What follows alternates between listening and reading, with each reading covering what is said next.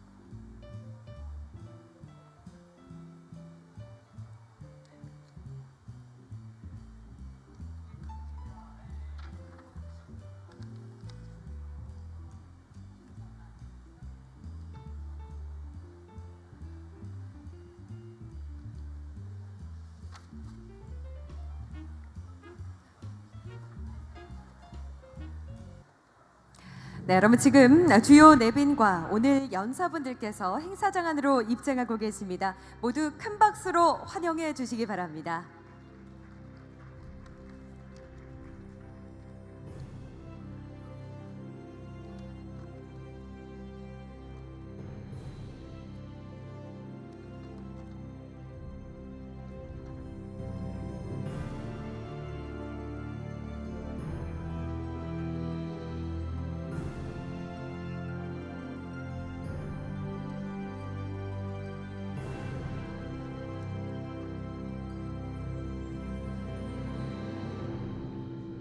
함께해 주신 여러분 대단히 감사합니다. 이제 모두 편안하게 착석을 부탁드리겠습니다.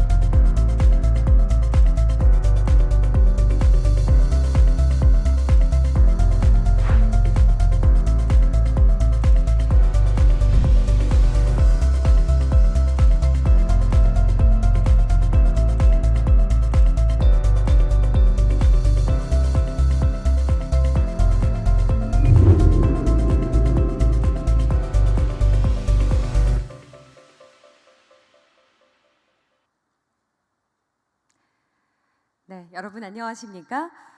고용노동부가 주최하고 한국사회적기업진흥원에서 주관하는 2023 사회적기업 국제포럼에 함께해 주신 여러분 진심으로 환영합니다.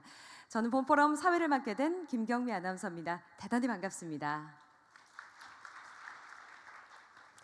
네, 연말이 다가오면서 여러 일정으로 분주하실 텐데도 본 포럼에 많은 관심과 애정으로 함께해 주신 여러분 대단히 감사합니다.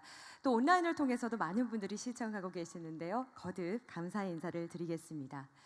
2012년부터 개최가 되어서 올해 12회를 맞는 본 포럼. 올해 주제는 사회적 기업의 성장과 사회적 가치 창출, 증거 기반 커뮤니케이션의 힘입니다.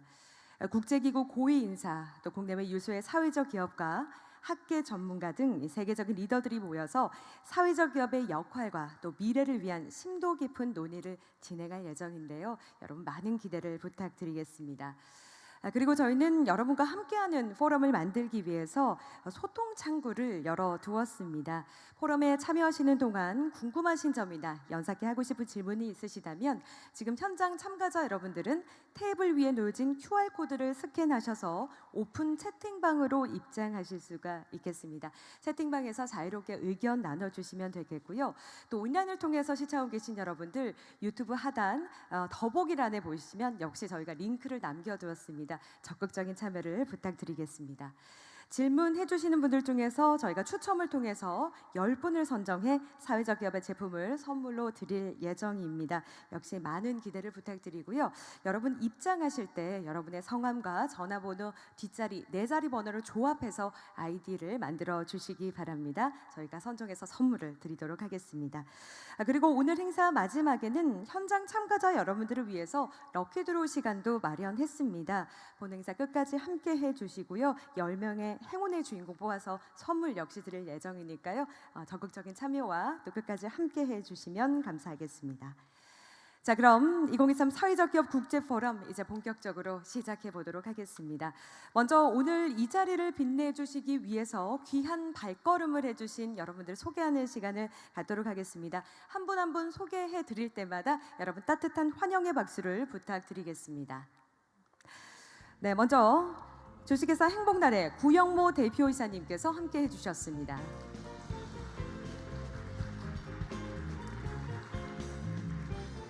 고맙습니다. 유너스 코리아 김동욱 박사님 여러분께 소개합니다. 김동욱 박사님 오시는 대로 제가 소개를 해드리도록 하겠습니다. 싱가포르 국제위원 캐리 탄 함께 해주셨습니다. Member of Parliament in Singapore, 캐리 탄 here with us. Thank you. 네, 고맙습니다. 전국 사회경제연대 지방정부협의회 김영식 사무국장님 함께해 주셨습니다. 네, 박수로 환영해 주시기 바랍니다. 고맙습니다. 대한민국 사회적 기업 중앙협회 박동식 사무총장님 여러분께 소개 올리겠습니다. 네, 다시 한번 귀한 시간 내서 함께해 주신 여러분 또 본 포럼에 힘을 실어주시기 위해서 함께해 주신 내외 기빈 여러분들께 거듭 감사의 말씀을 드리겠습니다. 자, 그럼 이제 본 포럼의 문을 여는 말씀을 청해 듣겠습니다. 정현곤 한국사회적기업진흥원장님의 개회사가 있겠습니다. 원장님 무대 위로 모시겠습니다. 여러분 큰 박수로 환영해 주시기 바랍니다.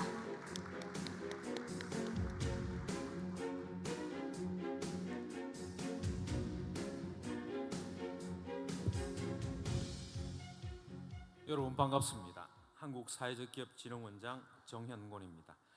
2023년 사회적기업 국제포럼에 참석해 주신 여러분들을 진심으로 환영합니다. 현장의 사회적 기업가들을 위해 항상 노력하시는 고용노동부 여러분과 구영모 행복날의 대표 이사님의 꾸준한 지원에도 감사드립니다. 오늘 발표 토론을 맡아주신 많은 분들, 특히 먼 길을 찾아와 좋은 말씀을 주실 네 분의 해외 연사들께는 특별한 감사를 드립니다. 우리 사회는 지난 몇 년간 변함없는 도전을 경험하고 있습니다. 코로나19 이후 우리는 더욱 긴밀하게 연결되어 있음을 실감하고 있고 사회적 기업이 지역 사회의 일원을 넘어 전 세계적인 변화의 주역임을 실감하고 있습니다. 그 도전감에 가슴이 벅차오르는 나날들입니다.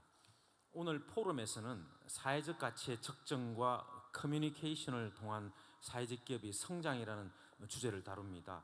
무하마드 유누스 교수님과 프랑스와 보시니님을 비롯한 국내의 저명한 연사들의 통찰력 있는 발표가 예정되어 있고 임팩트 측정과 관련된 OECD의 정책 프레임워크 등 국제적 시각을 배울 수 있는 기회가 될 것입니다. 우리는 그것을 증거 기반 커뮤니케이션의 힘이라는 부제로 표현을 했습니다. 우리의 문제의식은 사회적 임팩트에 대한 국제 지침의 수정에서 출발합니다. OECD는 말합니다. 국제 지침의 대부분은 자원 부족을 겪고 있는 사회적 경제 주체들의 필요가 고려되기보다는 대기업의 구조에 맞춰져 있거나 자금 제공자의 관심사에 따라 개발되었다는 것입니다. 그러나 또한 OECD는 지역사회 복지, 사회적 포용, 사회적 약자를 위한 노동 통합, 시민 웰빙의 개선, 자연 환경의 진화 등 사회적 임팩트 창출에 있어서 그 증거를 제시해야 하는 과제에 우리가 도전해야 한다고 말하고 있습니다. OECD는 또한 한국의 사례에 대해서 이렇게 언급합니다. 임팩트 측정의 10대 중점 분야를 정하고 그 각각의 임팩트 측정 사례를 데이터베이스로 쌓아가고 있는 사례가 증거 기반의 의미라고 말하고 있습니다. 증거 기반 커뮤니케이션의 힘으로 표현된 오늘 포럼의 주제는 사회적 임팩트 측정이 사회적 경제의 선한 영향력을 확장하는 핵심적 방법론이 되어야 한다는 것을 의미합니다.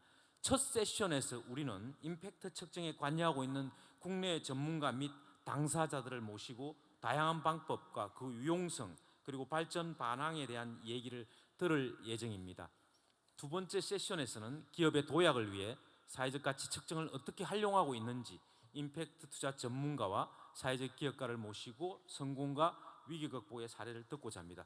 오늘 포럼의 목표는 사회적 기업의 성장과 사회적 가치의 최대화입니다.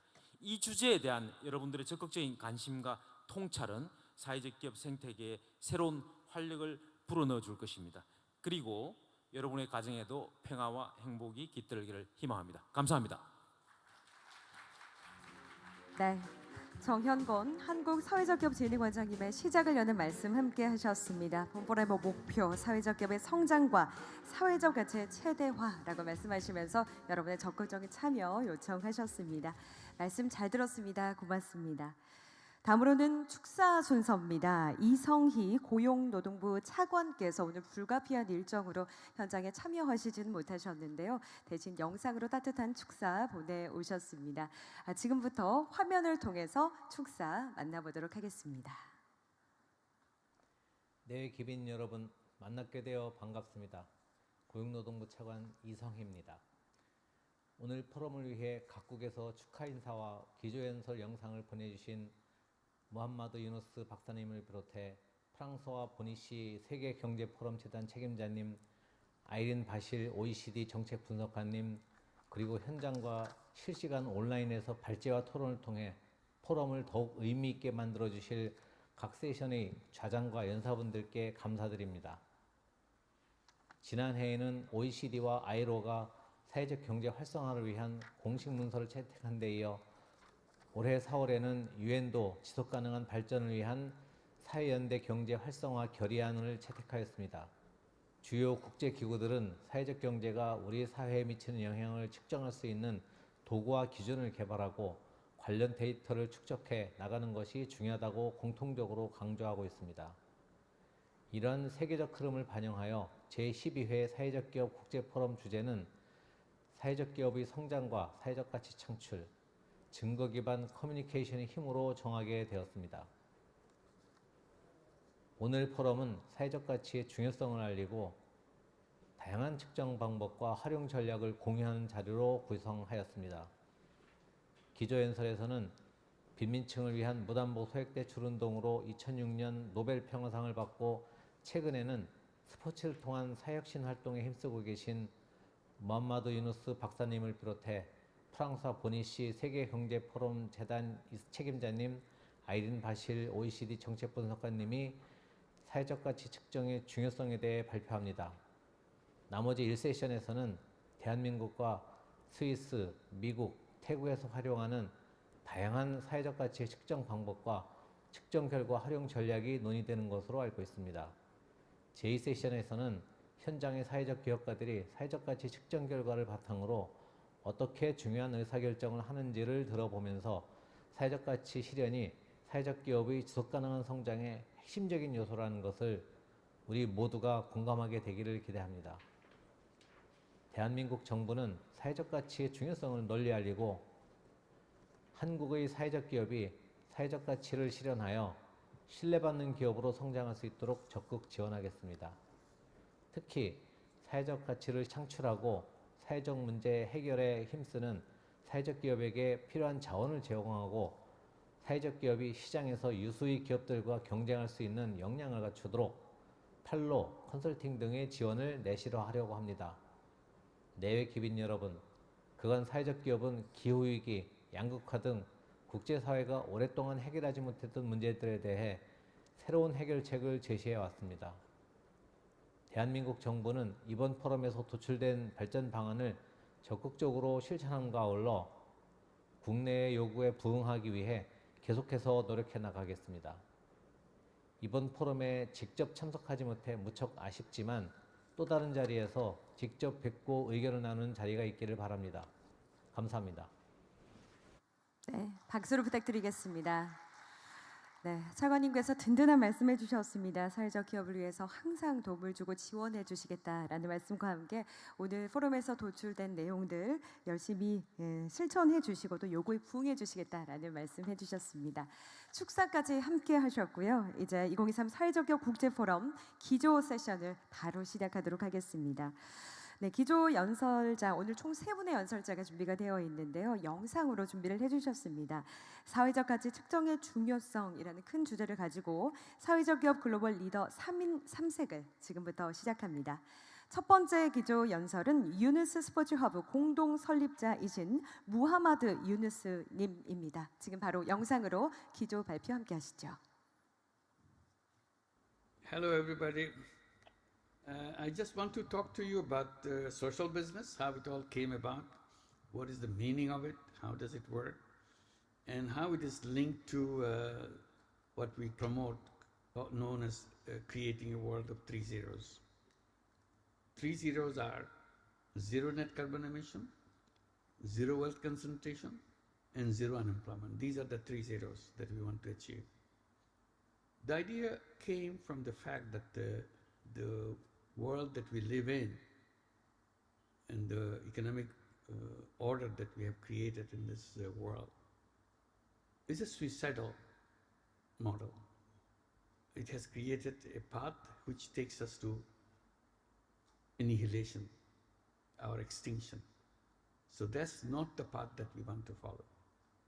So that we said that if you follow the present path, we have no escape. If you follow the same old path, it will always go to the same destination that we have. If you want to go to a new destination, which will be a life of happiness and life of sharing and life of caring, we need a different path.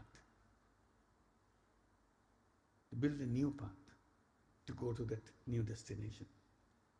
So we defined that new destination. And that new destination is creating a world of 3 zeros.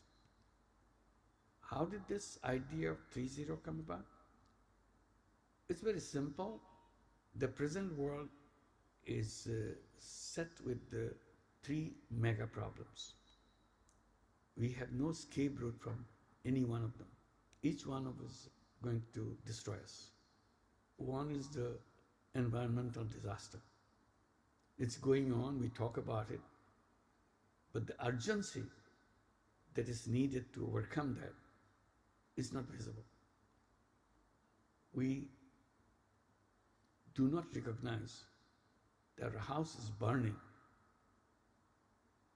and we are talking about fire inside the house and having a party talking about it, enjoying our life inside the house.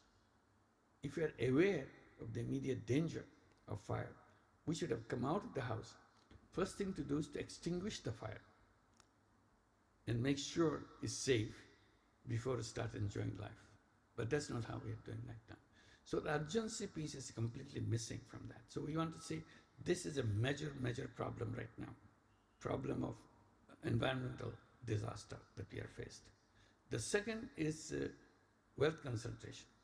All the wealth we are creating, and we do create wealth every day, and that wealth goes in one direction, to the top of the society. Top people in the society get all the benefits of the creation of the wealth. They control the wealth. They possess the wealth. People at the bottom who work hard to generate this wealth, they don't have much share left in this wealth that we have generated. So wealth has in our economic system, wealth has a very strange behavior. It all goes to the top.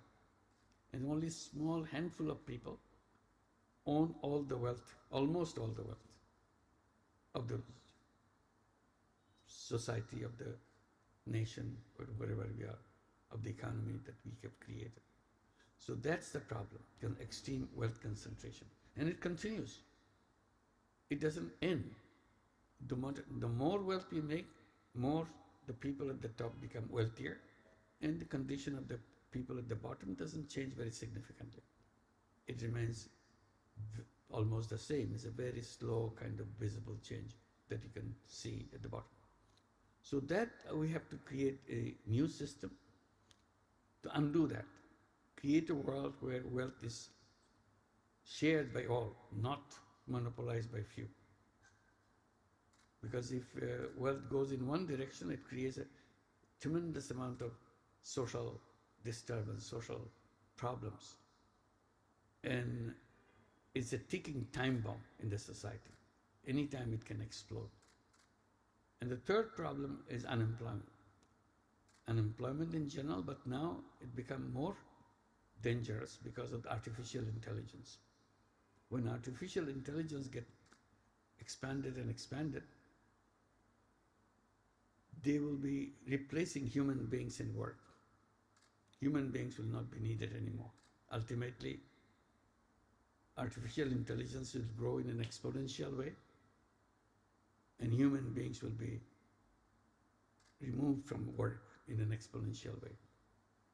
And as a result, human beings will become almost like garbage on this planet. We have no use for anything. So that's another devastating thing that we are waiting if we continue on the path of artificial intelligence. So we said we have to create a new world with the 3 zeros. Undo all those things, what is happening now. By undoing, we bring it to zero. Zero net carbon emission, zero wealth concentration, zero unemployment. The civilization that we have now is based on profit maximization.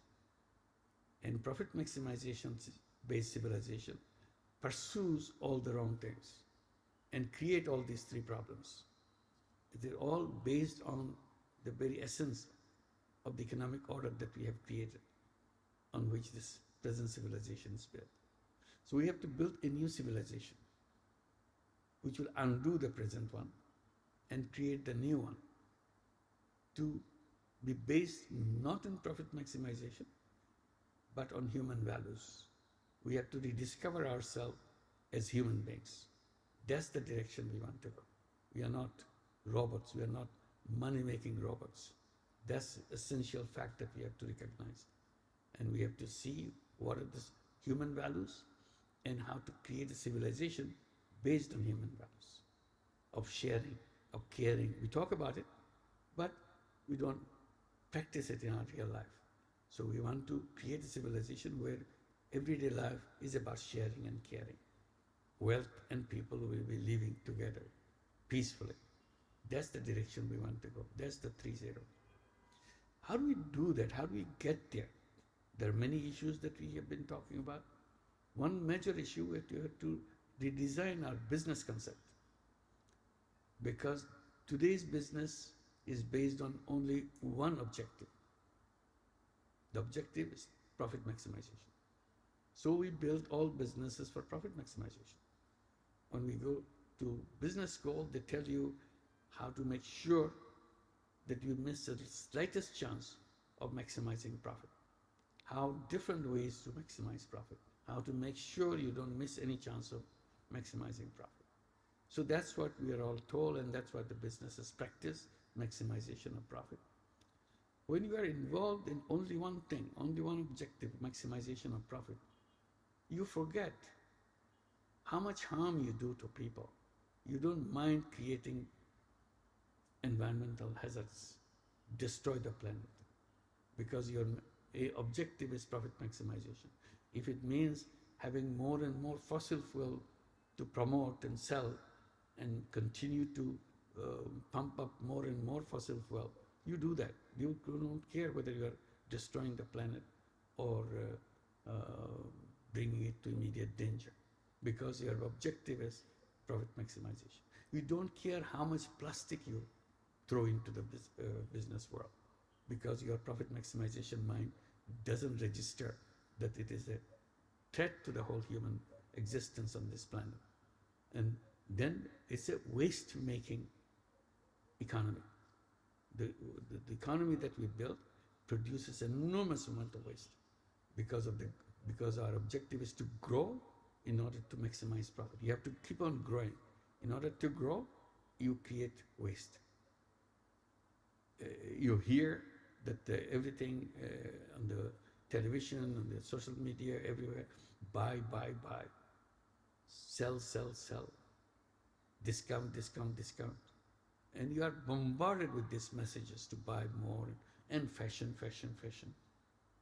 You have one, but you need it. This fashion has changed. You have to buy another one.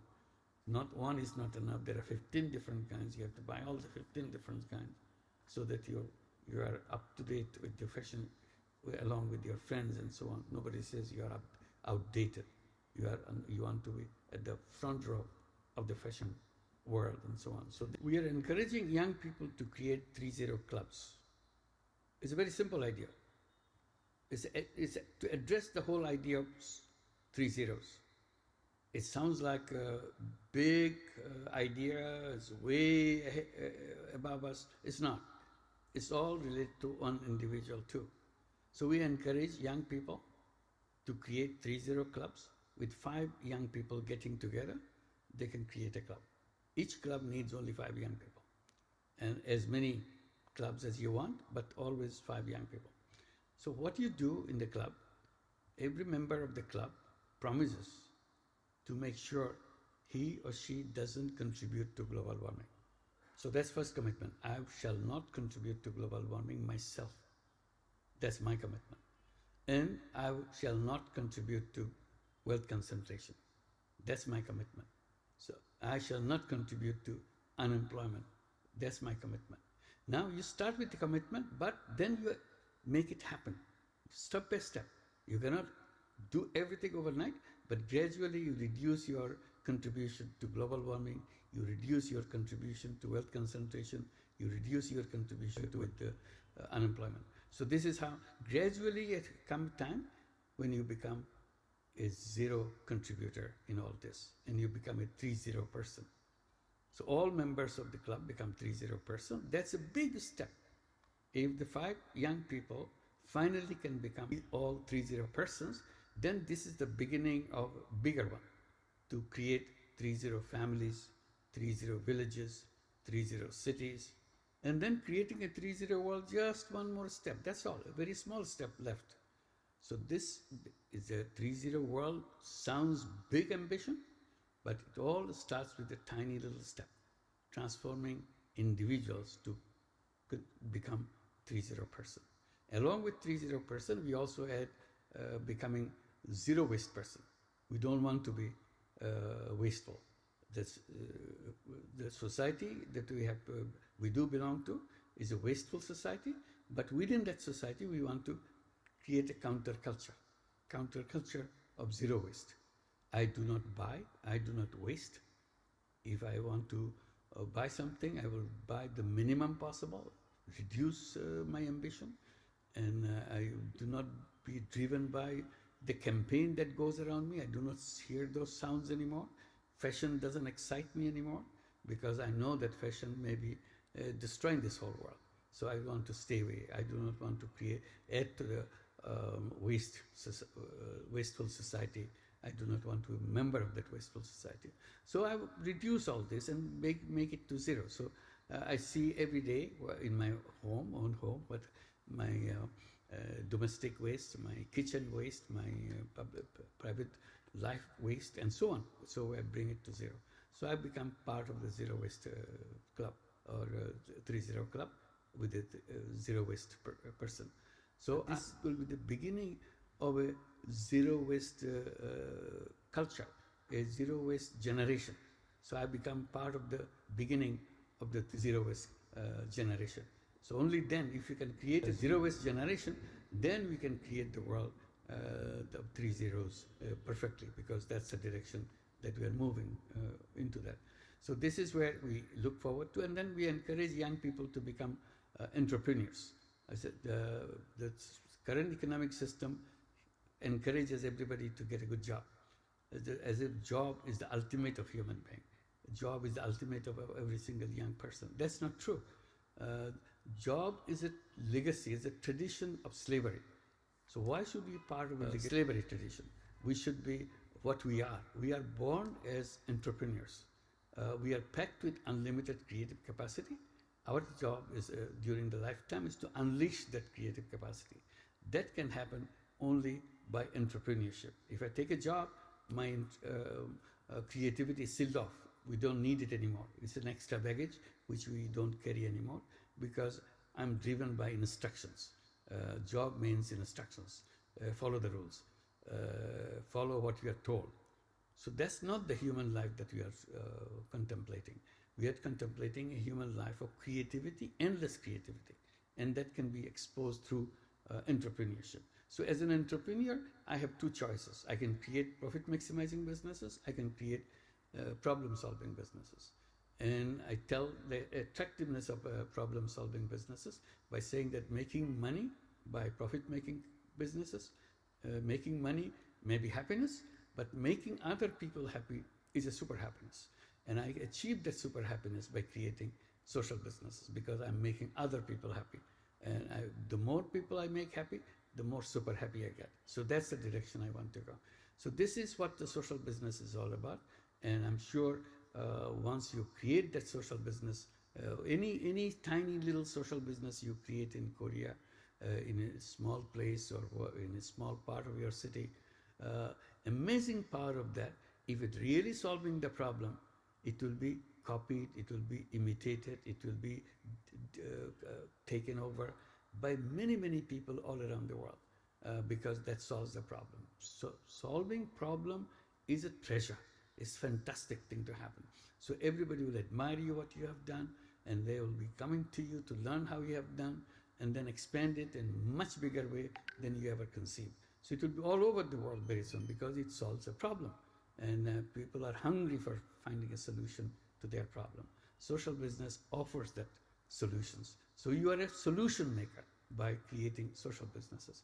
I'm hoping that UNES Korea will be coming up with many, many such instances and making a big impact in the whole world, and become an instrument in creating a 3-0 world for all of us, for the whole world, and create completely new civilization. That's what we're looking for. We have to move to a new civilization, because the present civilization is self-destructive. We cannot continue on this very long. We have to very soon shift to the new civilization, which will keep us on this planet with all the things that we hope human beings can achieve and will achieve. Thank you very much.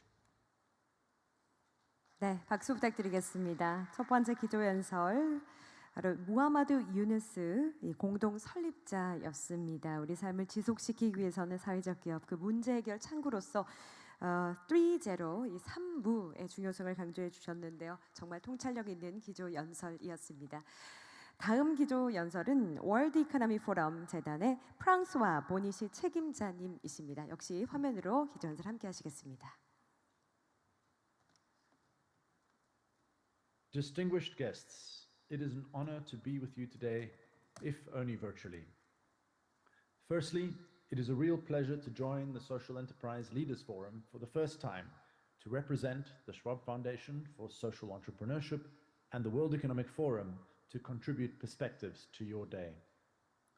I wanted to thank the Korean Social Enterprise Promotion Agency, KOSEA, for inviting me, along with the partners of today's event, the Ministry of Employment and Labor, Happy Nare, and UNES Korea. The World Economic Forum is the international organization for public-private cooperation and has had a long history of positive engagement with the Korean government and with Korean business. Through its sister organization, the Schwab Foundation for Social Entrepreneurship, it has kept the work of social entrepreneurs firmly on the global agenda.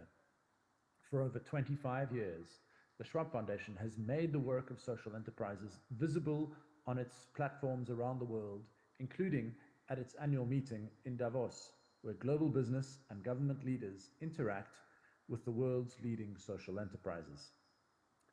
In 2019, the Schwab Foundation pioneered its public sector awards for social innovation and awarded the Korea Social Enterprise Promotion Agency as one of its first awardees for its groundbreaking work.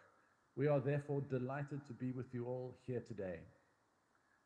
I wanted to give additional thanks and credit to the previous speaker, Professor Muhammad Yunus, who has pioneered so much of this field for so many of us and has also served on the board of the Schwab Foundation for many years to steer its work internationally.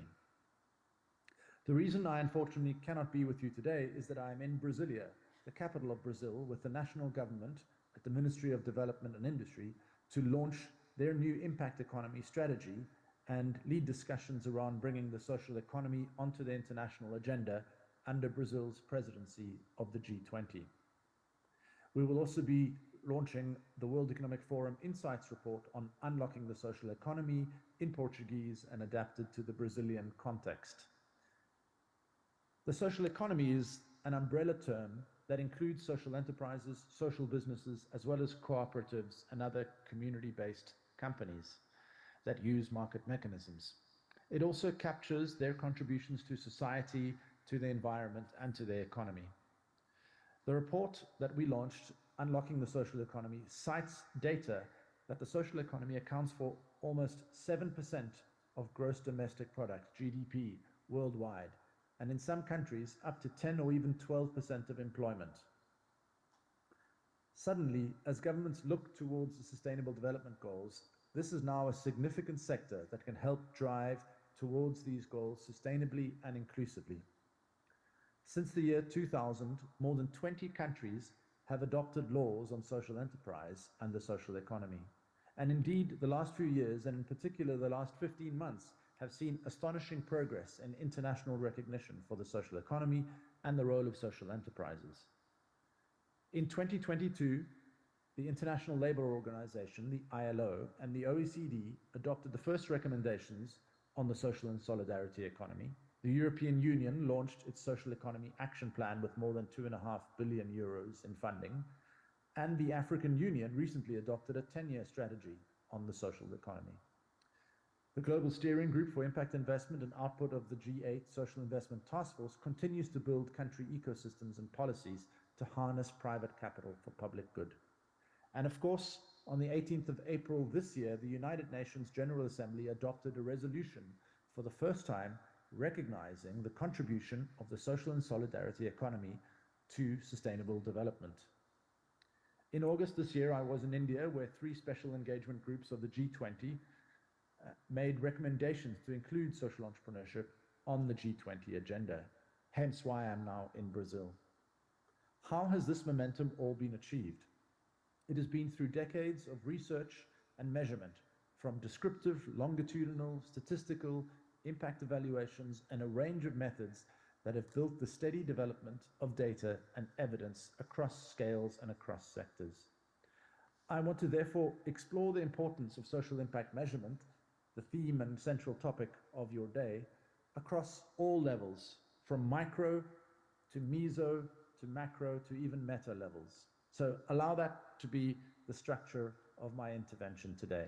At the micro organization level, let's remind ourselves for 1 minute what we actually mean by impact, a term which is used to describe the causal relationship between 2 or more factors. At an organization level, it is the effect of the organization's actions on people and the natural environment. Impact, as we know, can be positive or negative, intended or unintended, direct or indirect. And the source of impact is the organizations, its resources, its people, its technologies. And the drivers of impact are the activities and outputs of the organization. And the ultimate impact is the effect on society and the environment and even the economy. It is, of course, a critical time in the sector to strengthen impact measurement at the level of the company and organization. With increased recognition and investment comes increased scrutiny on the integrity and values of the social enterprise sector. We need to hold ourselves to a higher standard than traditional companies and go deeper than the ESG metrics. It's important that the groundbreaking work on impact measurement over the last couple of decades continues to push the boundaries for the mainstream. It's also important to help develop the rapidly growing field of impact investing to reduce greenwashing and social washing. It's necessary to bolster the huge opportunity that lies in social procurement from public and private sectors for social enterprises. And this again will need robust impact measurement from social enterprises. Finally, and importantly, at this micro-organization level, impact measurement is not only for companies and investors and governments, but also as a learning process to improve all of our work. Methodologies such as developmental evaluation are also geared towards learning and feedback. But ultimately, we must also prioritize the people whose lives are being impacted and prioritize methodologies that allow people to participate in the data design, data collection, data ownership, and data feedback. And this should be central to impact measurement approaches. Professor Yunus pioneered this in the early days of Grameen Bank and other methods like the Poverty Stoplight Initiative that promote self-evaluation and similar approaches give visibility, ownership, and agency to individuals and communities about the outcomes of the work. At the meso, let's call it the sector or national level, we know that COSIA has been a pioneer in building frameworks for sector and national level data. This is critical in every country. It's been important to build legal and regulatory frameworks for the social enterprise ecosystem in many countries that can help reduce barriers for accessing impact-driven funding and ease of doing business. To increase the visibility of the sector, agencies and governments are encouraged to collect statistics on the social economy and social enterprises which go beyond traditional indicators. Besides the contribution of the social economy to economic growth and job creation, governments should also systematically measure and present the impact, the social and environmental impact of the sector as a whole and its contributions towards sustainable development.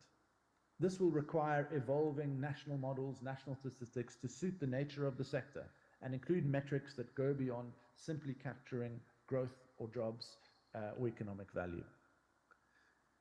We need to invest, of course, in the visualization and the communication of impact data and in the evidence, as future speakers of this forum will focus on. This is critical to shift policies and to understand what regulations and incentives work, and whether legal or tax policies will have the intended impact, and where to invest limited national and private budgets. Now for the macro and global level. At the global level, data and social impact measurement is also critically important to advance the social economy sector itself by having common standards and frameworks for impact measurements across boundaries. One example of the impact management platform is a collaboration between the leading providers of international public good standards, frameworks, and guidance for managing impact. Together, the partners of this platform work towards building consensus on the practice of impact management and towards a complete and coherent system of impact management framework and resources. This will allow the growth of the social enterprise and social economy and impact sectors and will allow social enterprises to scale into multiple countries more easily, and also allow investments to flow between sectors and between regions in the world. More governments will start to follow if common standards and guidance are in place, as we have seen already in the European Union. It will also be easier to advocate to multilateral organizations and make it evident to national governments and private actors to increase investments in the sector, and for business to integrate social enterprises into their value chains around the world. However, most social impact measurements today aim to assess the social value and impact of an organizational unit or an investment portfolio. There is a lack of frameworks to assess the potential of the sector or the social economy as a whole, and a lack of consensus around which metrics to use and how it integrates with other global measures. The methodologies currently used measure the size of the social economy, and it can range from collecting feedback from stakeholders or measuring well-being to conducting impact evaluations of a subsector or its activities, or calculating the monetary value it creates. We have work to do, certainly at the global level. I want to transcend this ultimately towards a meta level or systems level change. And we refer to this in our report on unlocking the social economy, and we call it the second shift. And that refers to moving beyond the existing social enterprise sector towards a reconceptualization of our current economic system and its role in society.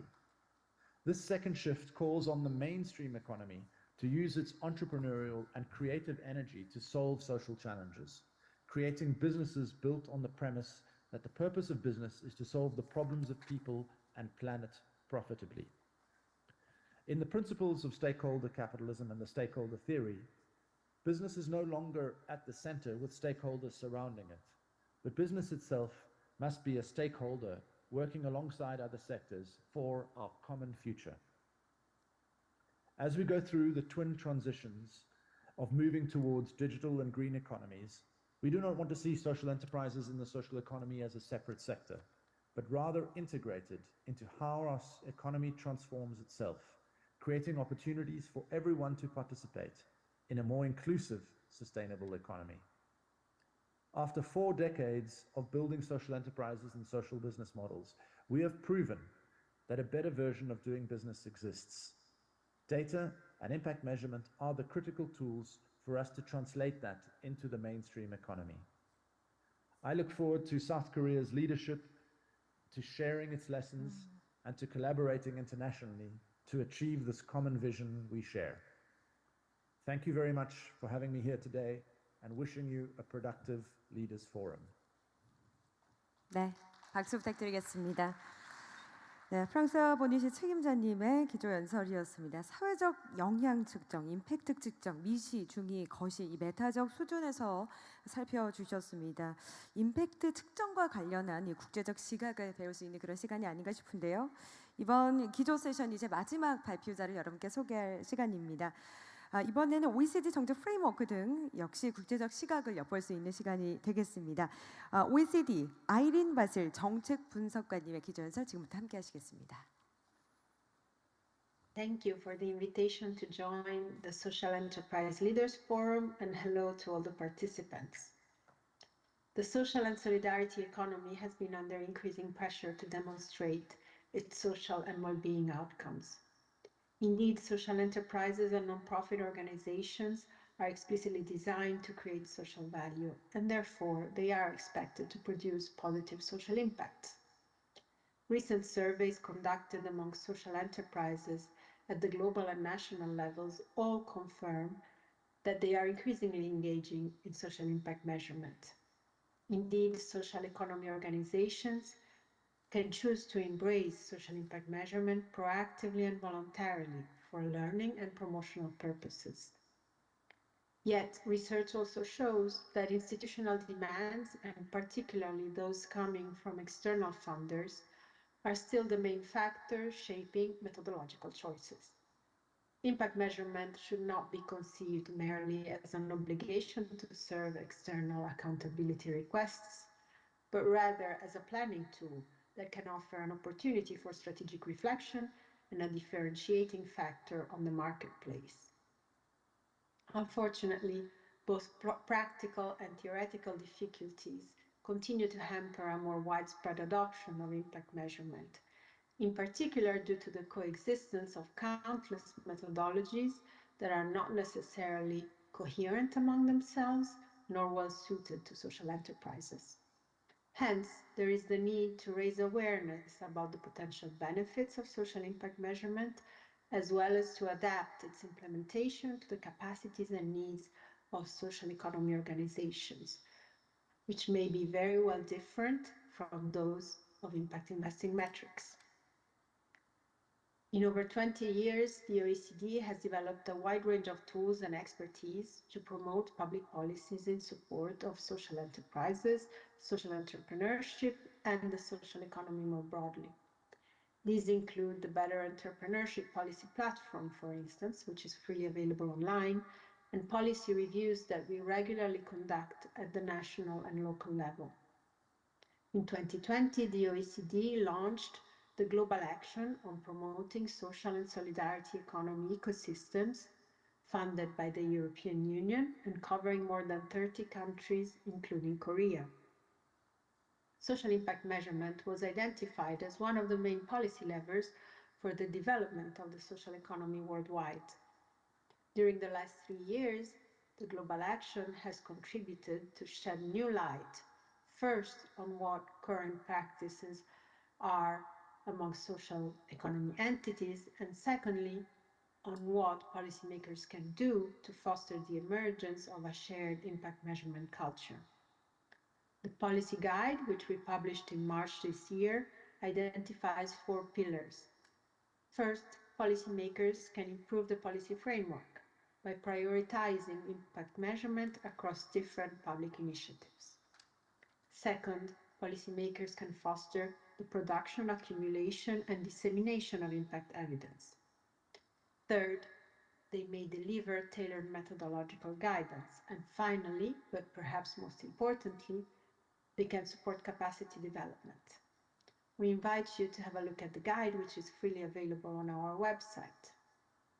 Recently, the OECD has embarked on a new project with the European Commission aimed at unpacking tailored methodologies and building competencies on social impact measurement and management for the social economy.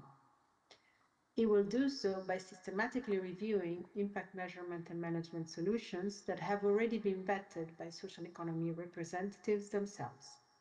We will investigate more in depth those specific impacts that are particularly relevant to the social economy and often the hardest to measure, such as the inclusion of vulnerable groups, progress in individual and collective well-being, sense of community, system change.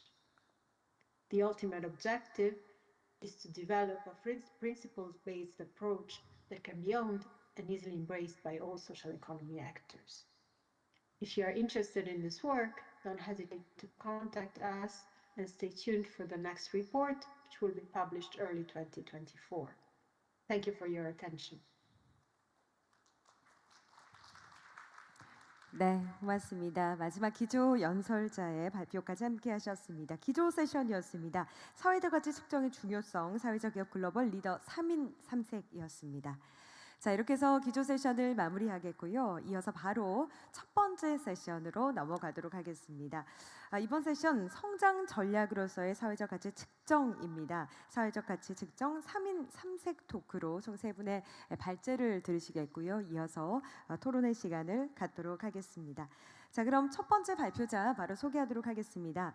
성장 전략으로서의 사회적 가치 측정이라는 주제로 오늘 현장 참여를 해주신 해외 연사분이 계시는데요. 바로 EOM 엘러스테어 콜린 존스 팀장님이십니다. 자, 그럼 발표자 모시겠습니다. Ladies and gentlemen, please welcome 엘러스테어 콜린 존스, Director Economics of Mutuality Solution, onto the stage. 박수로 환영해 주십시오.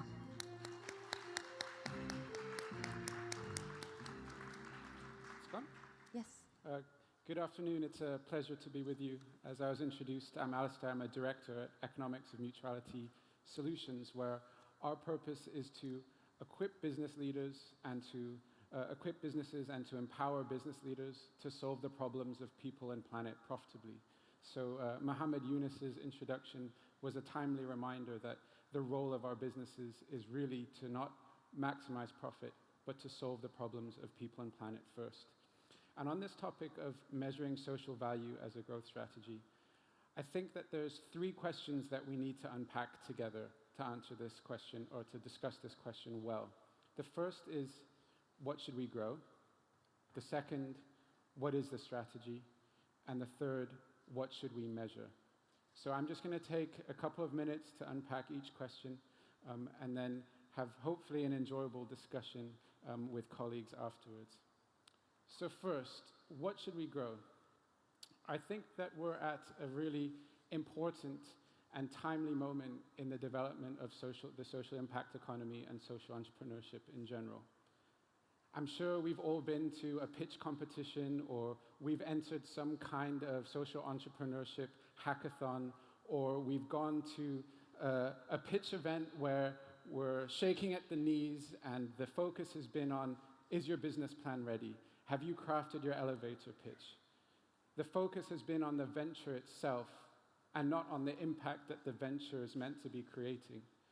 And so we've become more interested in growing small toothbrushes to big toothbrushes, or going from 1 toothbrush to 3, slowly beginning to forget that the purpose of social impact is not the growth of ventures per se, but the growth of the impact that the ventures are trying to achieve. And so we need to start by asking ourselves, when we talk about growth, are we talking about the growth of the venture, or are we talking about the growth of the impact that we're trying to seek?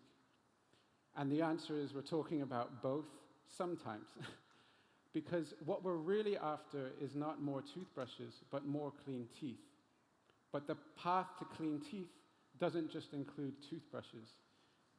We might need a new venture that sells toothbrushes, but we might need new policy. There might be an existing venture that needs an investment. We don't need a new one.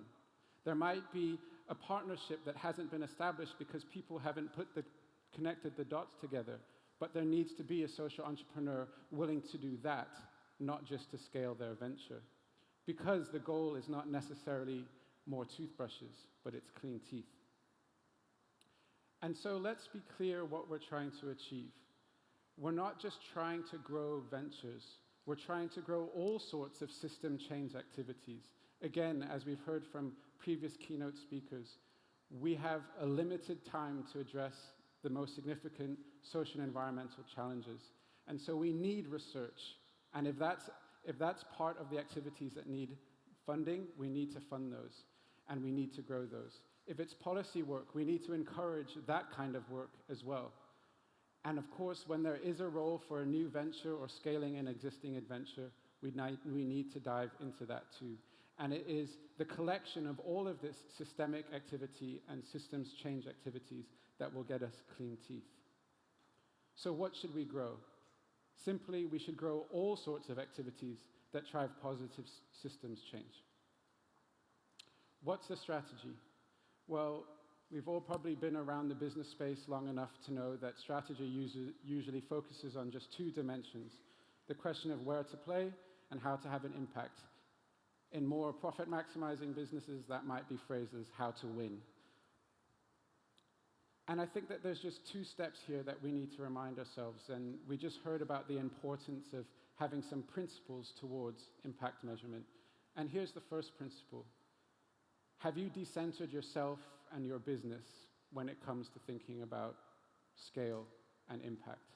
By that I mean, we have a tendency to think that we're the center of the universe, and that my business is, and when I look out to all the stakeholders, the relevant stakeholders are there to support me in my endeavors. And so actually, rather than thinking about how you're in service of a problem, you think about how people are in service of you growing your business. But actually, impact is all about decentering yourself, about putting at the center of the way that you think about how you create value, the problem itself, or the purpose that you're trying to achieve.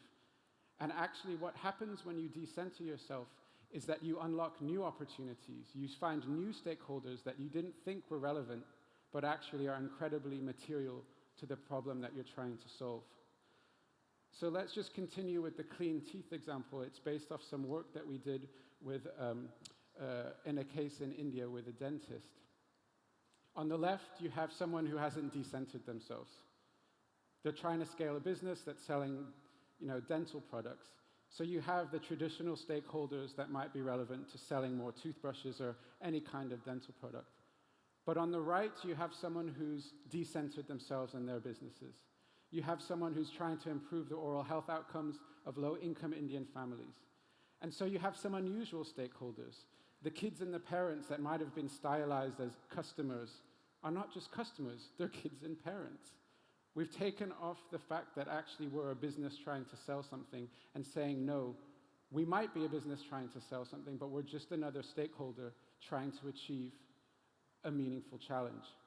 And so community leaders are hugely important because we discovered in that work that a huge part of not taking dental care was cultural issues to do with dental hygiene and seeking medical advice. So all of a sudden, they might not be the purchasers, but they're hugely relevant to achieving the purpose. The next thing we need to do is fall in love with the problem, and we need to fall in love with the problem repeatedly. Part of the issue of diving too quickly into pitch events and seeking funding is that we haven't fully understood the nature of the problem that we have in front of us. And these problems are complex. And when I say fall in love, I don't mean a high school sweetheart that you see for a couple of dates and then you move on. I mean decades of commitment to the problem. So that's the picture you need to have in mind. And at EOM, we talk about a process called ecosystem mapping.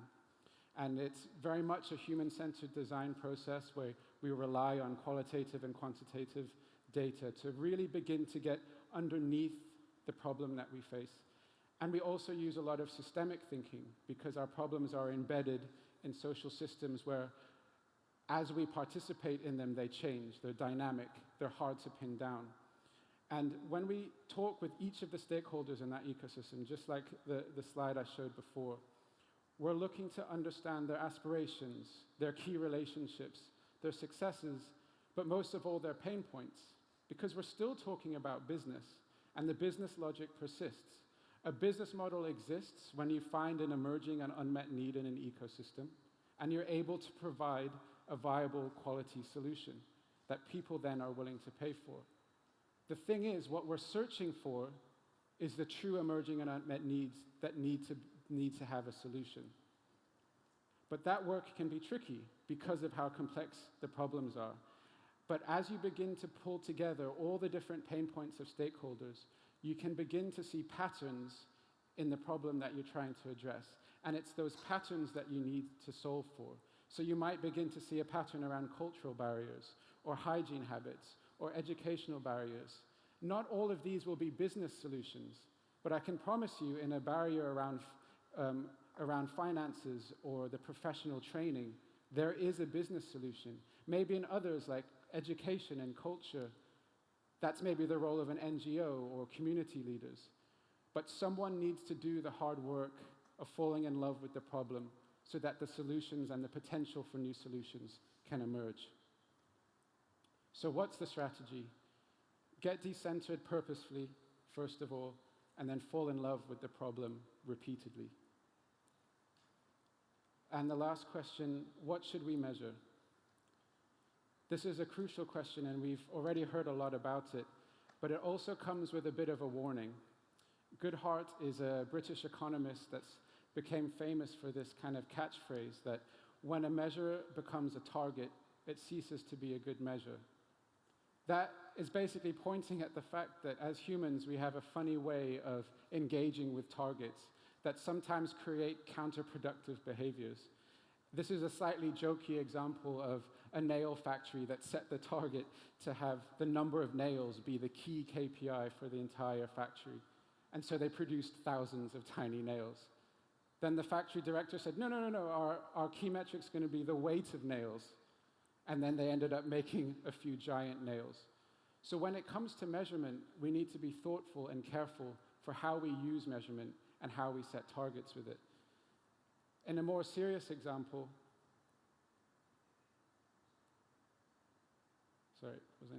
In a more serious example, here is a graph that shows what happened when the British government decided to say that meeting all life-threatening emergencies need to happen within 8 minutes. So this is ambulance response time. We might look at that sharp increase just before the 8th minute and think that's chance. But I think we all know better about what happened there. The response time that was 8 minutes and 3 seconds probably conveniently became 7 minutes and 58 seconds because a target was set. People that were maybe truly in life-threatening emergencies maybe weren't categorized that way. in order to hit the target. We need to be careful with how we set measures. And so if we can't simply set measures, what's the solution to addressing Goodhart's law? And there's another British economist called John Kay that I think has a concept that's really helpful for us today. And that concept is something that he calls obliquity. That means that when we have to confront complex problems and complex issues that are dynamic and changing with a lot of uncertainty and ambiguity, a direct solution and a direct measure is going to cause a lot of harm and unintended consequences. And in his book, he actually takes the examples from professional and personal life. But let's just take this one briefly from of happiness. If we try to pursue happiness directly, we would probably end up in some form of hedonism where we responded to every urge and desire for satisfaction that we had. And I think we can all think of rock stars and movie stars that tried to pursue happiness very directly and ended up with them being depressed and broken people. Happiness is pursued obliquely. How do we become happy? We invest in friendships that matter. We go out for dinner with loved ones. We go on holiday. We go for walks on the beach. We have meaningful work. All of these things end up meaning that we're happy. But they're not pursued directly, they're pursued obliquely. How does this relate to social enterprise? Here's a case that we worked on in Indonesia. Absolutely an important challenge to be addressing, that school-aged children in Indonesia are both obese and stunting. And we know from research that a lot of that has to do with the food that they consume being fried and having low nutritional value. And often the mums are in charge of doing this. So the large multinational that we were working with came up with a solution. Let's build centralized kitchens with recipes for very healthy food that aren't fried, that use fresh ingredients. We're going to provide all the cooking utensils, and we're even going to turn you into micro-entrepreneurs. We're going to give you a cart, and you're going to set up outside schools, and you're going to sell healthy food. And over time, we're going to scale this, and all of the kids are going to begin to enjoy healthier, more nutritious food. A very direct solution. You won't be surprised that it didn't work. Because over time, the mums didn't want to cook the way that the recipe said. They wanted to add a bit of sugar. They didn't want to bake. They wanted to fry. And of course, the kids didn't want to buy the healthy food at all, so they didn't have a successful business. They didn't fall in love with the problem, and they didn't think about the solution obliquely. What ended up being the solution? A radio show. A radio show that helped unpick some of the cultural bias around fried food and around the role of a mother in providing not any kind of food, but food that would help the development of their children. It was essentially a drama show on the radio that then catalyzed change into cooking healthier food, an oblique solution to a complex problem. That doesn't mean that we need to rely on hope and luck and guess games. Complex problems can be solved obliquely, and we still need tools, models, and theories to do that. We just need to approach them with a different attitude, not with setting targets so that we can prove for reporting purposes or anything like that. We need to approach them adaptively, iteratively, and humbly. And if we do that, then we can still measure complex problems. We often start here, reading left to right, because we haven't decentered ourselves. We start with the money I have, the way I want to build my venture, the venture that is going to solve the problems and how I'm going to measure that and tell the world. But actually, when we put these principles into practice, we need to start here. We need to work right to left. What's the impact that I'm going to have? How is that impact going to take place? Are there already players that are doing that on my behalf? How can I partner with them and continue to scale the impact, whether or not it's a new venture or my venture or that of others? Because what's most important is not the number of toothbrushes or the size of toothbrush, but whether or not we're creating clean teeth. So I leave these three principles with you. Decenter yourself and your business purposefully. Fall in love with the problem repeatedly. Measure progress towards the goal obliquely. Thank you very much. Thank you very much, Director, for the great presentation. 고맙습니다. 첫 번째 세션, 첫 번째 연사의 발표 함께 하셨습니다. 임팩트 측정에 관여하고 있는 국내 전문가와 또 당사자 모시고 발전 방향, 다양한 방법에 대해서 이야기를 나누고 있는 세션입니다. 다음 발표자를 소개하도록 하겠습니다. 이번에는 아쇼카 재단 올가 시로보코바 지식전략본부장님이신데요. 증거, 임팩트로 가는 길의 길잡이라는 주제로 함께 하도록 하겠습니다. 여러분 박수로 맞이해 주십시오. Please welcome her with a warm round of applause. Hello and thank you. I am so happy to be here in Korea and to have come in the season when you are making kimchi. I have stayed for some days in a local family and they taught me how to make kimchi, and I have even climbed up the Ulsanbawi mountain, and I feel very prepared and welcome to be here. So thank you for welcoming me here. And I would like to talk about the evidence as a helper on the way to impact, and I will very much build on what my colleague Alistair has been talking about before. I think everyone is here today because we care. We have identified a problem that affected us, our loved ones, our community, or maybe someone we don't know in person, but we have empathy for. And we might have taken action already. We have thought about what could we do to alleviate the problem. And we might have, some of us might have recognized the gap. We might have been helping 5 people to get a job. We might be training 50 people in a certain topic. We might be providing shelter to 5,000 people. But sooner or later, some of us, or maybe all of us, will understand that there is a gap between what we can do directly and the real scale of the problem. We could understand that perhaps if we continue at the same pace we have been doing things now, it might take us hundreds of years.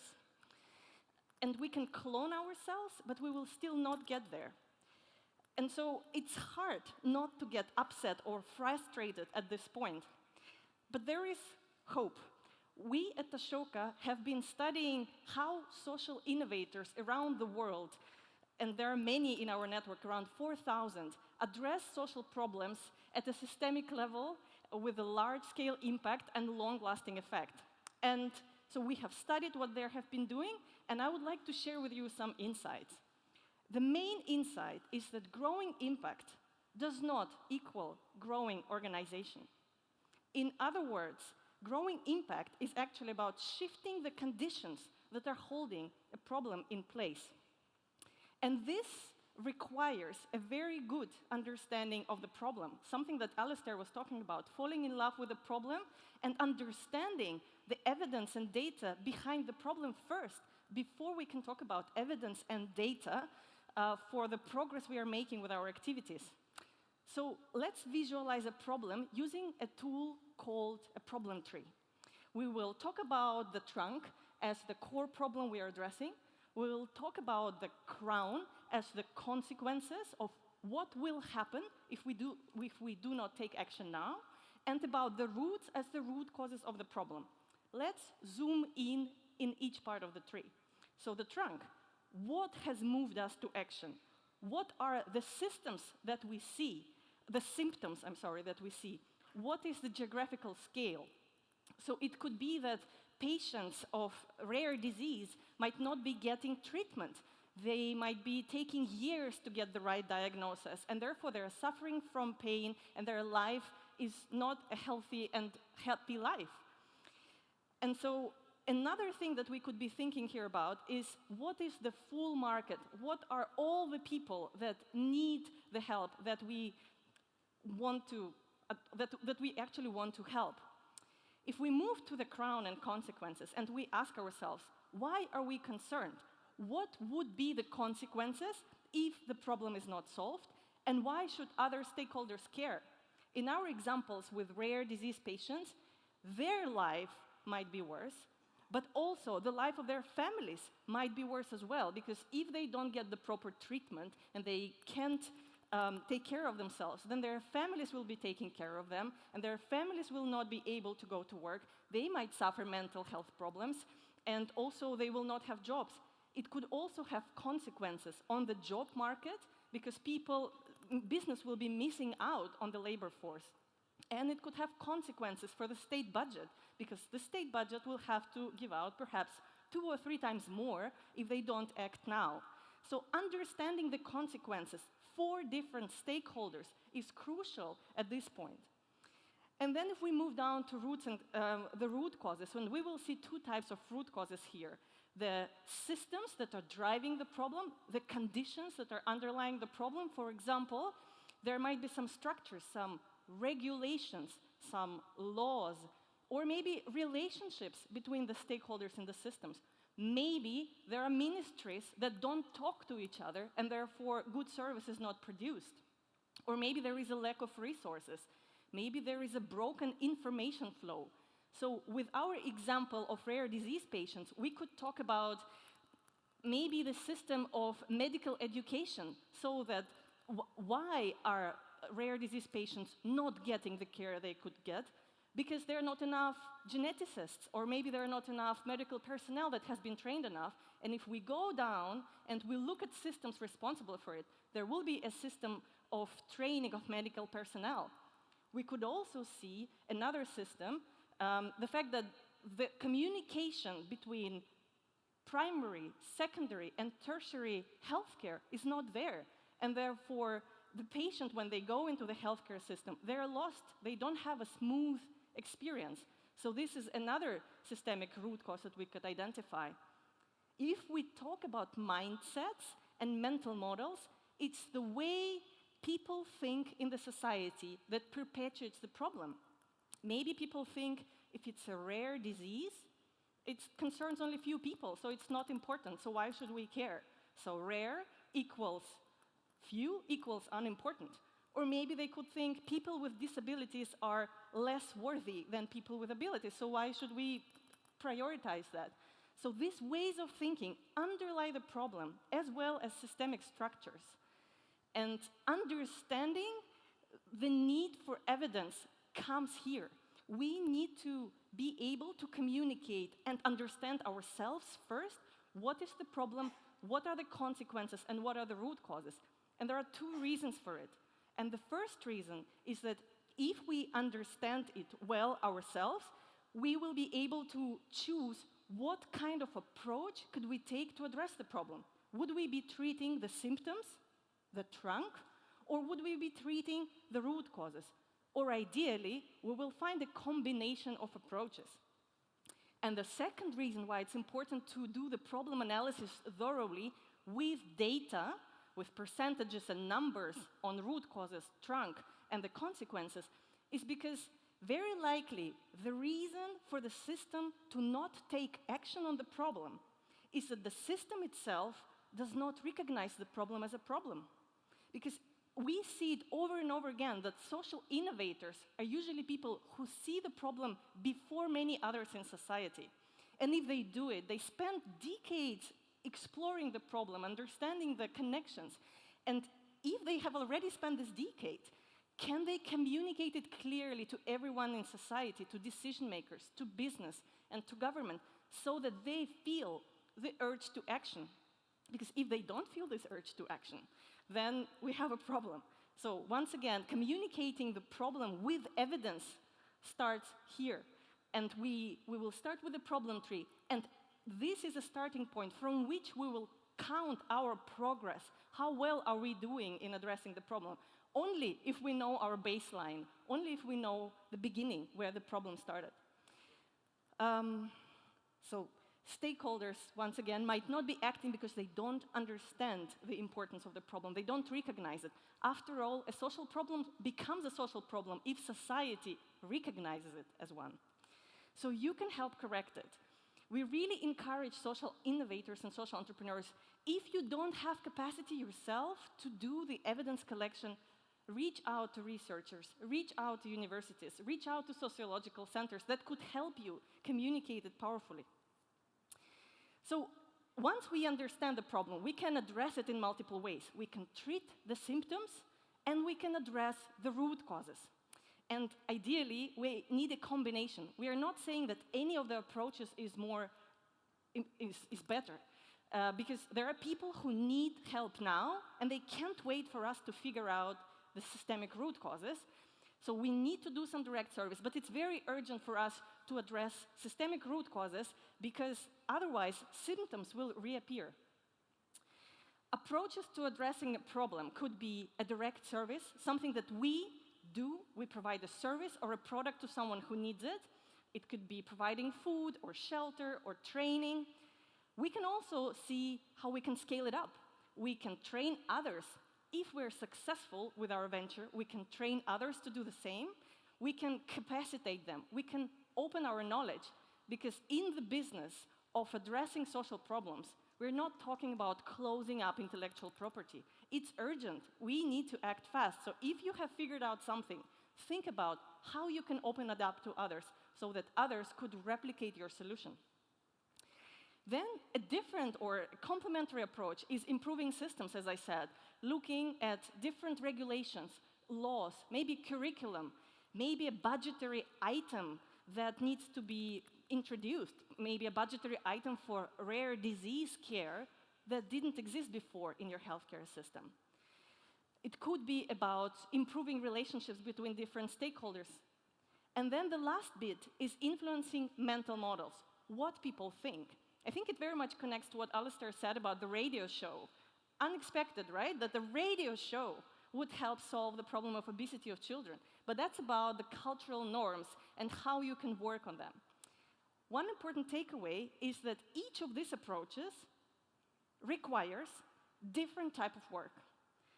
The first one, direct service, requires you being very good at organization, at logistics. So you figure out how to cook a soup to people who are hungry. How do you connect them with apartments so that they are not in the street?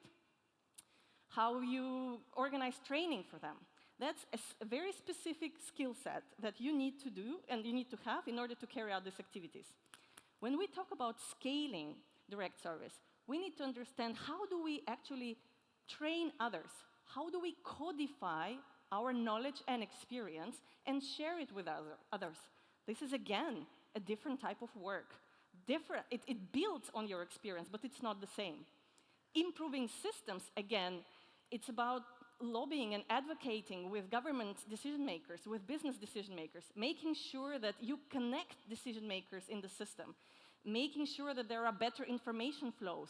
It requires systemic thinking as well.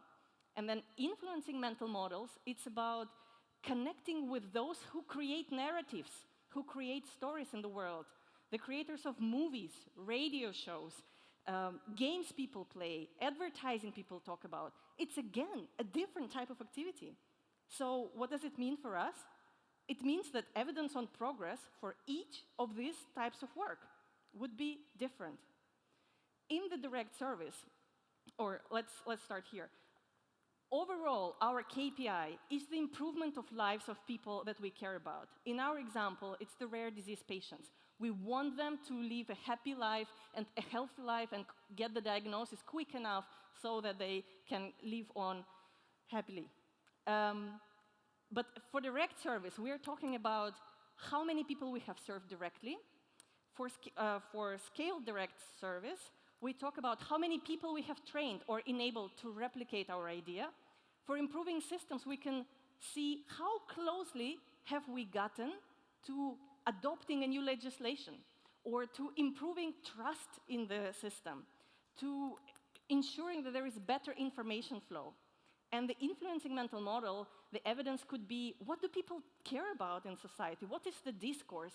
Are the topics now mentioned in the movies? Are the topics at all mentioned in the books, or are they hidden?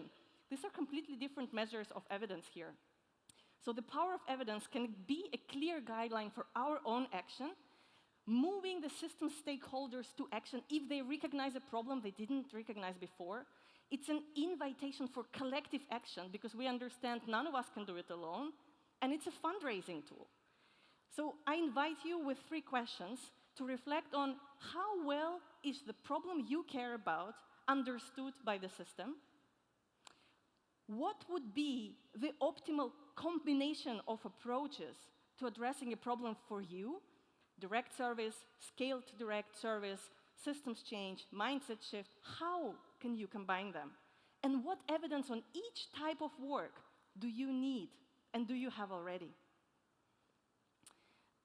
Ashoka has developed some free materials for you if you need assistance in this journey. They are translatable, they are available for all of you.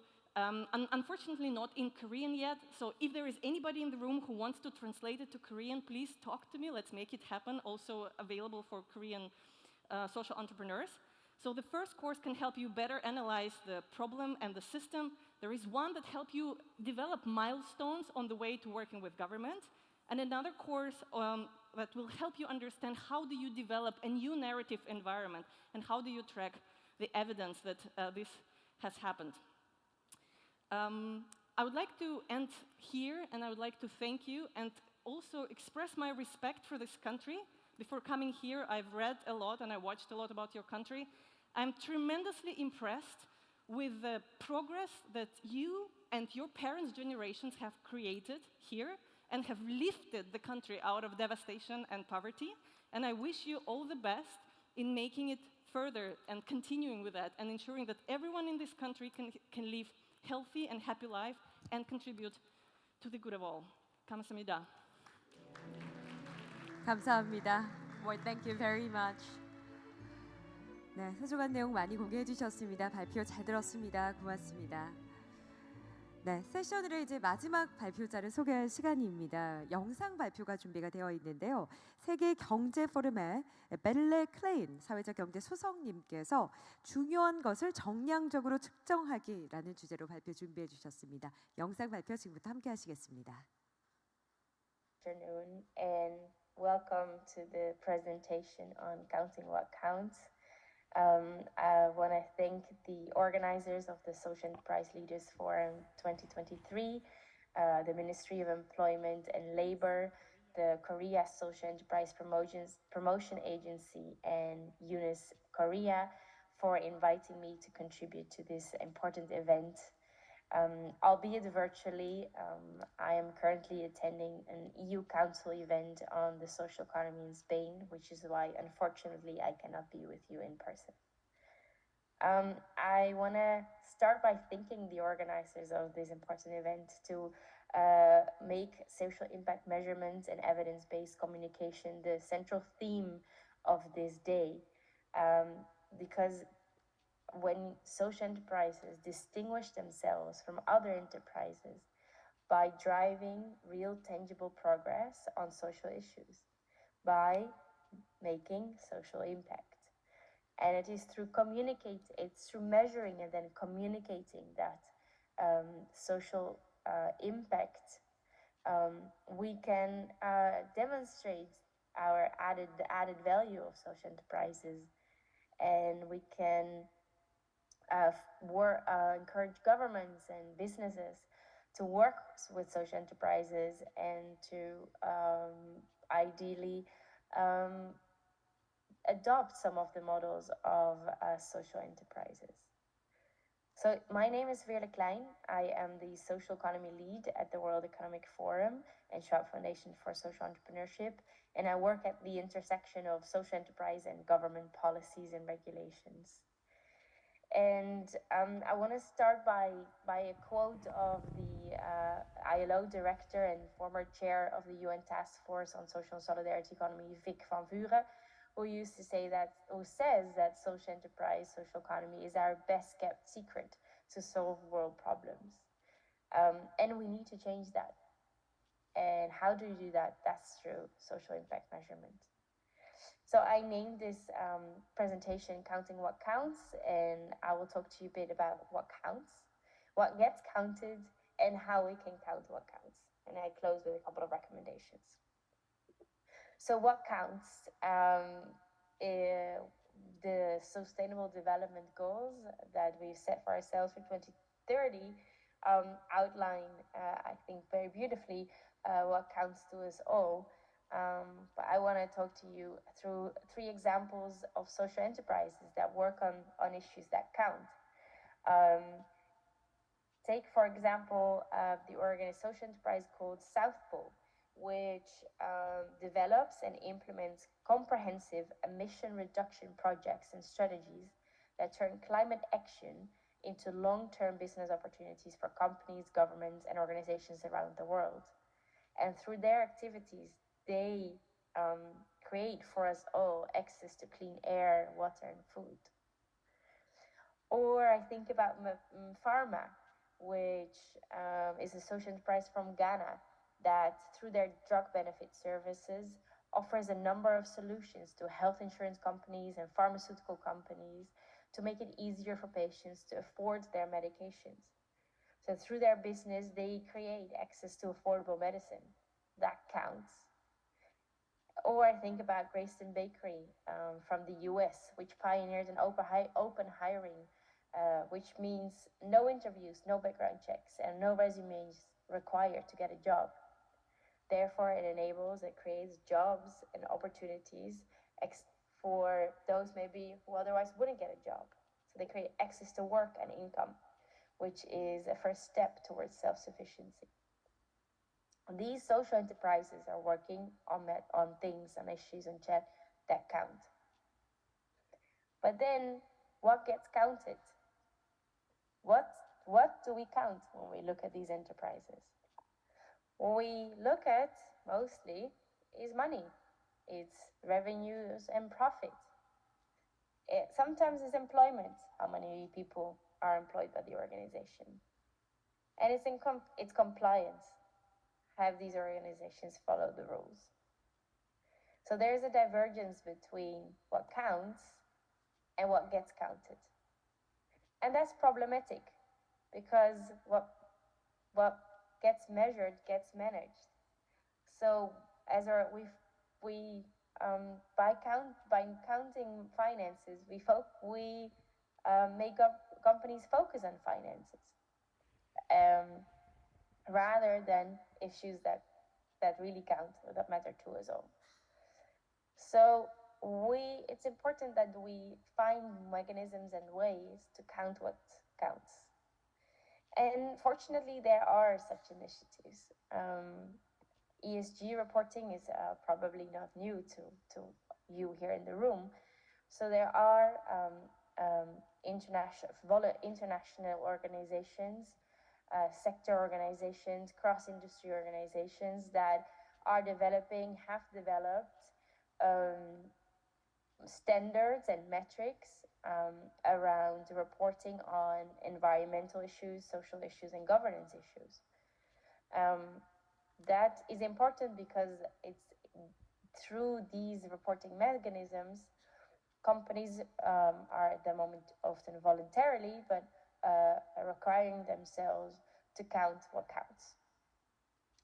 I want to take, for example, the SASP, the Sustainability and Accounting Standards Board, which has created over 77 standards, industry-specific, to identify sustainability-related risks and opportunities that would affect the company's financial condition, operating performance, or risk profile. Or take the Global Reporting Initiative, which has created, again, metrics for companies to draft sustainability reports in accordance with international standards. So there are initiatives, there are organizations that have developed standards and metrics on issues that are not related just to finance, but also to environment, social issues, and governance. And we increasingly see that governments are requiring these ESG reporting standards on companies. So we're moving from the voluntary space where companies can voluntarily decide to report on ESG to the mandatory side, where companies have to report on ESG issues. I'll just highlight a few. The UK, through the Companies Act, and an amendment which on strategic report and directors report regulation in 2023 requires companies in the UK, quoted companies, detail annual greenhouse emissions, gas emissions, but also on topics of diversity and human rights. Or look at Malaysia, where in 2016 the government also required publicly listed companies to report on ESG. However, not one framework was provided, so companies can create their own, decide on their own metrics and standards. The US, there's a proposal, it's not law yet, but there's a proposal from the Securities and Exchange Commission to amend rules on reporting forms to include environmental, social, and governance factors. And then in New Zealand and in the European Union, there are also regulations have passed which make climate-related disclosures mandatory for publicly listed companies. So it is becoming in multiple countries mandatory for companies to count issues of sustainability, and sometimes also of social factors and governance factors. However, sometimes is a critique on ESG that it's still very much focused on risks and avoiding risks, and it's focused on a principle we can say do no harm, whereas social enterprises focus really on driving positive impact, so creating business models not just to avoid negative impact, but actually focus on driving positive impact. So when you think of it as a spectrum, ESG is somewhere here on the spectrum, but for social enterprises usually work on for impact here on the spectrum, really driving positive impact. So there are some standards that go further than ESG reporting, and they include the IRIS, Impact Reporting and Investment Standards, developed by GIN, or the B Impact Assessment, developed by B Lab, and the People and Planet First certification and verification from the Social Enterprise World Forum. So these reporting metrics go, as I said, beyond ESG and really focus on driving positive impact.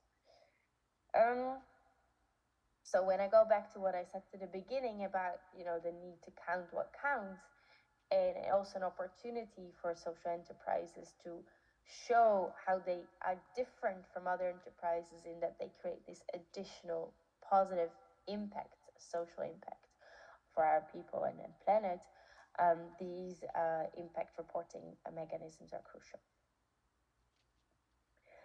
So that leads me to a couple of recommendations. I highly encourage social enterprises to adopt those impact reporting standards, to make that an integral part of their business, and ideally align the reporting mechanisms with internationally recognized standards, so that you can communicate your impact not just in your own local context, but according to standards in a global context. Obviously, I recommend businesses to at least adopt ESG reporting, but ideally challenge yourselves to go one step further and look at for impact reporting metrics. There's absolutely a need and a role for education providers, be it formal or non-formal, to educate our youth, but also to build capacity of enterprise leaders on how to measure impact.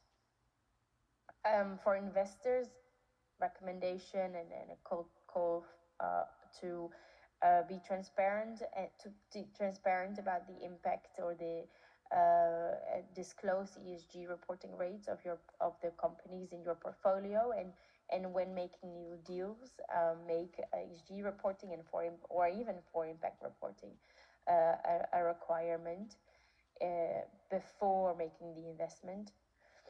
And I mean, as governments, absolutely a role to move ESG reporting from the voluntary space to the mandatory space. And also a request to focus not on just on sustainability, but a challenge to also look at social goals. And in the EU, there was an initiative to create a social taxonomy, and that would be very much encouraged. And then, given the challenges that we face, and given the SDGs that we have formulated are absolutely cross-border, there is a role for international organizations to standardize reporting metrics across different countries. So yeah, I'm wrapping up by coming back to how I started, which is that there is social enterprise too often is a secret, is a best kept secret to solve our world issues, and impact measurement and evidence-based communication is a mechanism, a tool for us to communicate about the impact of our organizations and to distinguish ourselves from other enterprises. So social impact measurement is crucial, and unfortunately, at the moment, we focus very much on finance, on employment. So what gets counted is not necessarily in line with what counts. So a call to all of us here to count what counts. Thank you. 네, 박수 부탁드리겠습니다. 네, 첫 번째 세션의 마지막 연사였습니다. 자, 성장 전략으로서의 사회적 가치 측정이라는 주제로 이 사회적 가치 측정 3인 3색 토크였습니다. 세 분의 해외 연사의 발표를 함께 하셨고요. 이제 더 심도 있는 대화를 나누기 위해서 토론을 진행하도록 하겠습니다.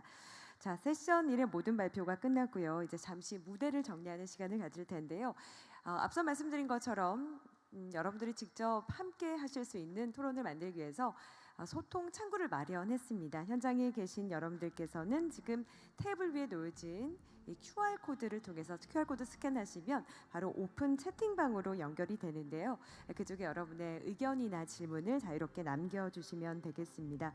채팅방 입장하실 때는 본인의 이름과 전화번호 뒷자리를 조합한 닉네임, 아이디로 입장해 주시기 바랍니다.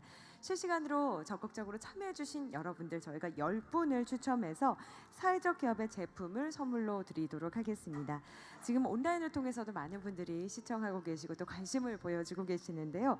역시 여러분 더보기란에 클릭하시면요. 저희가 참여하실 수 있는 링크 올려드렸으니까요. 그쪽 참여하셔서 의견 남겨주시면 감사하겠습니다.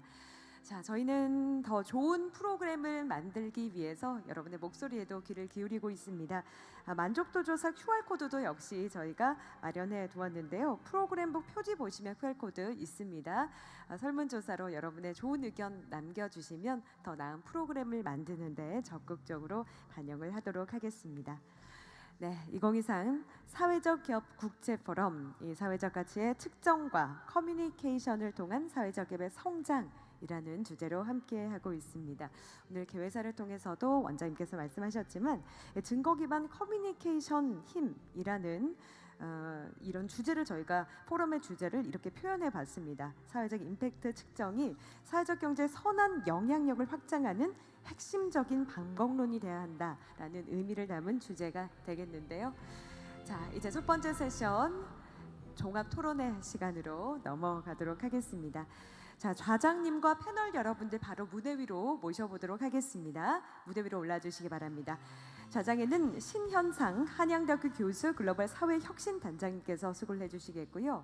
해외 연사 두 분도 역시 오늘 기조 세션에서 발표를 해주셨죠. 엘러스테어 컬린 존스 팀장님, 올가 시로보코바 아슈카재단 지식전략본부장님, 권순범 사회적가치연구원 SPC 팀장님, 정원식 D3 주빌리 파트너스 심사형님, 정재성 로잉컴퍼니 공동창업자 부대표님, 허진옥 주식회사 공공디자인이즘 대표이사님, 그리고 정상철 한국사회적기업진흥원 사회가치측정센터 팀장님께서 패널로 참여해 주시겠습니다. 자, 이번 세션 참여하시는 모든 분들 자리해 주셨는데요. 큰 박수와 함께 토론 시작해 보겠습니다. 네, 교수님께 이제 마이크를 넘기겠습니다. 예, 오늘 또 이렇게 많이 자리해 주셔서 감사드리고요. 저는 그동안 한 10년 넘게 사회적 기업과 관련된 포럼이나 이런 컨퍼런스를 많이 다녀봤는데 오늘 이 최고였던 것 같아요. 그 6분 발표 내용도 너무 좋았던 것 같고 또 앞으로 3분 또 발표를 해주실 텐데 많이 기대가 됩니다. 그리고 저희가 이제 패널 토론 시작하기 전에 사실 이런 좋은 컨퍼런스를 만들기 위해서 그 사회적 기업 진흥원의 또 여러 그 실무자 여러분들 또 여기 지금 스태프분들이 많이 굉장히 수고를 뒤에서 안 보이는 데서 해주고 계신데요. 좀 감사하다는 말씀 먼저 좀 드리고 시작을 하도록 하겠습니다. 예, 저는 한양대학교 교수고 또 글로벌 사회학진단 단장인 신현상이고요. 지금부터 저희가 그 패널 토론을 시작하도록 하겠습니다. 저희가 좋은 답을 얻기 위해서는 좋은 질문을 드려야 될 텐데요. 우리가 이제 무엇을 측정할 것인지 그리고 왜 측정할 것인지에 대해서 여기 계신 전문가 패널 분들께 질문을 좀 드리도록 하겠습니다. 먼저 권순범 사회적가치연구원 SPC 팀장님 지금 와 계신데요. 또 SPC가 지금 국내에서 굉장히 중요한 역할을 해주셨는데 특히 이제 임팩트 측정이라든가 임팩트 리터러시 측면에서 많은 중요한 역할을 해오셨습니다. 그 SPC에 대해서 좀 말씀을 해주시면 감사하겠습니다. 네, 안녕하세요. 사회적가치연구원 권순범 팀장입니다. 먼저 저희 연구원을 말씀을 드리면 그 이름 그대로 사회적 가치를 연구하는 조직입니다. 비영리 민간 연구재단이고요. 저희가 사회적 가치와 관련된 다양한 연구를 진행을 하는데 주로 사회적 가치 측정과 관련된 연구를 하고 있습니다. 저희 그 연구원에서 2015년부터 올해 한 9년 차를 맞았는데 사회성과 인센티브라고 하는 대규모 실험 연구를 하고 있습니다. 사회성과 인센티브는 사회적 기업이나 소셜 벤처와 같이 사회 문제를 해결하는 기업들을 매년 선발을 해서 사회적 가치를 측정하고 거기에 인센티브를 제공하는 실험인데요. 사회적 가치, 사회성과 인센티브라는 말에서 두 가지 방법이 좀 중요한 것 같습니다. 사회 성과를 어떻게 측정할 것이냐, 그리고 인센티브를 사회 성과에 맞춰서 어떻게 줄 것이냐라는 부분인데요. 지금까지 저희가 한 8년 9년간 지금 한 440개 정도 기업이 참여를 하고 있고 매년 저희 연구원과 함께 사회적 가치를 측정을 하고 있습니다. 지금까지 한 총 기업들이 창출한 사회 성과가 약 4천억 원 정도, 그리고 한 600억 정도의 현금 인센티브를 제공을 했습니다. 저희가 방금 말씀드렸던 그 두 가지 방법들이 이 사회성과 인센티브의 가장 큰 축인데요. 그 사회성과의 측정을 먼저 말씀을 드리면 기업들이 사회성과의 측정을 함으로써 본인들의 성과 관리가 가능하다는 좀 장점이 있습니다. 그리고 저희는 그 창출된 사회성과에 비례해서 현금 인센티브를 드리고 있습니다. 창출된 사회성과에 비례해서 현금 인센티브를 드리기 때문에 기업들이 사회성과를 창출할 동기 요인으로 작용을 하고요. 그걸 통해서 받게 되는 인센티브로 기업이 더 성장하게 되고 더 성장하면서 더 많은 사회 문제를 해결하는 선순환 구조를 저희는 기대를 하고 있습니다. 제가 사실 뭐 이런 자리에서 많은 분들한테 이 동일한 질문을 받는데요. 민간 기관에서 왜 이런 일을 하느냐라는 질문을 많이 받습니다. 저희는 앞에서 말씀드렸던 이러한 메커니즘이 사회적 경제, 사회적 생태계를 확대하고 좀 발전시키는 데 분명한 작용을 할 거라고 기대를 하고 있고요. 궁극적으로는 이게 공공정책에 반영되기를 바라고 있습니다. 저희가 사회적 가치를 측정함으로써 여러 가지 기대하는 부분이 있는데 기업 내부적으로 살펴보면 기업들 대표님들 많이 만나보고 사회적 기업 대표님들을 많이 만나보게 되면 본인들이 좋은 일, 착한 일, 선한 일을 하고 있는데 이걸 밖으로 표현할 방법이 별로 없다는 거예요. 이걸 저희는 화폐화로 수치화를 해서 대내 이해관계자 혹은 대외 커뮤니케이션이 용이하게 하는 그런 역할을 기대하고 있습니다. 두 번째로 자기들이 얼마나 잘했는지를 수치화를 통해서 파악을 할 수가 있기 때문에 어떤 목표 수립이라든지 성과 관리 이런 측면에서 내부 경영 활동의 의사 결정에 도움이 될 수 있다고 생각을 합니다. 그다음 세 번째로 사회적 기업들이 여러 가지 활동들을 하고 있는데요. 서로 다른 영역에서 이종 간 성과 비교가 가능합니다. 예를 들어서 나무를 한 그루 심어서 탄소를 줄이는 좋은 일을 할 수도 있고요. 어떤 불우한 학생들에게 무료로 도시락을 나눠줄 수도 있습니다. 또 경력 단절 여성이나 아니면 장애인과 같은 분들을 고용을 할 수도 있는데요. 이게 어떤 것들이 어느 정도의 성과가 나는지가 비교가 가능하기 때문에 내부적으로 좀 많이 활용이 될 걸로 기대를 하고 있습니다. 마지막으로 저희가 소위 그 사회적 경제 영역에서 이야기하는 그 임팩트 측정과 조금 차별점이 있는 부분은 저희는 사회적 기업이 직접적으로 창출한 성과만 측정을 합니다. 그렇기 때문에 공공 정책에서 이러한 그 시스템이 도입되기가 좀 용이하지 않나라는 생각이 듭니다. 지금 한 8년, 9년째 저희가 기업들과 계속 측정을 하면서 굉장히 수많은 데이터들을 계속 쌓아놓고 있고요. 저희가 어떤 방식으로 어떤 비율로 어떻게 보상을 해야 가장 효과적으로 재무 상태나 사회적 성과가 높아지는지를 계속 분석을 하고 있습니다. 또 이 데이터를 저희가 홈페이지를 통해서 공개를 함으로써 굉장히 많은 연구자들이 이제 자유롭게 다운을 받아서 많은 논문들로 나오고 있습니다. 저희는 이러한 것들을 그 증거 기반 정책 결정, 증거 기반 커뮤니케이션으로 활용하고자 하고 있습니다. 결국은 앞에서 말씀드린 것처럼 공공 정책에 이런 시스템이 담기기를 바라고 있는데요. 금년도부터 3개 광역자치단체, 그 다음에 2개 기초자치단체와 지금 이 시스템을 그대로 도입한 민관협력 시범사업을 시작을 했습니다. 그래서 각 지자체마다 사회적 기업들을 선발을 해서 사회적 가치를 측정을 하고 거기에 대한 보상을 진행을 할 예정이고요. 지금 막 첫 삽을 떴는데 앞으로 좀 좋은 성과가 나서 공공의 영역에서도 이런 제도가 좀 자리 잡기를 기대하고 있습니다. 네, 이상입니다. 예, 권 팀장님 감사합니다. SPC가 그동안 4,000건, 600억 원 이상의 그런 인센티브를 지급했다는 것도 대단한 일이지만 또 이렇게 사회적 기업들이 측정을 통해서 뭔가 배움이 생기게 하고 그걸 통해서 또 사업을 개선하는 그런 프로세스를 만드는데 또 기여했다는 점에서도 굉장히 또 중요한 의미가 있지 않나 생각이 됩니다. 지금 또 그런 공공정책에 반영을 해서 민관협력 시범 사업을 하신다고 하는데 그것도 아주 좀 잘 됐으면 하는 마음입니다. 저희가 이번에는 그 SPC 참여 기업 중에 지금 말씀드린 어떤 측정과 개선 또 이를 통한 선순환 구조 구축에 있어서 아주 모범 기업으로 알려져 있는데요. 로엔컴퍼니 정재성 부대표님께 또 어떤 경험이 있으셨는지 여쭤보도록 하겠습니다. 네, 안녕하세요. 저는 로엔컴퍼니의 공동 창업자인 정재성 부대표입니다. 로엔컴퍼니는 흔히 로톡이라는 서비스로 알려져 있는 경우가 많이 있는데 로엔컴퍼니는 2012년도에 설립된 회사이고 법과 IT를 융합해서 법률 서비스의 대중화와 선진화를 이루겠다는 목표로 설립된 리걸테크 스타트업입니다. 로엔컴퍼니의 주력 서비스는 로톡과 빅케이스라는 서비스가 있습니다. 로톡은 의뢰인이 자신의 법률 문제를 잘 해결해 줄 수 있는 적합한 변호사를 찾아서 법률 문제를 해결할 수 있고 변호사는 자신의 경험과 전문성을 기반으로 해서 본인을 알릴 수 있는 장을 제공하는 그런 법률 종합 포털 서비스입니다. 빅케이스는 약 330만 건의 판례 데이터를 AI 기술을 바탕으로 법률 정보 검색 및 분석 기능을 제공하는 인공지능 기반의 법률 정보 서비스입니다. 오늘 이 자리에서는 로엔컴퍼니라는 한 기업의 성장이 사회적 포용성을 높이는 방향으로 연결되는 선순환 구조로 자리 잡았던 경험과 그 과정을 좀 말씀드리려고 합니다.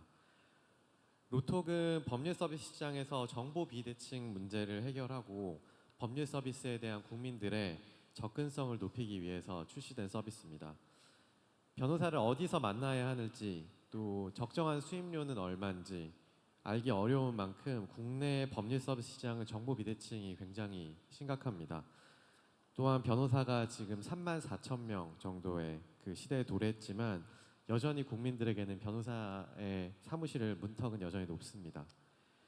로엔컴퍼니는 IT를 통해서 이 문제를 해결하려고 했습니다. 로톡에서는 변호사의 이력과 경력, 그리고 관련 분야의 경험과 전문성, 상담료, 수임료, 그리고 승소 사례, 그리고 변호사의 후기까지 누구나 쉽게 확인할 수 있게 정보의 장을 열었습니다. 법률 상담 방식도 15분 전화 상담, 20분 영상 상담, 30분 방문 상담 등으로 다양하고, 법률 소비자는 본인이 원하는 변호사를 직접 선택해서 편한 시간에 원하는 방식으로 변호사와 상담을 할 수 있게 만들었습니다. 변호사와 법률 소비자가 자유롭게 소통할 수 있도록 하는 공간을 제공하면서 변호사 사무실 문턱이 낮춰서 로톡은 지난 2022년 지난 한 해 동안 2,300만 명이 서비스를 방문할 정도로 국민 2명 중 1명이 방문하는 국내 대표 법률 플랫폼으로 자리매김을 했습니다. 또한 이런 꾸준한 성장세를 바탕으로 해서 법률 서비스의 대중화와 선진화에 기여하면서 리걸테크 업계 최초로 중소벤처기업으로부터 예비 유니콘으로 선정이 되기도 했습니다. 2016년부터 오늘 권순번 팀장님도 나와주셨지만 저희는 사회적가치연구원으로부터 사회적 가치 기반의 사회성과 인센티브 대상 기업으로 선정이 돼서 사회적 가치를 창출한 성과를 매년 측정을 받고 있습니다. 사회성과는 기업이 사회 문제를 해결하면서 직접적으로 창출한 성과 중에서 시장의 유사한 대안과 비교해서 부가적으로 창출한 성과이면서 또 전체적인 지원금은 그중에 일부를 보상받는 그런 형태의 프로그램입니다. 지난 2022년 한 해 동안 로엔컴퍼니가 창출한 사회성과 측정된 환산액은 약 10억 2,700만 원으로 측정이 됐고, 저희가 처음 측정받기 시작했던 2018년도에 1억 6천만 원, 19년도에 2억 1천만 원, 2020년도에 5억 3천만 원, 21년도에 7억 8천만 원으로 로엔컴퍼니 회사의 성장과 함께 매년 사회적 가치 창출액이 상승하고 있습니다. 로엔컴퍼니 이렇게 매해 높은 평가를 받을 수 있었던 가장 큰 이유는 그런 법률 소외계층을 대상으로 적극적인 법률 조력과 그런 기부 활동들을 펼쳐왔기 때문으로 생각합니다. 실제로 로엔컴퍼니 로톡 출시 이후에 현재까지 법률 소외계층을 위한 사회공헌 활동을 꾸준히 펼치고 있습니다. 최근 3년 동안 저희가 법률 상담 비용으로 로엔컴퍼니가 직접 부담해서 지원하는 그런 쿠폰 발행 건수는 총 59만 개였고요. 이를 비용으로 환산하면은 79억 원, 명수로 하면은 7만 769명에 달했습니다. 또한 저희는 2017년부터 사회공헌 네트워크 행복 얼라이언스를 통해서 3,210매에 달하는 법률 상담 쿠폰을 해바라기 센터 등 성폭력이나 가정폭력 등 범죄 피해자를 돕고 있고, KT나 사람인 제로페이 등 다양한 기업 공공기관들과 제휴를 해서 소상공인들을 위한 법률 상담 지원에도 적극 나서고 있습니다. 안타깝게도 쿠폰으로 변호사를 찾는 의뢰인의 다수는 법률 사무실의 문턱과 비용의 부담 탓에 스스로 법률적 조력을 포기했던 분들도 많이 있습니다. 그랬던 분들에게 저희가 변호사를 만날 수 있도록 도움을 드렸다는 것 자체가 제가 이 회사를 창업한 일에 가장 보람을 느꼈던 부분이기도 합니다. 최근에 회사 내부적으로 굉장히 기쁜 일이 있었습니다. 저희 로톡이 출시 이후에 매년 성장을 거듭한 끝에 드디어 누적 상담 100만 건이라는 큰 성과를 거두게 됐습니다. 로톡이 아니었다면 변호사의 조력을 고려하지 못했을 것이라는 의뢰인의 비율이 80%에 이른다는 통계를 보면 로톡을 통해서 법률 서비스 시장에 편입되는 사람이 늘어나면서 법률 시장이 확대되고, 또한 로엔컴퍼니의 성장의 기반이 마련되는 선순환 구조가 자리 잡게 된 것을 확인할 수 있었습니다. 전 세계적으로 리걸테크 기업이 7,000개가 넘고 글로벌 유니콘 기업도 10개가 넘습니다. 아직 해외와 비교하면 갈 길이 멀지만 그만큼 잠재력도 크다고 생각합니다. 아무도 가지 않았던 길이기에 과정이 순탄치는 않을 수 있다고 생각합니다. 하지만 법률 서비스 시장의 혁신과 변화를 선도하는 일이 누구보다 진심인 저희 회사의 도전은 결코 멈추지 않을 겁니다. 앞으로도 많은 관심과 응원 부탁드리겠습니다. 감사합니다. 예, 정 부대표님 감사드립니다. 법률 서비스의 대중화, 선진화, 포용성을 높이기 위해서 AI와 데이터 사이언스를 활용해서 그런 문제를 해결하는 테크 기반 소셜 벤처 또는 임팩트 벤처 로톡 로엔컴퍼니인데요. 보면은 누적 상담 100만 건이란 것도 되게 뭐 대단하지만요. 또 아까 잠깐 그 아쇼카의 올가 디렉터님께서 잠깐 말씀해 주신 것처럼 그 시스템 체인지라는 게 또 그런 이해 관계자 간의 인포메이션 플로우를 또 이렇게 영향을 주는 것도 굉장히 중요한 그런 부분인데요. 또 그런 부분에서 로톡이 굉장히 또 중요한 역할을 해오지 않았나 싶습니다. 또 글로벌하게도 굉장히 좋은 임플리케이션을 가지는 아주 좋은 사례인 것 같아가지고요. 다시 한번 감사드립니다. 자, 이번에는 저희가 약간 시선을 바꿔서 디스리 주빌리, 한국의 대표적인 임팩트 투자 회사인데요. 그런 디스리 주빌리에 계시는 정원식 심사위원님께 그런 임팩트 투자자 관점에서 측정이 어떤 의미를 갖는지, 어떤 유용성과 기대 효과를 가지는지에 대해서 좀 여쭤보도록 하겠습니다. 네, 반갑습니다. 저는 디스리 주빌리 파트너스 정원식 심사역이라 하고요. 디스리 주빌리 파트너스 모르신 분도 있을 테니까 저희는 2011년에 설립되어서 지난 12년간 사회환경 문제 해결하는 스타트업들에 이렇게 지분 투자 형식으로 투자하고 지원하는 이런 임팩트 VC, 임팩트 투자사입니다. 저는 제 주어진 짧은 시간 동안 간단하게 저희 회사가 어떻게 임팩트 투자자로서 임팩트 측정을 하고 또 측정에 대한 어떤 좀 뷰를 가지고 있는지를 간략히 나누도록 하겠습니다. 저희는 임팩트 VC 투자자 중에서도 벤처 캐피탈로서 수익률뿐 아니라 측정 가능한 임팩트 이 두 마리 토끼를 잡는 것을 목표로 하는데요. 이 아까도 그 웨프에서 어떤 스펙트럼 임팩트 투자의 한쪽 끝은 수익률만 쫓는 투자, 다른 한쪽 끝은 뭐 임팩트만 쫓는 필란트로피라는 이 투자의 스펙트럼 안에 저희는 좀 가운데 영역을 타겟합니다. 그러니까 수익률과 임팩트 둘 다 잡는 영역 가운데를 타겟하겠다는 건데 여기에는 크게 두 가지 가정이 있습니다. 첫 번째는 큰 문제에 큰 시장이 있을 수 있다. 그리고 두 번째는 그 큰 시장 가운데 비즈니스 모델이 커짐에 따라 그에 비례하여 임팩트도 커지는 비즈니스 모델이 일정 비율 이상 있을 수 있다. 라는 가정 아래에 저희는 크게 사회 문제에서는 뭐 교육 접근성, 의료 접근성, 그리고 기타 사회 인프라 접근성 높이는 영역들에 투자해 왔고 또 뭐 기후 테크라고 불리는 다양한 분야에 지금 투자를 해 왔습니다. 저희는 이런 가운데 영역이라고 저희가 좀 생각하는 이 테마들에 투자하는 좀 티매틱 투자를 하고 있다고 보시면 되는데 이렇게 좀 저희는 애초에 팀을 임팩트로 잡고 출발하다 보니까 사실은 이렇게 임팩트는 좀 명확한 편이고 저희의 좀 챌린지는 이 임팩트는 좀 명확한 편인 와중에 수익률을 좀 증명을 해내자라는 편이어서 좀 개별 기업들에게는 측정보다는 좀 수익률을 어떻게 하면 더 잘 낼까를 좀 고민 많이 하는 편인데 여전히 임팩트도 중요한 한 축이어서 임팩트 어떻게 저희가 바라보고 있는지를 말씀드리겠습니다. 첫 번째는 저희는 주로 시리즈 A 전후로 투자를 하다 보니까 아직 기업이 한 10명 남짓, 10명 전후의 작은 기업들입니다. 그리고 아직 본격 매출 발생도 하지 않는 경우들도 있어서 이러한 기업에게 막 전적으로 막 임팩트 측정을 하라고 요구하는 것보다는 단 한 가지 임팩트 KPI를 잘 설정하자라는 좀 스탠스를 가지고 있습니다. 단 하나의 임팩트 KPI를 잘 설정해서 미션과 또 회사의 비즈니스랑 임팩트를 잘 얼라인하고 이 미션을 잃지 않고 저희가 임팩트 투자자로서 옆에서 계속 유지하고 하는 역할을 하자라는 좀 주의가 일단은 큰 편이고요. 그럼에도 불구하고 저희 포트폴리오 임팩트 스타트업 중에는 임팩트 측정이 아주 중요한 회사들이 덜어 있습니다.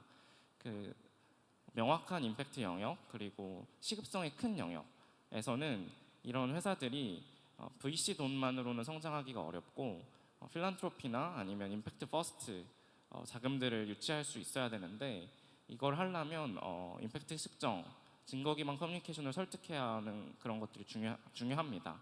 그래서 저희 뭐 대표적인 예로 저희 회사 포트폴리오 중에 많이들 아실 에누마라는 기업도 엑스프라이즈 우승으로 되게 잘 알려져 있는데요.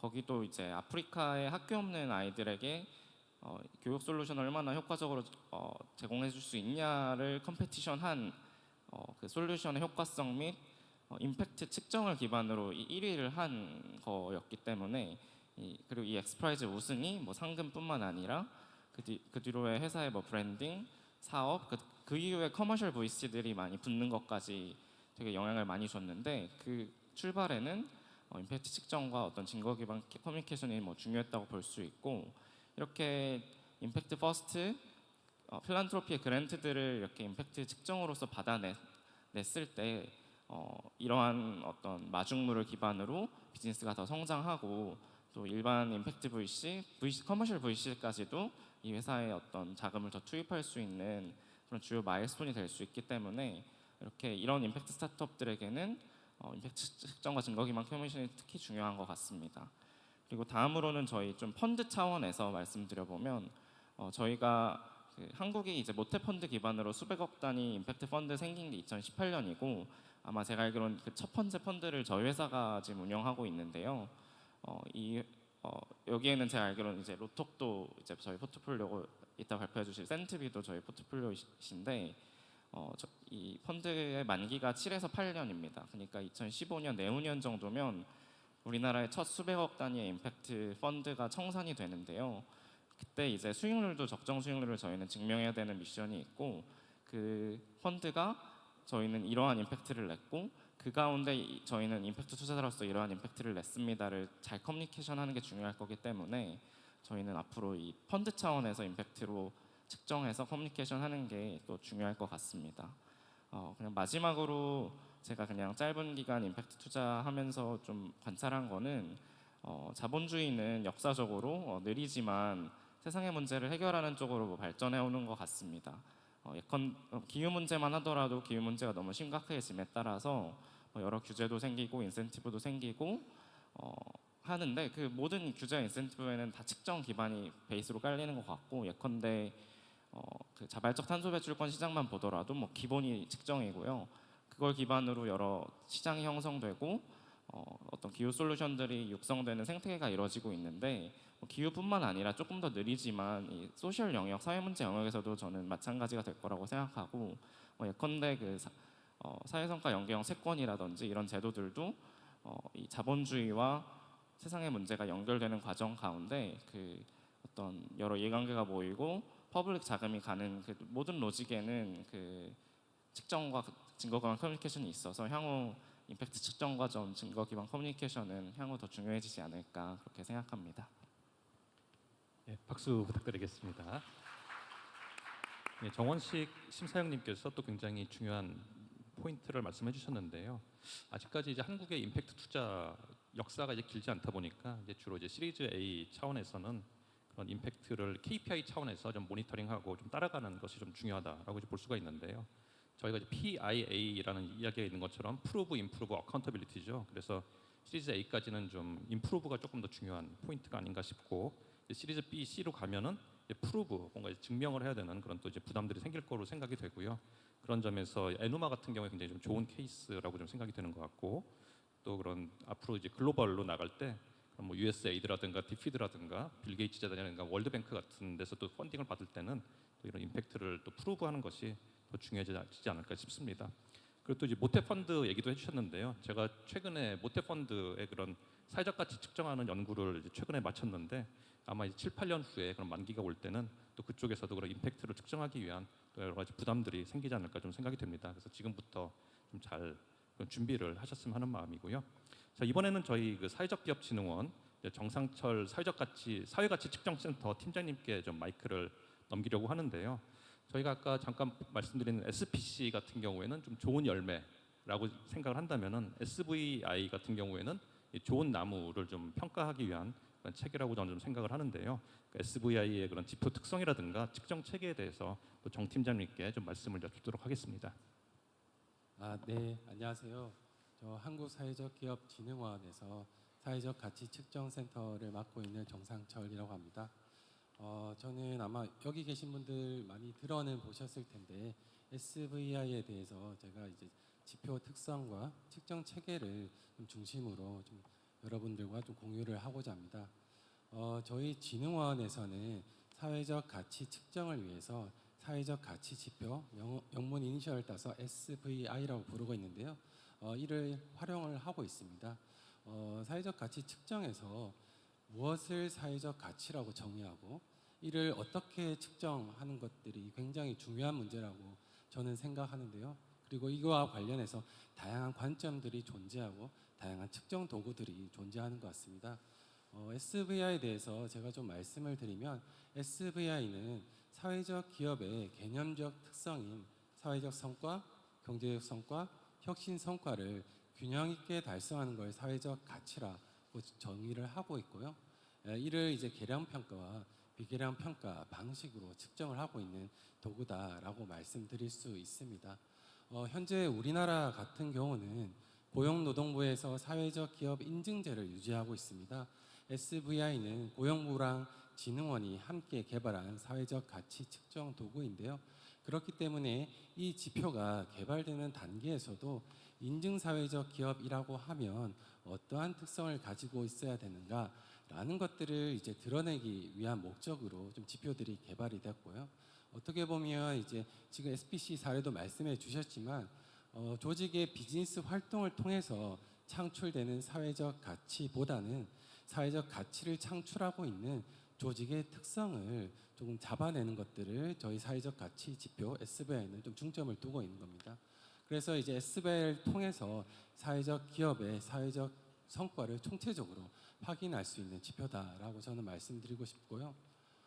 두 번째로 이제 측정 체계와 관련해서 좀 말씀드리고 싶은데요. 올해 측정 체계와 관련해서 진흥원 차원에서는 중요한 변화가 있었습니다. 지금 제가 맡고 있는 사회적 가치 측정 센터라고 하는 전담 조직이 좀 신설이 되었습니다. 그래서 진흥원은 사회적 가치 측정이라는 중요성에 맞게 전담 조직을 신설하고 이를 통해서 이제 공신력 있고 객관적인 측정 데이터를 생성하는 측정 기관으로 자리매김하고자 하는 목표들을 설정을 하고 있고요. 이 과정에서 올해 또 이제 측정 체계도 약간 개편을 했는데요. 지금 이 계량 지표와 비계량 지표에 대한 측정 체계를 좀 구분을 해서 프로세스를 좀 구분했습니다. 그래서 이를 통해서 측정에 대한 객관성과 좀 효율성을 높이는 작업들을 좀 진행을 했었습니다. 그리고 좀 조금 더 자세히 지표의 측정과 관련해서 좀 공유를 드리고 싶은데요. SBI 지표가 11개의 계량 지표와 3개의 비계량 지표로 저희가 구성이 되어 있습니다. 그래서 계량 지표 같은 경우는 지금 측정에 대한 준거가 사회적 기업의 데이터입니다. 인증 사회적 기업들은 사업 보고서라는 형태로 사회적 기업 보고를 하게 되어 있는데요. 실적들을 보고를 하게 되는데요. 그 데이터를 기반으로 해서 저희가 표준 산업 분류에 따라서 각 섹터를 정하고 각 섹터별로 이제 사회적 기업들이 어느 정도의 성과를 달성하고 있는지를 측정을 하게 됩니다. 그렇기 때문에 계량 평가를 통해서 측정을 받는 기업들은 본인이 어느 정도의 수준인지를 아마 확인하고 점검할 수 있는 계기가 아마 된다라고 말씀드릴 수 있을 것 같습니다. 그리고 이제 계량 지표로 측정하기 어려운 부분들은 비계량 지표를 통해서 측정을 하고 있는데요. 비계량 지표는 저희가 측정자와 기업 간의 인터뷰 방식으로 좀 진행을 하고 있습니다. 인터뷰라는 방식 자체가 좀 유익한 부분들이 있는데요. 그래서 기업들 측정을 받는 기업들 입장에서는 이런 인터뷰 과정에서 사회적 가치 측정에 대한 이해도를 좀 높일 수 있고요. 그리고 저희가 이제 비계량 측정을 선택한 이유이기도 한데 사회적 기업들은 다양한 형태의 사업들을 하고 규모도 다르고 업종도 다릅니다. 거기서 발생하는 다양한 가치들을 저희가 사례들을 이제 비계량 측정을 통해서 측정을 하다 보니까 그런 측정 사례들을 다양하게 구축할 수 있다라는 장점은 있는 것 같습니다. 그리고 오늘 이제 어차피 성장 전략, 사회적 기업의 성장 전략과 관련해서도 한번 말씀드리면 SVI라는 게 이제 어떻게 보면 이제 기업들의 사회적 가치 데이터 생성 역량을 좀 지원하는 측면이 있는 것 같습니다. 보면 이제 사회적 기업들 중에 규모가 작은 기업들이 많은데요. 규모가 작은 기업들 같은 경우는 이러한 SBI 지표들을 맞춰서 증거 자료들을 만들어내고 데이터를 관리하는 것들이 쉽지는 않은 것 같습니다. 저도 이제 올해 저희 진흥원이 이제 SBI 지표 측정을 확대하면서 많은 교육들을 좀 진행하고 저 또한 이제 전국을 다니면서 교육들을 실시했는데 그때 이제 기업가분들이 말씀을 주시는 것들이 측정에 대한 취지나 중요성은 공감은 하는데 현실적으로 이 부분들을 관리하고 해 나가기가 쉽지가 않다라는 어려움들을 좀 토로하는 것들을 많이 들을 수가 있었습니다. 그때 제가 주로 말씀드리는 부분들이 일단은 창업 초기부터 이러한 사회적 SBL을 기반으로 사회적 성과 관리 체계들을 구축하는 경험 그리고 측정 경험들을 쌓는 것이 중요하다고 말씀을 드리고 있는데요. 이를 통해서 이제 우리 사회적 기업들의 조직 내부 구성원들 대상으로는 소셜 미션에 대한 동기부여가 가능한 것 같고요. 그리고 외부 이해관계자들 대상으로도 기업이 창출하는 다양한 성과를 입체적으로 홍보할 수 있는 것 같습니다. 오늘 포럼의 부제랑도 연결해서 SBI가 어떻게 보면 증거 기반 커뮤니케이션의 힘을 좀 기르는 하나의 이제 학습 도구로 좀 역할을 하고 있는 건 아닌가라는 생각들을 해봤습니다. 끝으로 이제 해외 여사분도 이제 B랩에서 하는 B 임팩트 어세스먼트에 대해서 말씀해 주셨는데, B컵 같은 경우 이제 보면 사회 투자 시장에서 사회적 가치를 보장하는 역할을 수행을 하고 있는데, 저는 이와 유사하게 SBI 같은 경우도 우리 사회적 기업의 사회적 가치 창출 역량과 그리고 사회적 기업의 건전성을 보장하는 역할을 하는 거 아닌가라는 생각들을 가지고 있습니다.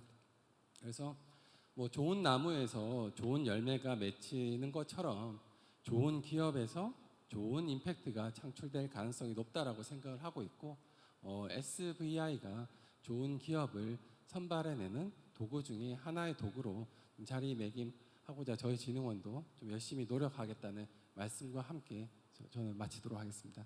감사합니다. 예, 정 팀장님 감사드립니다. 팀장님께서 마지막에 말씀해 주신 것처럼 좋은 나무에서 좋은 열매가 맺힌다. 그래서 우리가 좋은 나무인지 계속 측정하고 또 개선하는 노력도 필요하고, 또 좋은 열매인지 계속 또 확인하는, 또 개선하는 작업도 필요할 텐데요. 잠깐 말씀해 주신 것처럼 뭐 B컵의 BIA도 있지만 이제 SVI는 이제 한국의 대표적인 어떤 과정 지표, 나무를 측정하는 지표라고 한다면은, 또 아까 발표해 주신 SPC 같은 경우에는 나무의 열매를 이제 측정하는 그런 성과 지표에서 좀 이제 한국의 대표적인 지표라고 얘기할 수가 있겠는데요. 지금 말씀해 주신 것처럼 그런 어떤 임팩트를 우리가 측정했을 때 사업의 개선을 위한 어떤 그런 러닝이 가능하고, 또 커뮤니케이션이 가능하고, 펀드레이징에 도움을 받을 수 있고, 또 조직 구성원들의 인파워먼트에도 굉장히 좀 도움이 된다는 점에서 중요하지 않나 하는 또 말씀을 해주신 것 같습니다. 또 그동안 이런 측정과 관리의 중요성을 또 이런 SPC 또 SVI 하시는 관계자분들께서 또 많이 열심히 해주셔서 그런 생태계 발전에도 굉장히 기여를 해주신 것 같아가지고 다시 한번 감사의 말씀을 드리고 싶습니다. 제가 이제 얘기를 들어보니까 또 그 SVI를 통해서 또 굉장히 그런 어떤 데이터 기반의 내부 외부 커뮤니케이션에 큰 도움을 받은 아주 대표적인 사례가 허진호 공공 디자이니즘 대표님께서 또 좀 말씀을 이제 해주실 걸로 좀 생각을 하고 있는데요. 허 대표님께서는 또 어떠셨는지 또 그 경험을 또 나눠주시면 감사하겠습니다. 네, 앞서 말씀해주신 센터장님께서 얘기하신 그 과정의 최대 수혜 기업이면서 그리고 이런 과정을 성실히 수행하면서 지금 그런 가치를 측정해 나가고자 하는 그런 기업의 사례가 아닐까라는 생각이 들고요.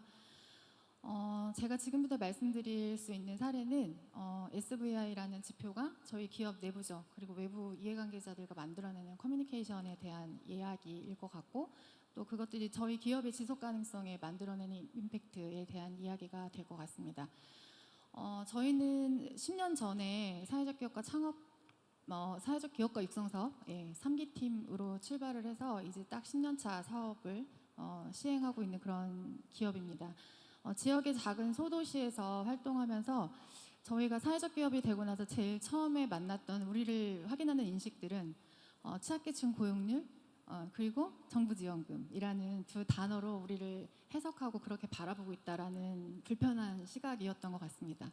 근데 이걸 해결하기 위해서 우리 스스로를 지역에서 우리가 왜 사회적 기업인지 이런 것들을 스스로 증명해야 하고, 또 그러한 가치들을 정량적으로 좀 보여줘서 우리를 좀 더 쉽게 이해시키고 싶은 그런 욕심에서 2018년도에 처음으로 전 직원이 10번이 넘는 워크숍을 통해서 우리가 왜 사회적 기업인지를 4개의 지표와 16개의 질문으로 만들어내는 그런 과정을 했습니다. 그래서 보통 요즘에 많이 아시는 사회적 회계라는 것을 먼저 도입하기 위해서 자체 지표를 가지고 활동하던 중에 2020년도부터 지역사회 공헌 인정제 그리고 SVI 지표 안에 저희를 넣어보면서 조금 더 기업 내부적으로는 명확한 지표를 가지고 우리 스스로를 설득하고 또 외부 이해관계자를 설득할 수 있는 그런 도구로 잘 활용을 하고 있는 사례인 것 같습니다. 저희는 두 가지 커뮤니케이션 과정에 대해서 말씀을 드리고 싶은데, 첫 번째는 저희 기업 내부적인 커뮤니케이션 도구로 활용하고 있는 사례입니다. 저희는 이 측정하는 단계가 아까도 이제 많은 기업들이 어려움을 토로하는 것처럼 짧은 기간에 해낼 수 있는 그런 과제가 절대 아니고 14개의 지표 안에 우리를 넣어보는 것 자체도 해석도 처음엔 굉장히 모호한 그런 상황이었습니다. 그래서 처음에는 우리가 하고 있는 활동들을 지표 안에 순서대로 나열해보고, 그리고 이걸 기업 자체만의 성과가 아니라 기업 내부적인 임팩트를 만들어내기 위해서는 그 당시 처음 시작할 때 10명 남짓 넘는 그런 활동가들, 그리고 기업에 근로하는 근로자들이 함께 이 지표를 만들어내는 과정을 설계하는 게 굉장히 중요하다라는 생각을 했습니다. 그래서 개개인에게 부여되는 업무 분장 시트 안에 우리 14개의 지표, 그리고 16가지의 질문들을 녹여서 본인이 하는 비즈니스 활동, 그리고 기업 내부적으로 하는 공헌 활동들이 어떤 지표를 채워나가고 있는지를 분명하게 알 수 있게 하고, 이것들을 한 달에 한 번씩 월간 보고를 통해서 전체의 성과로 만들어냅니다.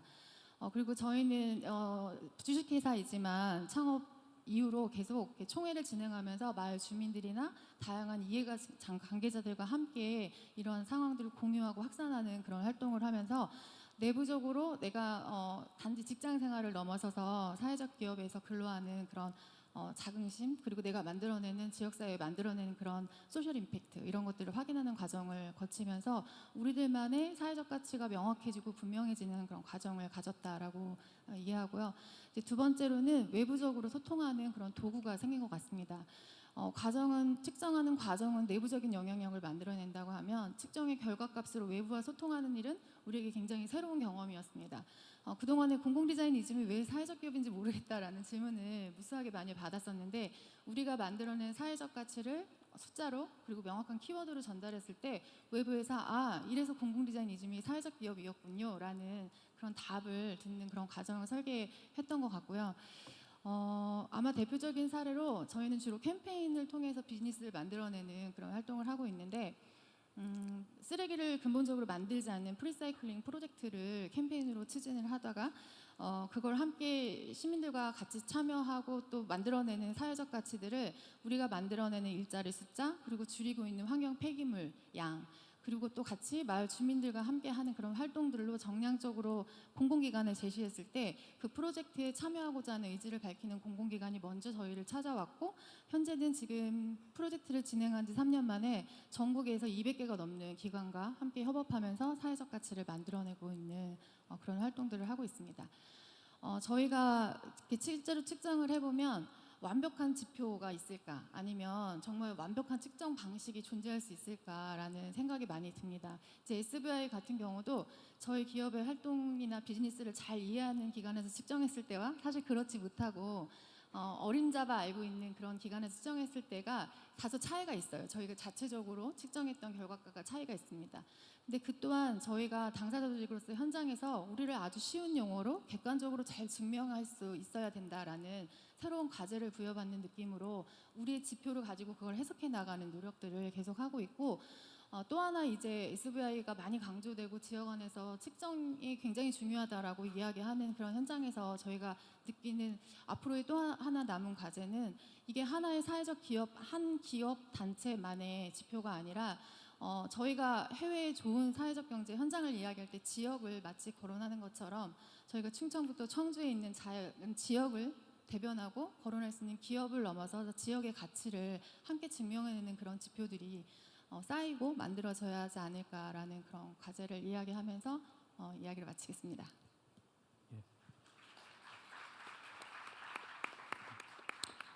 허 대표님 감사드립니다. 아까 정상철 팀장님께서 잠깐 말씀을 해주셨지만 사실은 현장에서 이런 임팩트를 측정한다는 것이 상당히 좀 부담스럽고 쉽지 않은 또 그런 일인데요.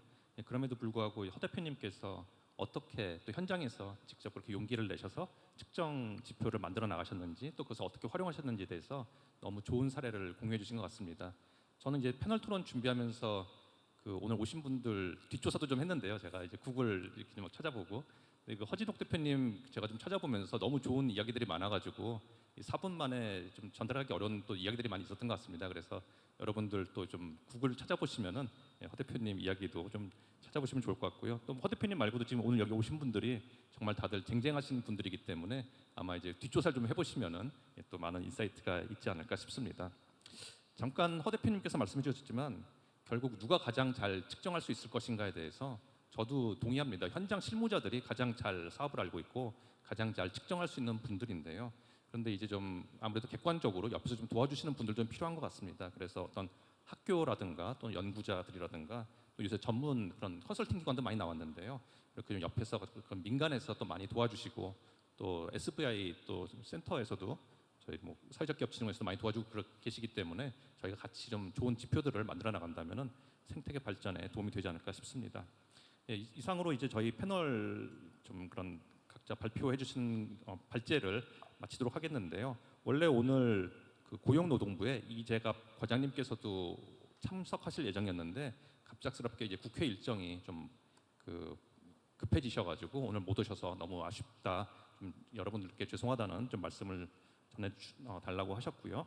그 다음에 또 베를레 클레인님도 원래 그 패널 토론에 온라인으로 참여해 주시려고 했었는데 좀 네트워크 문제가 있어서 좀 아쉽지만 좀 참여는 좀 어려우실 것 같습니다. 저희가 이제 시간이 좀 남아 있어가지고 플로어에서 주신 질문들 중에 좀 재미있는 질문들을 연사분들께 좀 여쭤보도록 하겠는데요. 그 중에 첫 번째 질문은 굉장히 좀 어려운 질문입니다. 특정 사업, 예를 들어서 식수 개선 사업 같은 경우에 그런 임팩트를 우리가 평가할 때 그 인과관계, 코젤러티를 파악하는 게 굉장히 중요한데 이러려면은 이제 랜더마이즈드 컨트롤 트라이얼이라고 우리가 부르는데요. 그런 실험 방법론, 그 RCT 같은 게 필요하지 않는가에 대해서 질문을 주셨습니다. 단순히 그 비포 애프터 전후 비교만 해서는 그런 정책의 효과를 파악하기가 어려울 텐데 이런 경우에 우리가 RCT를 또 필요할 수도 있는데 다들 아시다시피 RCT는 또 비용과 시간이 굉장히 많이 들고 또 좀 쉽지 않은 그런 부분이 있는데 이런 것을 어떻게 해결해야 될 것인가에 대해서 어려운 질문이니까 저희 옆에 계신 알라스테어 팀장님과 또 우리 올가 디렉터님께 좀 여쭤보고 싶은데요. 특히 이제 알라스테어 팀장님께는 이런 RCT 대신에 좀 어떻게 보면 좀 비용과 시간을 줄이면서 잘 이런 임팩트를 보여줄 수 있는 그런 방법이 있는지 여쭤보고 싶고요. 그다음에 두 번째로 올가 이제 디렉터님께는 아까 말씀해 주신 것처럼 시스템 체인지 같은 게 굉장히 중요한데 사실은 시스템 체인지는 RCT로 측정하기가 되게 어려운 좀 그런 부분이잖아요. 그럼 그런 걸 어떻게 좀 하면 좋을까에 대해서 좀 그 인사이트를 여쭙도록 하겠습니다. Yeah, I think it's a brilliant question. RCTs are challenging, and Professor, you know all about RCTs and the standard that's required for academic peer review. I think we need to be pragmatic, and we need to look at what is a good enough set of indicators, not what is the gold standard of indicators.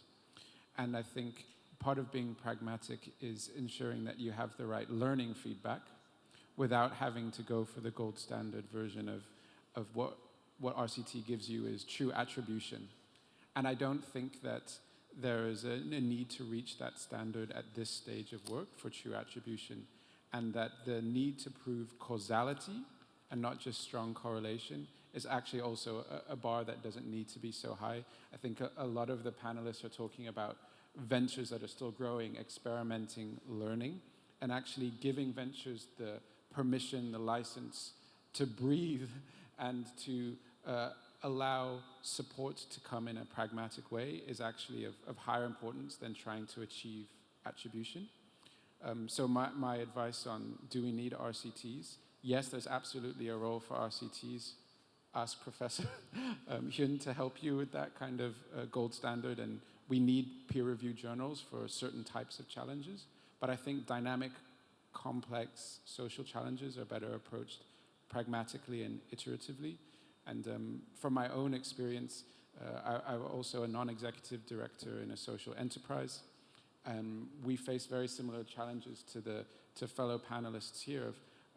Our purpose is to end reoffending in the United Kingdom. So in the United Kingdom, 18.1 billion pounds is spent on reoffending. So prisoners who leave prison but then commit another crime and end back in prison. And we spent a long time thinking about not what is the one KPI we have to measure, but what is the one KPI that will illuminate the greatest understanding of the impact that we're having. Not the perfect one, but the best, worst one, as it were. And actually we figured out that reoffending could be reduced by 70% if a prisoner left prison with a job. Okay, so we worked with prisons to say, actually, a year in advance of your prisoners leaving prison, let's get them into jobs so that we don't release them and then let them find a job for themselves, because we know that actually only 50% of employers would even consider hiring someone with a criminal record. Massive systemic challenge. But actually, if we could model as a business what it looks like to employ people with a criminal record, and we could get as close to as, it's not just employing them, it's actually ensuring that when they leave prison, they have a job to go to. So we got down to this very specific KPI where it wasn't number of jobs generally, it wasn't number of employers willing to employ people with criminal records. They were too high level to understand the contribution we were making. But if we could convince the prison system to get people into employment before they left, and we were part of finding those placements, then we knew that we were going to have a significant impact on ensuring that they don't reoffend. So we did the work iteratively. It didn't fall from the sky.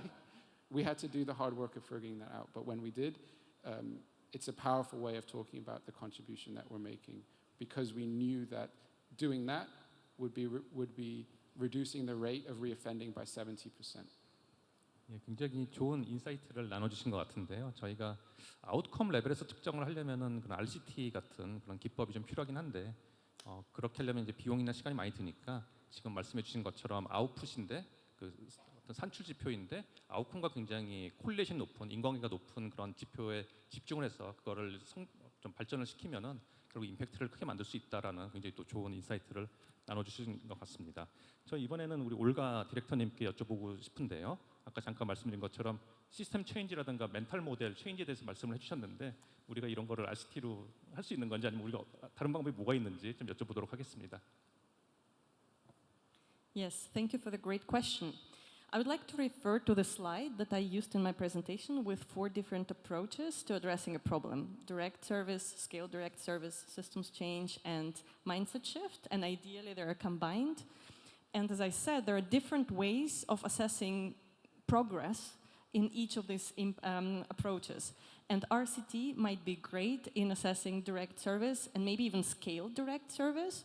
But if we talk about systems change and we talk about the root causes, if we work in a system, we only have one system to look at. We don't have a control system. So if we talk about a system of waste management in region X, or a system of educating medical personnel in a country, it's very hard to see what a different system would do, because we could think of taking a system in another country, but let's keep in mind that another country involves many different factors that influence that country: historical development, geographical position, and all these things.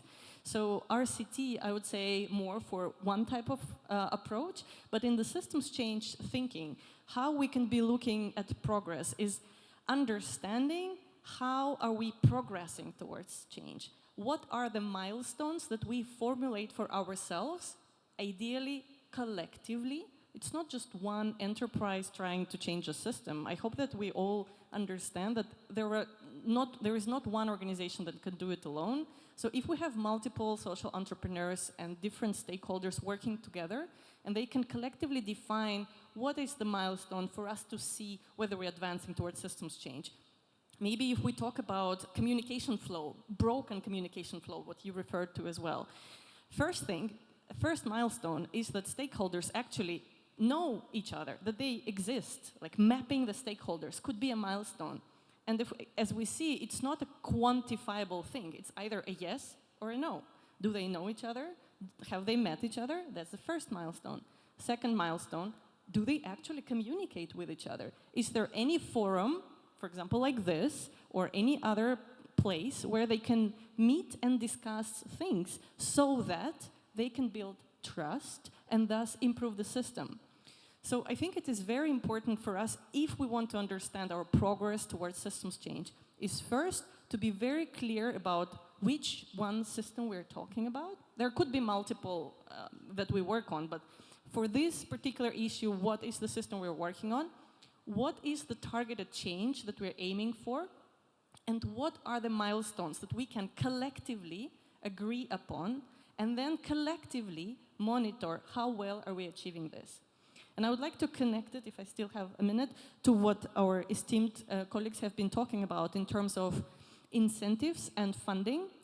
In terms of systems change, I think it's very important for both private and public funders to incentivize social entrepreneurs for collective systems change work and mindset shift work beyond direct service. It is a very different type of work, as I mentioned before. It requires a very different type of thinking. It's a long-term investment.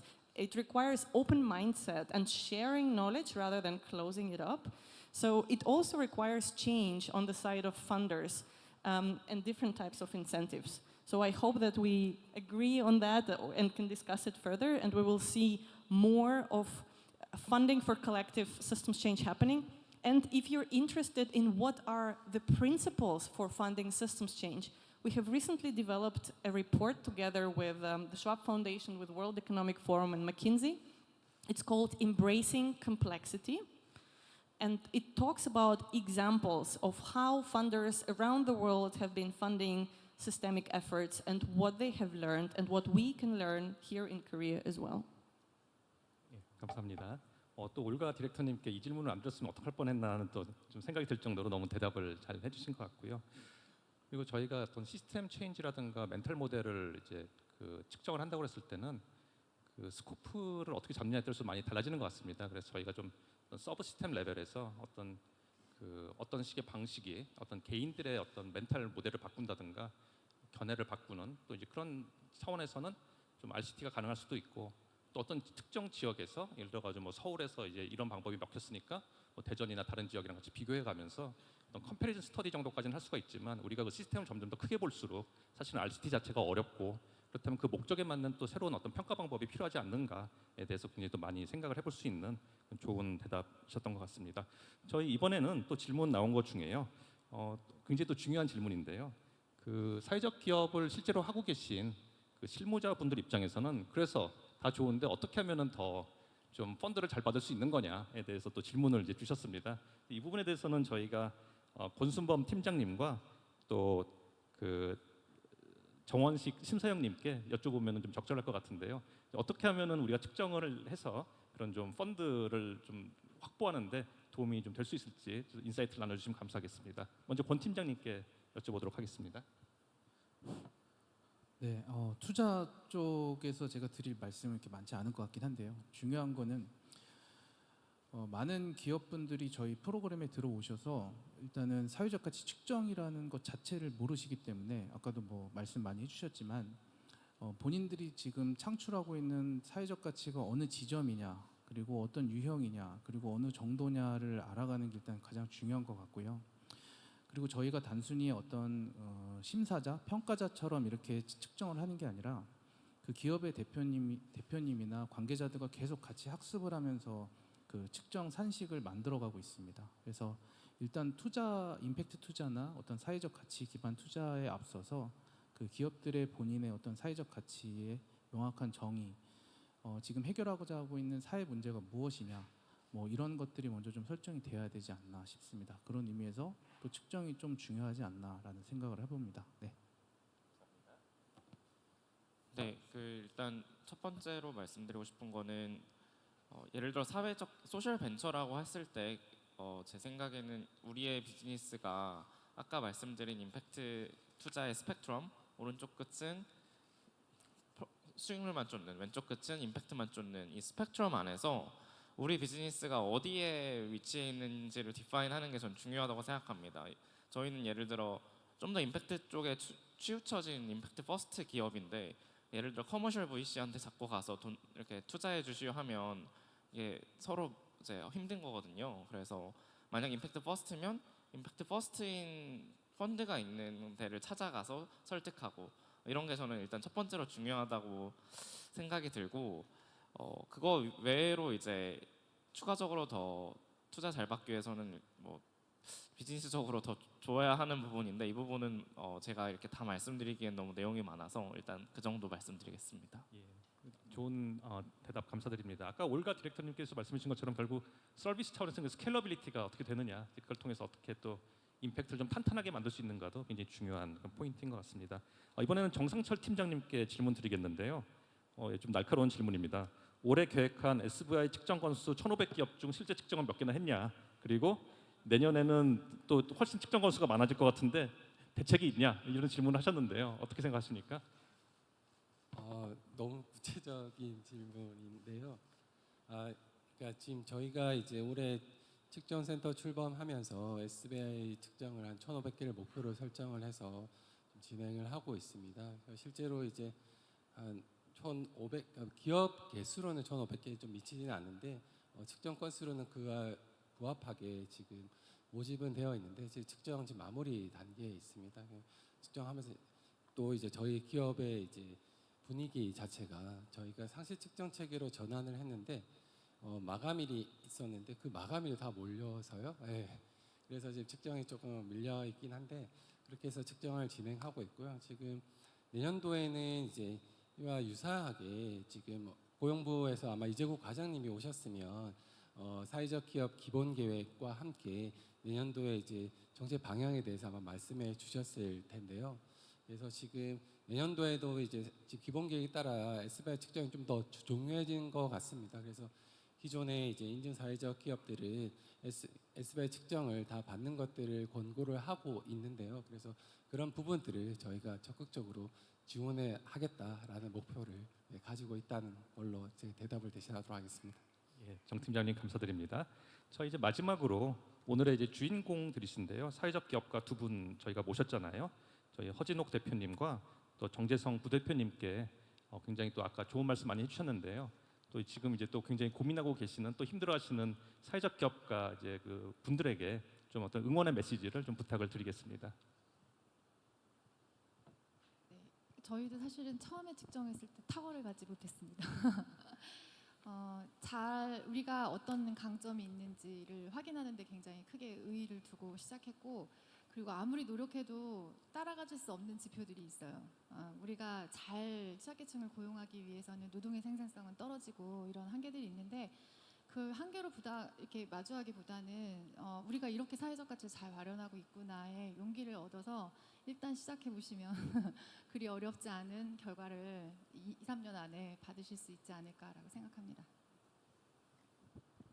네, 저희도 이제 그 2012년도에 이제 설립을 해서 만 11년이 좀 넘은 회사인데 저희가 12년에 법인 설립을 하고 사실 16년도까지는 사실 매출이 없었거든요. 그래서 그 시기에 사실 매출이 없던 시점에 아까 심 사장님께서 말씀 주셨지만 저희는 그 소셜벤처 펀드를 처음 투자받고 그 다음에 또 SK 행복나눔재단에서 투자를 받고 하면서 사회적 기업 펀드를 통해서 투자 받으면서 저희가 이 매출이 아직 나지 않고 있지만 이제 매출이 나고 성장을 하면은 아까 말씀드렸던 그런 사회적 가치를 만들어낼 수 있는 선순환을 만들어낼 수 있다라는 것들을 설득해서 투자를 받고 그거를 기반으로 해서 저희가 조금씩 지표를 성장시키고 만들어내면서 이제 커머셜 투자까지 이어진 것 같아요. 그래서 그런 저희가 그 당시 저희가 처음에 창업했을 때 그런 소셜 벤처나 사회적 기업 펀드를 찾아다닐 때만 해도 사실은 굉장히 제한적이었거든요. 사실 펀드 규모도 적었고, 펀드 규모도 작았고, 그런 펀드 자체 숫자도 적었기 때문에 그런 기회가 굉장히 제한적이어서 저희가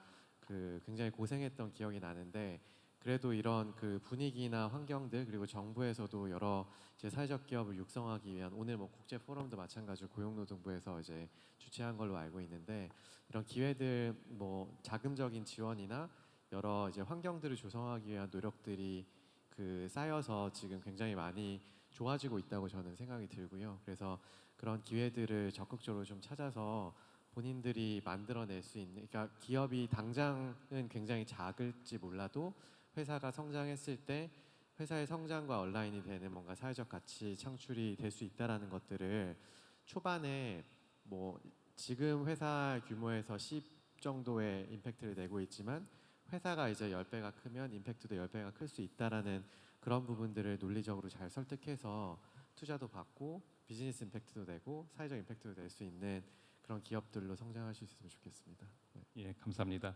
허 대표님께서는 일단 시작해 보세요라고 좀 말씀하신 것 같고요. 또 우리 정 부대표님께서는 하다 보면은 점점 발전합니다라고 또 용기를 주신 것 같습니다. 너무 좋은 말씀 감사드리고요. 저희 이제 세션 1의 패널 토론 이렇게 좀 좋은 토론이 될 수 있도록 애써주신 우리 패널리스트 분들께 박수 한번 부탁드리면서 마치도록 하겠습니다. 감사합니다. 네, 대단히 감사합니다. 훌륭하게 진행을 해주신 좌장님 그리고 좋은 의견 전해주신 패널 여러분께 감사 말씀을 드립니다. 네, 저희는 다음 세션 짧게 5분만 쉬었다가 이어가도록 하겠습니다. 5분 휴식 후에 세션 2로 인사드리겠습니다. 고맙습니다.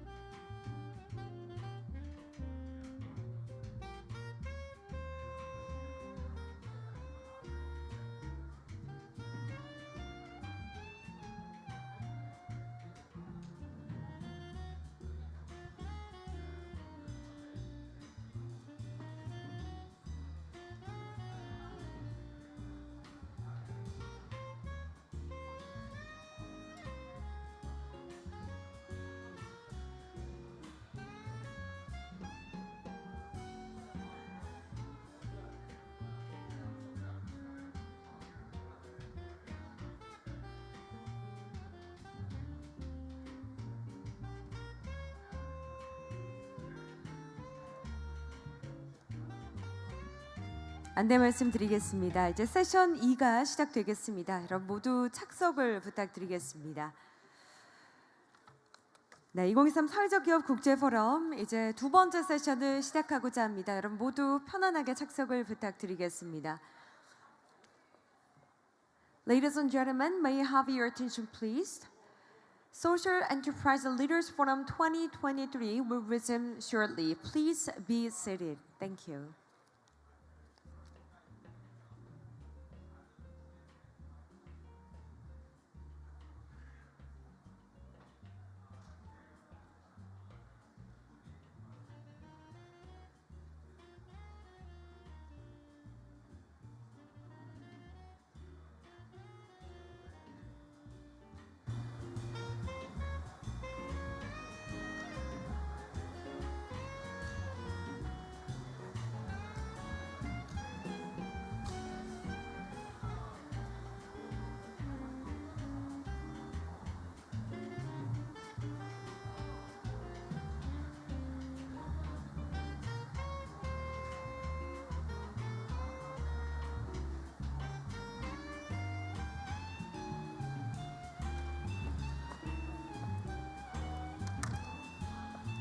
네, 거듭 안내 말씀을 드리겠습니다.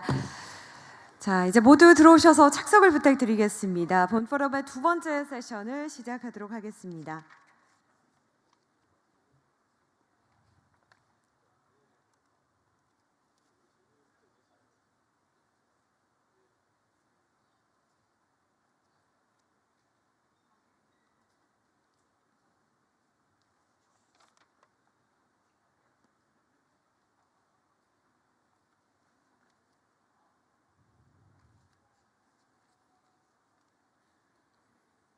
네, 2023 사회적기업 국제포럼 사회적기업의 성장과 사회적 가치 창출, 증거 기반 커뮤니케이션의 힘이라는 주제로 함께하고 계십니다.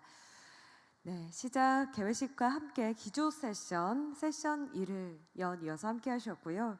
이제 바로 세션 2의 문을 열고자 합니다.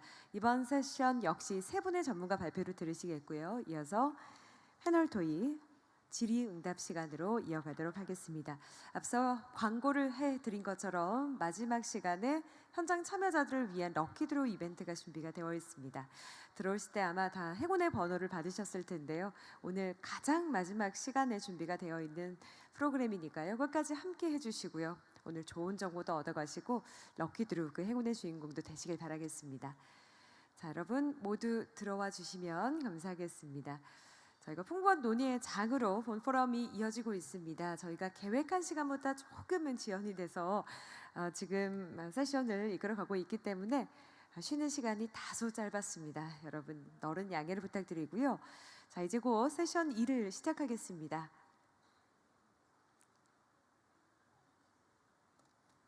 (1분만) 기다려달라고 하셔서요. 저 1분 후에 바로 첫 번째 연사 소개를 하도록 하겠습니다.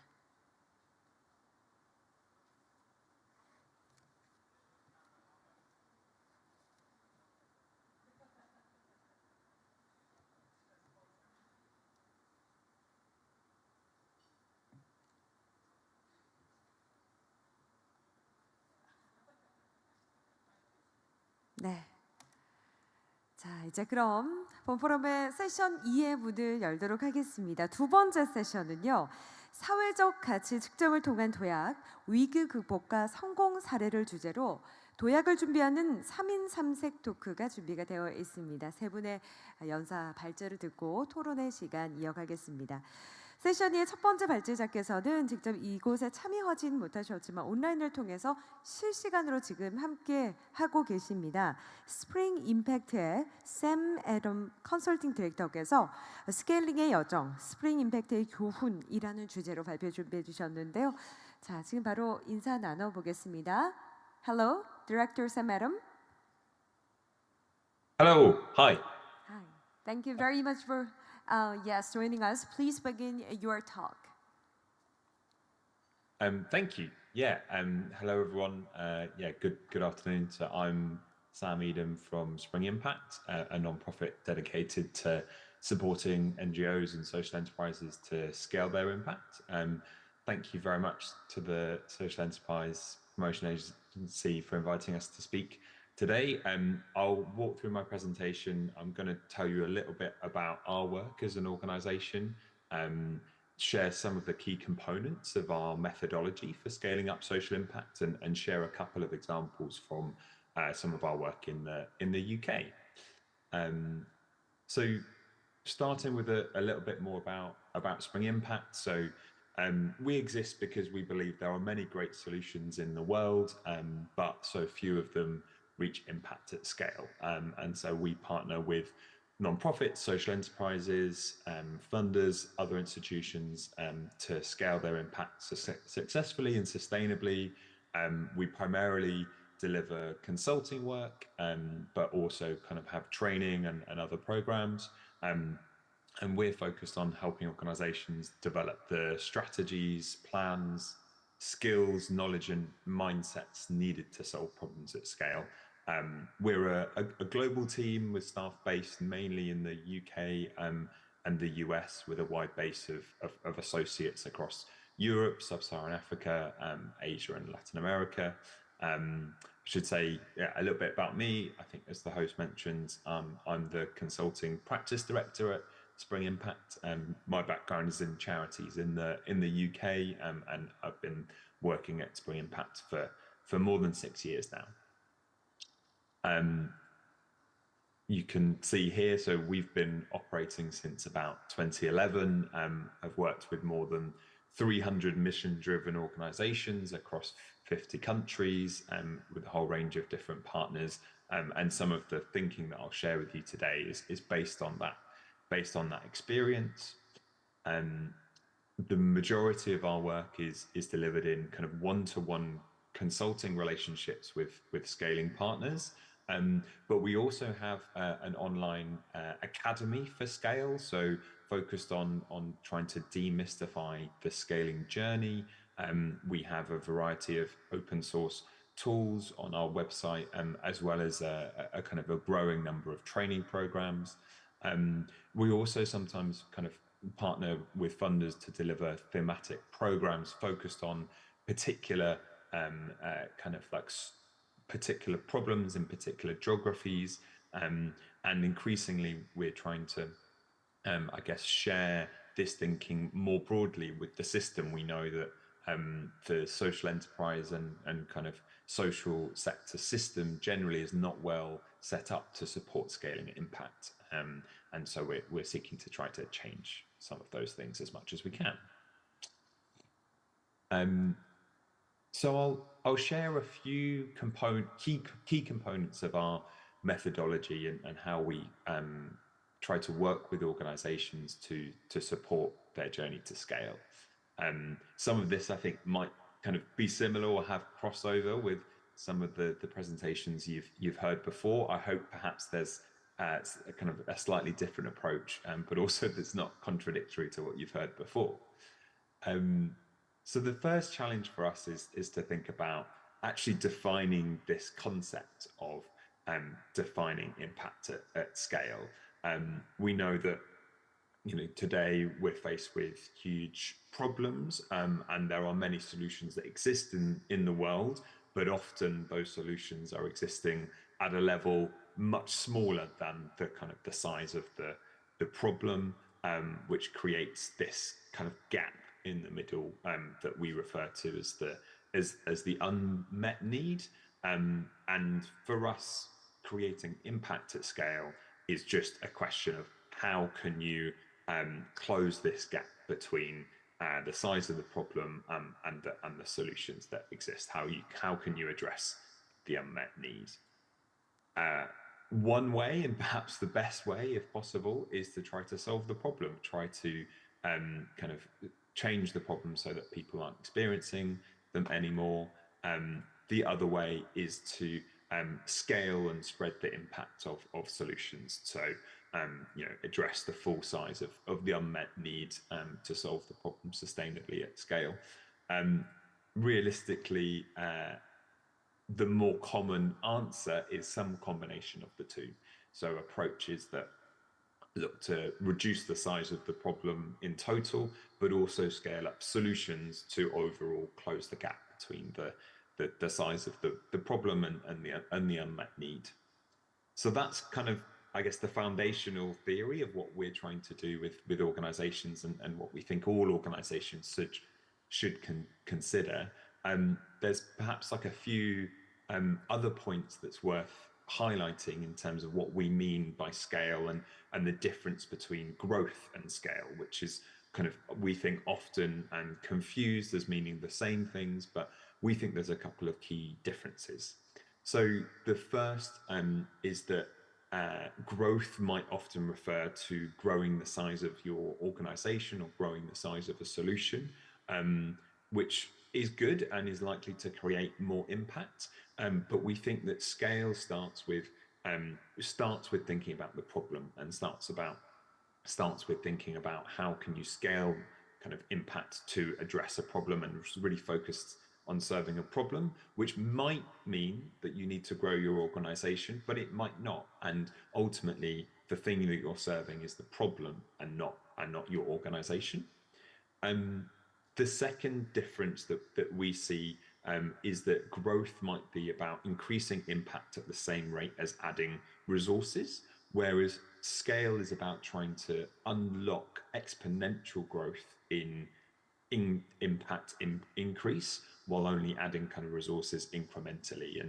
And these graphs highlight that difference of we're trying to unlock and find kind of approaches to scale to unlock that kind of hockey stick growth in impact. So those are a couple of foundational kind of concepts that are really important in our work, and that we start kind of all of our engagements with partners talking about. The question then is, how do you actually unlock and how do you actually achieve that idea of impact at scale? So we support organizations to consider which pathway to scale is most appropriate for them. And there are many different approaches and there are many different ways of achieving impact at scale. And I'm not going to try to kind of explain kind of all of those in this presentation, but we do find it helpful to differentiate between two different categories.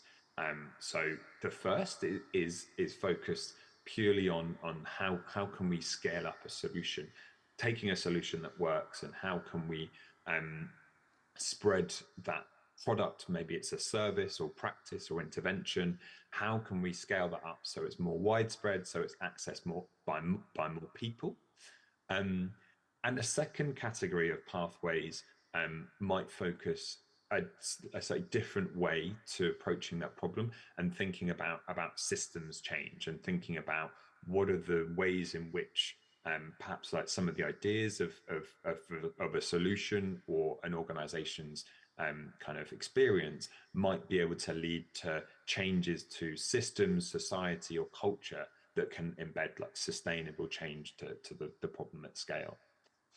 And this slide, I guess, takes that a step further. So we have a kind of a range of different what we call scaling pathways within each of those categories. if I just touch on some of the category, some of the pathways within the kind of the green first category around scaling up solutions, there is still a huge breadth and a huge range of different options that an organization could consider. So, for example, on the left, open sourcing or training, you might consider packaging up your solution and creating a toolkit or guide to implementing your solution that you could just publish online and just share and distribute and enable other people or individuals or organizations to implement your solution. This is something that can work really well for very simple, very grassroots based solutions and can very quickly lead to scaling up of social impact. For maybe kind of more complex interventions or solutions, you might want to consider an approach such as social franchising, where you're kind of granting a license to another organization to implement your solution, and you're providing training and support to enable them to implement the solution successfully. You might seek to scale through government, and this is something for charities and NGOs especially is often seen as an end goal, is how can you, persuade government to adopt your particular solution, or maybe provide sustainable funding to see your solution spread throughout a particular geography or country. And there's also, as the right-hand side of the slide shows, like different ways to create systems change. So the most obvious is to try to directly influence public policy, but organizations might also build kind of movements or seek to think about how they can make interventions to change the way that the markets operate. So that just gives you a flavor, and if you're interested, we have lots more information available on our website that goes into each of these pathways in more detail. And often organizations might choose multiple of these pathways as the right approach to scale for them. But yeah, I just wanted to give you a flavor of that before sharing a couple of examples of clients that we've worked with who have gone at least some way into their journey to scaling impact. So the first is a social enterprise called IRIS-I, who developed a domestic violence intervention program called IRIS.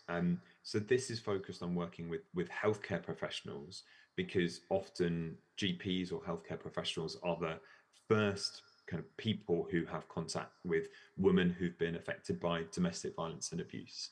And the initial reaction that a survivor receives and their subsequent follow-up can have a really big effect on their ability to reestablish their life and health and well-being. But practitioners often lack the awareness that's needed to respond appropriately and to refer effectively. So the IRIS service was set up to create a partnership between GP surgeries and specialist third sector organizations. It offers training to practitioners, and it helps create a kind of an effective referral pathway so that survivors of domestic violence and abuse can get support. And back in kind of 2007, the IRIS-I team had an RCT and showed that this approach can have fantastic impact and create significant change. But they and that success led to the service being adopted at 33 sites around the UK, but they ran into significant challenges. Once they had kind of started to scale up, they found that the quality and impact was not consistent across the network, and there was an over-reliance on the support of the central IRIS-I very small team. And so we started working with the team in 2017 to think about how to address some of these challenges. So we worked with the IRIS-I team to develop a social franchise model for replicating the IRIS intervention. So IRIS-I, small social enterprise central team, would form a close relationship with a carefully selected local partner, and then provide comprehensive training, kind of materials and support to enable those partners to deliver the model independently, but adhering to really clearly set out quality standards for the IRIS program and have an ongoing relationship with the central RSI team, but that was more focused on quality assurance and kind of mentoring and coaching rather than the very intensive hands-on support that it had been before. And some of the kind of shifts that were required here was the RSI team being much more selective about the partners that they were recruiting, making sure that they had the right capabilities and the values to deliver the program successfully. They formed much more directive relationships that made it very clear the need to hit these minimum quality standards. And they also shifted some responsibilities, for example, for implementation and for funder relationship management. Local partners would take those responsibilities forward rather than the central team. And the impact of these changes has been really significant. IRIS has now scaled to more than 40 sites across the UK, but much more significantly, there is real consistency and fidelity of impact across these sites. And this approach is much more sustainable for the IRIS-I team. There isn't a kind of a risk of burnout, and that they have the funding and kind of systems in place for this to be sustainable. And the team had, lots of kind of learnings from this. I guess a key kind of one to pull out is we worked with them to really understand what was driving kind of impact, and therefore what the quality standards needed to focus on, and what the training and support packages that IRSI provided needed to focus on. They also recognized that they needed to evolve their organization. They appointed a director of franchising who was really focused on how to support partners rather than necessarily how to deliver really great clinical and kind of referral work, which was quite a shift for the organization.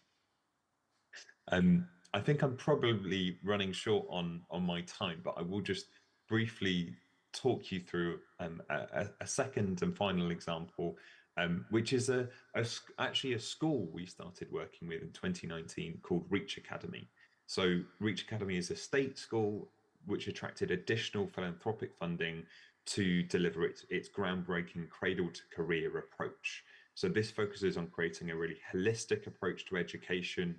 Some of the key points are kind of shared here, that schools are much more visible institutions in their communities. They provide universal services, so not just schooling, but also support around education, welfare, and housing are kind of housed within the school. And the idea is also for as many young people as possible to be in the school from nursery age all the way to graduation, kind of 16 or 18 years of age. The idea of creating a much more holistic experience for a young person. And this, combined with really high teaching standards, created amazing results. So supporting particularly many young people from lower income or backgrounds that you'd kind of statistically expect to achieve lower results, we're achieving far better results and future career opportunities. And it's been marked by an outstanding score by the Ministry of Education and attracted wider support and publicity.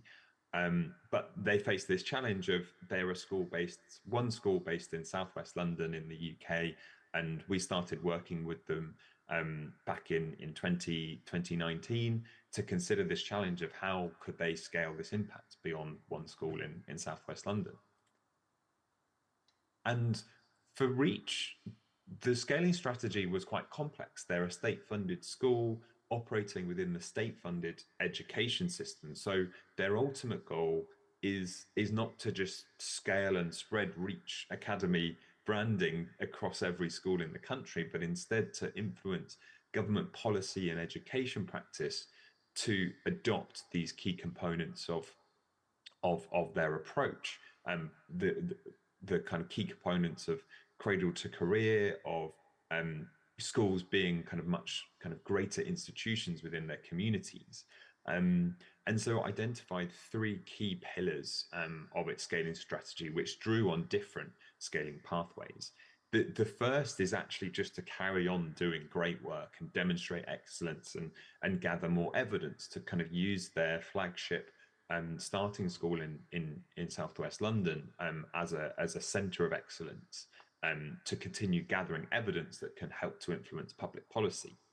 The second, though, they wanted to spread this approach to other schools. So they created a partnership program where other interested schools and kind of school partnerships in the country could come onto this program and receive training and leadership support from the REACH team to enable them to adopt the REACH model in their own schools.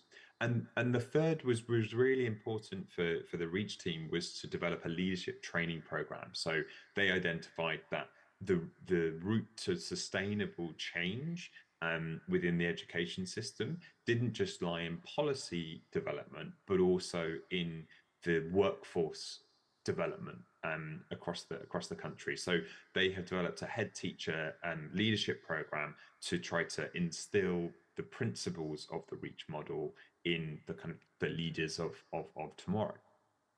And the REACH team have only been doing this, for a few years, but they have already attracted more than 30 school partners, school trust partners, that they have helped to adopt components of these models. They've trained more than 100 leaders, and this model has started to generate kind of revenue for them, so it's kind of proven to be sustainable. But a challenge that the REACH team has already come up against is that although schools in their partnership program have adopted some components of the model, it's been really, their approach is really deep and complex and requires additional funding compared to what's available to a normal state school. And head teachers that they've worked with have really struggled with that idea of having to raise additional funding to deliver things like the welfare and housing services that I mentioned earlier. And so the REACH team are still struggling with this idea of they've had an amazing journey in just a couple of years and really increased their kind of reach and network and had a lot of impact, but they don't yet know, or they don't feel like they've quite unlocked how can they replicate the same level of impact. And that again feels like a similar learning to the IRIS team. Part of the challenge here is really knowing what is the impact that you're trying to create and what are the different kind of factors in your current intervention that create that impact. I will pause there. I think that I've probably slightly gone over my time, but yeah, I'm happy to answer kind of more questions in the Q&A. Yeah, if you're interested to find out more about Spring Impact, please do go to our website and stay and get in touch. Thank you. 박수 부탁드립니다. Thank you very much, Director, for the great presentation. 네, 스케일링의 여정, 스프링 임팩트의 그 여정, 그간의 도전, 교훈들을 알 수 있었던 시간이었습니다. 네, 바로 다음 발표자 소개하도록 하겠습니다. 유누 스포츠 허브의 코차곤 캄차리온 도시변혁 담당관님이 발표 준비하고 계시고요. 스포츠와 사회적 기업이라는 주제로 말씀 나눠주시겠습니다. 자, 여러분 박수로 맞이해 주십시오.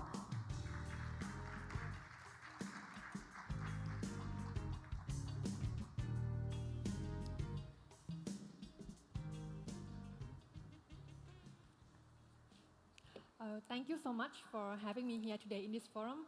It is my honor to be here today. My name is Kochakon Khomcharan, a transforming city officer at Yunus Sport Hub. I flew from Thailand to represent Yunus Sport Hub at this event. For this presentation, I aim to introduce you to Yunus Sport Hub, our principle of social business, elaborating from what Professor Yunus has mentioned in the keynote speaker earlier. And then I will talk about our works and ongoing project, especially on what we are doing in Bangkok right now. So let me begin with the story we are all aware of. I will skip the quiz because I think it's too easy for everyone here. Okay, let me begin with this. This is the beautiful earth we live in. However, the civilization has evolved And now the humanity runs by the capital engine, which leads to significant inequality around the world. That all of us in this room want to elevate by our capacities. We have 690 million people globally living under the poverty line. We have 190 million people are unemployed right now.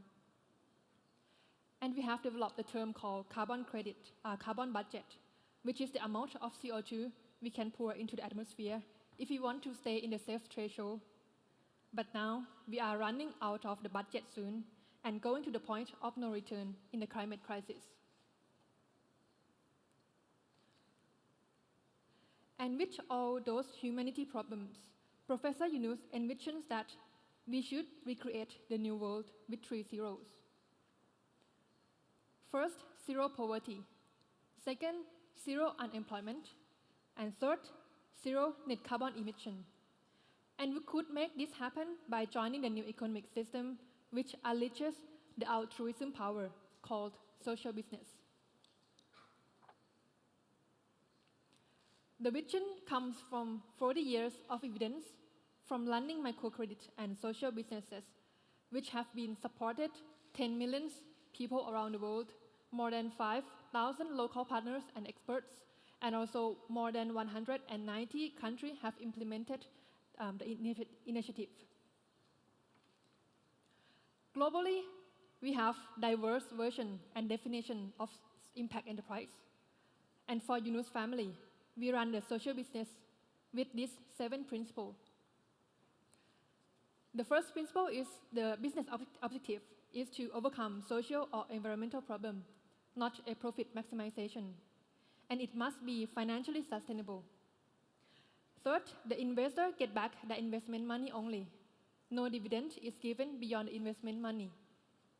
Fourth, when the investment money is paid back, company profit stays with the company or for expansion and improvement. Fifth, the organization must be gender sensitive and environmentally conscious. And then the last one is do it with the joy. Next, I will present you the Yunus Sport Hub works and how we use sport and social business to impact the society. Our work officially began in 2016 with the collaboration between Yunus Sport Hub and the International Olympic Committee under the global framework aiming at using sport and social business to build a better world. Since then, we have been working together with them in several global social businesses and sport interventions. Our vision is to use social businesses and sport as tools to tackle the social and environmental problem, to end poverty, unemployment, and climate crisis. At Yunus Sport Hub, we do 4 things. First, we support social business to thrive through providing them resource, training, capacity building. We use our platform called Pitch. Right now, we have more than hundreds of resources for social entrepreneurs available in the platform. Second, we do social entrepreneurship acceleration. So we support the global athletes to become entrepreneurs.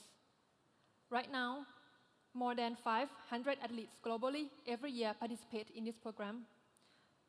More than 190 business ideas have been incubated, and 1/4 of this project complete the acceleration stage. And third, we support organizations to create an inclusive event. For example, we collaborate with the Paris Olympic 2024 to help them mobilize resources in the procurement process towards social business services and expand the social business ecosystem in this area. And fourth, we partner with the stakeholders to develop Sports Hub for All. The idea of this project is to develop the financially sustainable sport and social business hub in the urban poor community to provide them the access to sport, health, and economic opportunities and improve their life. We are currently piloting this project in Klong Toei, one of the largest urban poor communities in Bangkok. We will use the underutilized area and revitalize it to become the hub that transforms lives in the community. At this stage, we are doing the feasibility study. We investigate the needs of the community through several focus groups, identify the key strategic partners from the international level to local level, which serve different purposes, from securing the site, operate, invest, and helping us to scaling the initiative in the future. Then, we do one of the most challenging parts to designing the viable business model and operating model of the hub. Creating the sports facility in the slum to improve the well-being is not a new idea. Probably we have more than 10 in Klong Toei already, but most of them only last 1 or 2 or 3 years because they have no financial model to maintain the facilities. So what is new and impactful here is making Sport Hub have the viable business model which make them sustain creating the impact to the community in the long run. This project plans to implement next year, and our strategy is to use this site as a model for replication. Our social impact measurement and financial measurement will take a key role to evaluate, improve, and scale this project in the future. If this model works out, we see the high potential to replicate this model at the poor neighborhoods in other parts of Thailand, as well as globally in the future. To sum up, this is our impact result. Last year, in 2022, more than 3,000 people have been impacted by the Yunus Sport Hub initiative, and 93 entrepreneurs have been accelerated, and 47 businesses have been created. We have been contributed to SDG goal in more than 30 countries in 2022. If you see the number below each SDG goal, it is the number of countries that has been impacted with our initiative. As Professor Yunus said, if you want to do something, you have to imagine it. If you don't imagine it, it won't never happen.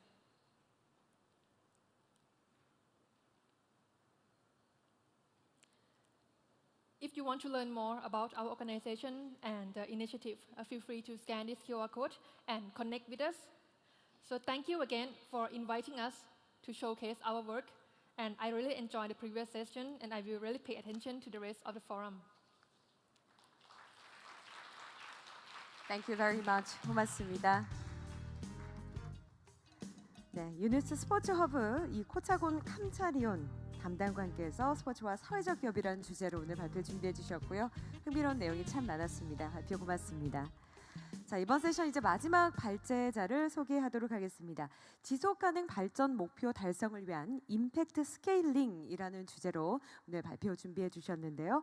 로이스턴 브로간자 그라민 임팩트 인베스트 인디아 이사장님께서 발표해 주시겠습니다. 자, 그럼 이사장님 바로 무대 위로 모시도록 하겠습니다. Please welcome him with a warm round of applause. Good evening. It was interesting that your first guest speaker and your last guest speaker both have white hair. All the rest are young people. So congratulations to all the young people in the room. It's wonderful to have so many young people with great examples. I'm thinking back to 2017, 18, 19, where we described the world as VUCA, V-U-C-A. Volatility, uncertainty, complexity, ambiguity. And then COVID hit, and everyone said, now we're in a VUCA world. And now suddenly, with what's happening in Ukraine and Russia and Israel and Palestine, everyone's saying, now we're in a VUCA world. But I think the only thing that we've learned is that we're always going to be in a VUCA world. And so how do we deal with all the challenges that we have? And so I'm going to have 2 slides which are bad news, and then 2 slides which are good news. So the bad news is that we seem to be falling way short of the SDGs. The Sustainable Development Goals, which 193 countries signed up for in 2015. So we're at the midpoint exactly of those SDGs, which means that if we needed $35 trillion to finance the SDGs, then we should have been somewhere at 17 to 18 trillion by now. But unfortunately, the gap is only widened. And so we are facing a significant challenge. And I would love to talk to all the young people who spoke earlier and talked about how do we identify our purpose, how do we find different ways of being able to measure impact. But the challenge is that there is no funding. How do you do all of this? How do you build scale into enterprises when there is no funding? And therefore, what I want to talk about today is where does the money come from? Finally, they say it's all about the money. And the business of business, which used to be business, we now heard have to be one of the stakeholders. But if the funding doesn't come, what happens? COVID has pushed over 250 million people into poverty across the world. Now, this is a stark number. We can talk about all the good solutions that we need to have. But if the funding is going to fund wars and going to fund other situations of conflict across the world, then who is going to fund the social entrepreneurs in this room and in Africa and in my country in India and all over the world? And therefore, I keep joking that I'm one of the strange people. While all of these young, bright people go up the corporate ladder, my journey is coming down. So corporate bank, investment bank, mid-market, SME, microfinance, and my journey has been the race to the bottom. But the fact is that there is tremendous funding that is available if we make the right products, the right structures, and the right linkages. And therefore, as you rightly talked about, the spectrum or the continuum of funding across from the mainstream investors to philanthropy, there is a wide spectrum of funding that is being made available. And you talked about choosing the midpoint of that for your investment. And I would say today, even the most commercially minded investor cannot escape the fact that he needs to find ways to finance ESG and the SDGs. Every corporate, whether you talk to Unilever or you talk to Samsung, is interested in finding ways to be seen as a sustainable corporation, is to be seen as someone with a conscience. And therefore, we launched in India something called the Capital with a Conscience ecosystem. So built on the 7 social business principles that were shared just by the earlier speaker, we created Grameen Capital, which was a social business, the first of its kind in India. 5 years ago, we launched a new company called Grameen Impact, focused on the Sustainable Development Goals. And I launched it at the UN General Assembly to be able to identify ways of creating finance for the sustainable development, finance for social enterprises. A lot of you talked about financing pilots, but how do you take a pilot to scale? And we've seen that happen in India. $15 billion has come into impact investing. Unless we are able to create scale, we will remain just a small micro enterprise or just one pilot. But when we create that scale, that is when you go to the mainstream capital markets, drive value for your own organization, for your team members. Otherwise, how do you retain talent? A lot of bright young people want to come to your companies because they're driven by passion. But do they have career paths? Do they have growth in income and salaries? Or are they going to just look for another job elsewhere because you can't sustain their growth? So how do you create these pools of capital that are able to build from a small angel investment in impact, which some of you are running, and angel funds were mentioned, but how do you bring these to an IPO? Just last week in India, one of our partners did an IPO, 77 times oversubscribed. Mainstream capital is now seeing value that is there at the bottom of the pyramid. But as long as you don't start your organization by chasing the treasure at the bottom of the pyramid, but by chasing purpose, like you mentioned what Ashoka is doing, or chasing really why we exist and what are the various ways to solve global problems, and then aligning it with investment. And that's what we've tracked in India. We've been able to track SDG by SDG. What is the impact that we are creating? What is the impact that needs financing? And so we began to think, what is the way to bring funding into the system? Where are the networks of investors, of implementing partners, of governments? What are the different roles? I think Alistair mentioned the recidivism issue and the falling back into crime. And there was an impact bond that got created, I think in Peterborough or somewhere in London, for recidivism.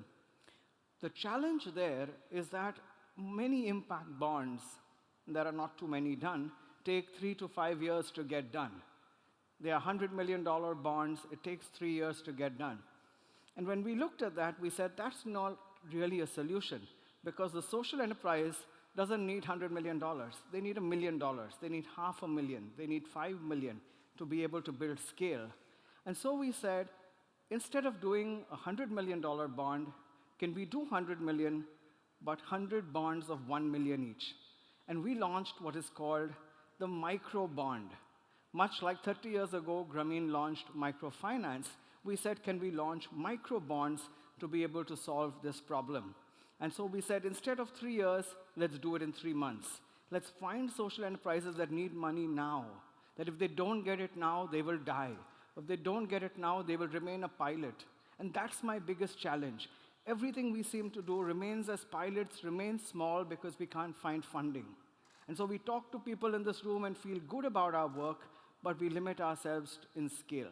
But if we are able to find the right scale, then we can do this. And so we came up with a structure which is called GOAL. Football fans in the room, I'm sure you look at Son and Kim Min-jae, is that the other one? All the great footballers that come from Korea.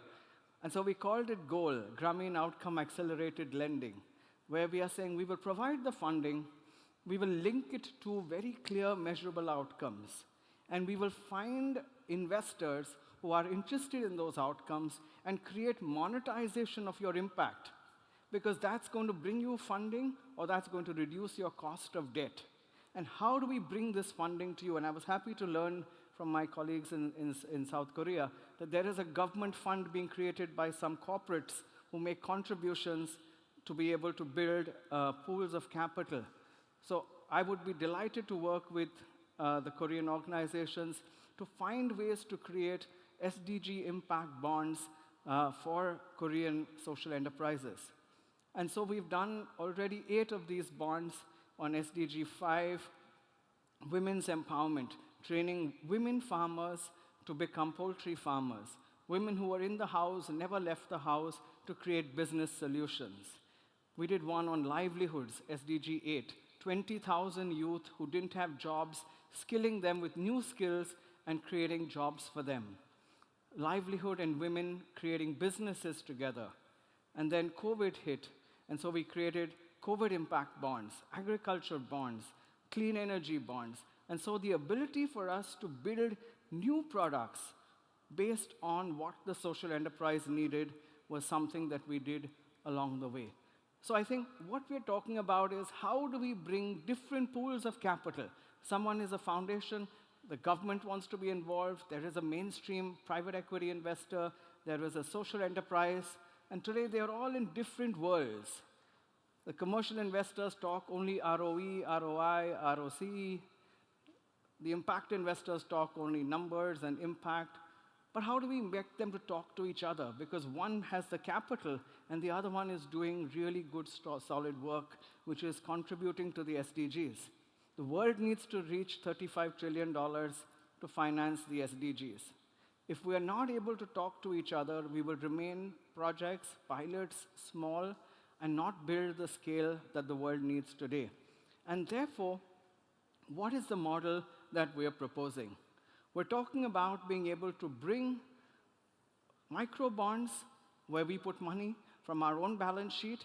That's phase 1.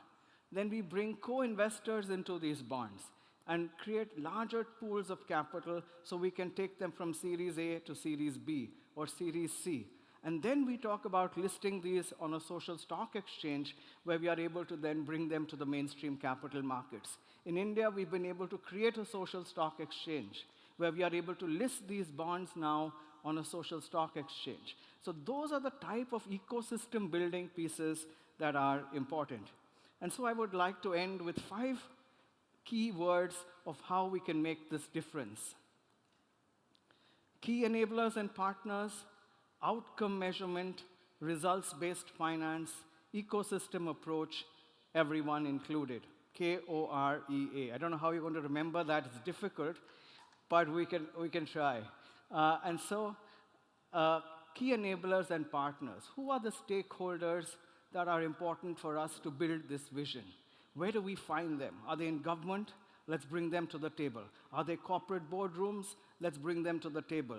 Are they private equity investors? Let's bring them to the table. Everyone has a role to play if we want to build out the SDG financing framework, if we want to scale up social enterprises. It is not the job only of impact enterprises. It's not the job of impact investors alone. It will never scale unless it's able to build really a coalition of investors of different pools of capital with different risk appetites, with different risk motivations. That's when we can create a true ecosystem. Critical to that, as Professor Yunus and Irene and the person from Schwab Foundation talked about, is outcome measurement. The ability to use, many tools were discussed, the IRIS tool and others, of how do we use impact measurement tools to be able to measure those outcomes very scientifically, very robustly, with great empirical data. Third, results-based financing, creating products that are based on these results. How do you monetize this? Can you create a blockchain solution where you can create tokens for someone who's reduced carbon, or someone who's improved health indicators, or someone who's improved milestones based on education, and then give them a tokenized solution which they can use and create monetization benefits? How does this whole ecosystem work together while making sure that no one is left behind, that all are included? And therefore, I think as we imagine the social enterprise framework or the ecosystem in South Korea, I would like to challenge you to reimagine one that is not just a silo, that's not operating on its own, that's not just focused on social enterprise, but that's focused on the whole Korea meeting its sustainable development goals. Through you, through the work that you're doing in this room, how do we bring everyone together? How do we make sure that all are included? It's a pleasure speaking to you this evening. It's a pleasure to be hosted in a building that talks about its charity, its work with the poor, its work with health. I was looking at the museum outside and to see the work that the Catholic organizations have done and so many other organizations in Korea. And so I think it's opportune to end with this slide, which very clearly tells us a line from an Indian saint from the Catholic Church. But she says, sometimes I want to ask God why he allows poverty, famine, and injustice in the world when he could do something about it. But I'm afraid he might just ask me the same question. Thank you for your attention. 감사합니다. Thank you. What a great presentation. Thank you very much for sharing that insightful thoughts and your knowledge. 고맙습니다. 네, 고맙습니다. 2023 사회적기업 국제포럼 두 번째 세션의 마지막 연사까지 만나보셨습니다. 이번 세션 사회적 가치 측정을 통한 도약, 위기 극복과 성공 사례라는 주제로 세 분 전문가의 발표를 먼저 들어봤는데요.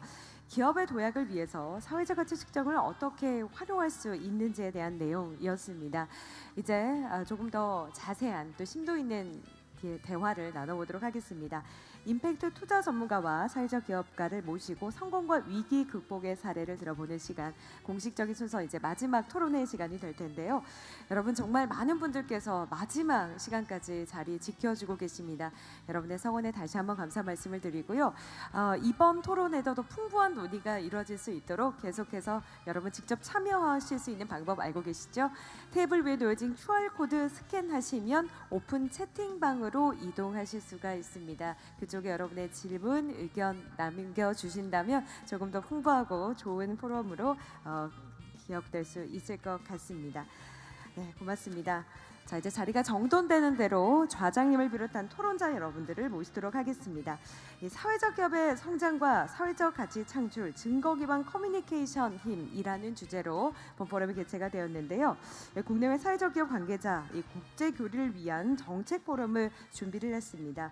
이를 통해서 협력을 강화하고 또 제4차 사회적 기업 기본 계획에 따른 지속 가능한 발전 방안을 모색하기 위해서 준비된 자리인데요. 네, 어느덧 토론을 위한 무대가 완료가 된 것 같습니다. 참여하시는 분들 제가 간략하게 소개를 해드릴게요.